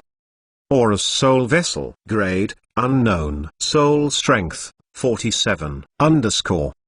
Soul strength of 47? Horus could not help but ask the system about soul strength after reading up on one of the soul vessel's information. A few seconds later, he found out that soul strength was the manifestation of the soul's combat power, equivalent to the soul power stat he had, but doubled. With the system saying that, he could not help but fuse the soul vessels into one once more as he looked at the soul power stat he had through the soul enchantment system. After making a few speedy calculations in his mind, he realized that that was indeed the case, with each soul vessel after being split having the same portion of soul strength within them. After knowing that, he willed the soul vessel to be split into 8 once more, manipulating the soul vessels to transform into soul blades not long after. He then tried to control these 8 blades in a way that would allow them to attack with great power in just a single attack, ending up with the idea of having one blade attack after the other, with each blade hitting the same position. Although he had a feeling that such an attack would allow his soul vessels to show great power, he would have to test it on a dummy that would allow him to see the damage he dealt. Unfortunately, the room he picked right now within the Tower of Seclusion did not have a dummy like that inside. Putting the offensive portion of the trump card aside, he wondered about how he was going to solve the problem of obtaining information through the soul vessels. To be honest, this was supposed to be the first problem he needed to solve, but due to the spark of inspiration he obtained out of the blue, that was delayed only to pop up right now as he looked at his skill list once again, wondering if there was any skill that could remedy this problem. It did not take long for Horus to find a fix for the problem. His sense of vision fixated on Eye of the Soul, which was the skill that allowed him to see in the first place. Not only did it allow him to see, it even allowed him to see things that could not be normally seen by other inanimates. He had the thought that since the skill had relations to the soul, would the two fuse into one, allowing him to see the surroundings through the split-up soul vessels. Although he had a feeling that it wouldn't work since Eye of the Soul was a passive skill, he tried it anyway. Whoosh, whoosh, with his thoughts commanding the system for Eye of the Soul to affect the 8 soul vessels that were in front of his field of vision. An intangible energy that seemed to resonate the power of the skill started to circulate throughout Aura's body, heading towards the 8 soul vessels through intangible strands. Not long after, swish, swish. A few seconds later, these strands of intangible energy were assimilated by the soul vessels, his current field of vision dimming as it was replaced by 8 perspectives. Not long after, seeing that he was able to see everything from 8 perspectives, he could not help but deem the experiment a success, although he was not sure how he was able to infuse Eye of the Soul into the soul vessels. He then manipulated the soul vessels to move farther away from one another, changing the view that Horus was able to see. Surprisingly, rather than having 8 perspectives like before, the views of every soul vessel connected with one another, stitching each view to form something along the lines of a bird's eye view of the room Horus was in. Not long after, he willed the 8 soul vessels to come back to him, removing the infused Eye of the Soul from each and every soul vessel. He then willed the soul vessels to meld with his body, returning the strength of his soul back to normal. He was quite satisfied with the trump card he made, with the offensive portion of the trump card just being an added bonus. Just as he was about to head towards one of the rooms within the Tower of Seclusion that contained a dummy, a sudden thought popped up in his mind. This thought in his mind could not help but make his mutter inwardly, "Why the heck did I not think of that while I was fusing skills?" Oh well, better late than never, Horus said with a sigh of relief, commanding the system to open up the skill fusion screen. Whoosh. System, fuse 9 worlds, soul morphosis and Eye of the Soul together, he commanded, to which intangible strands of energy headed towards the skill fusion screen. Not long after, these intangible strands transformed into the names of the skills, radiating quite a decent amount of light. Ding. Would you like to fuse these 2 skills together? The user has 2 choices, the first choice being that the fused skill would take on the highest grade out of the 2 skills, costing 5 levels. The second choice would be the opposite, with the skill taking the lowest grade out of the 2 skills, costing 3 levels instead. Since Horus had gone through something like this before, he did not hesitate to choose the former option, dropping his level down to 10 as the usual process of skill fusion did its work. Whoosh, whoosh, ding. Skill fusion is successful. The hybrid species skill unified soul control special has been created. Seeing as the skill fusion was successful, he then activated the skill once more as he said to himself, "Time to see if there's any improvement."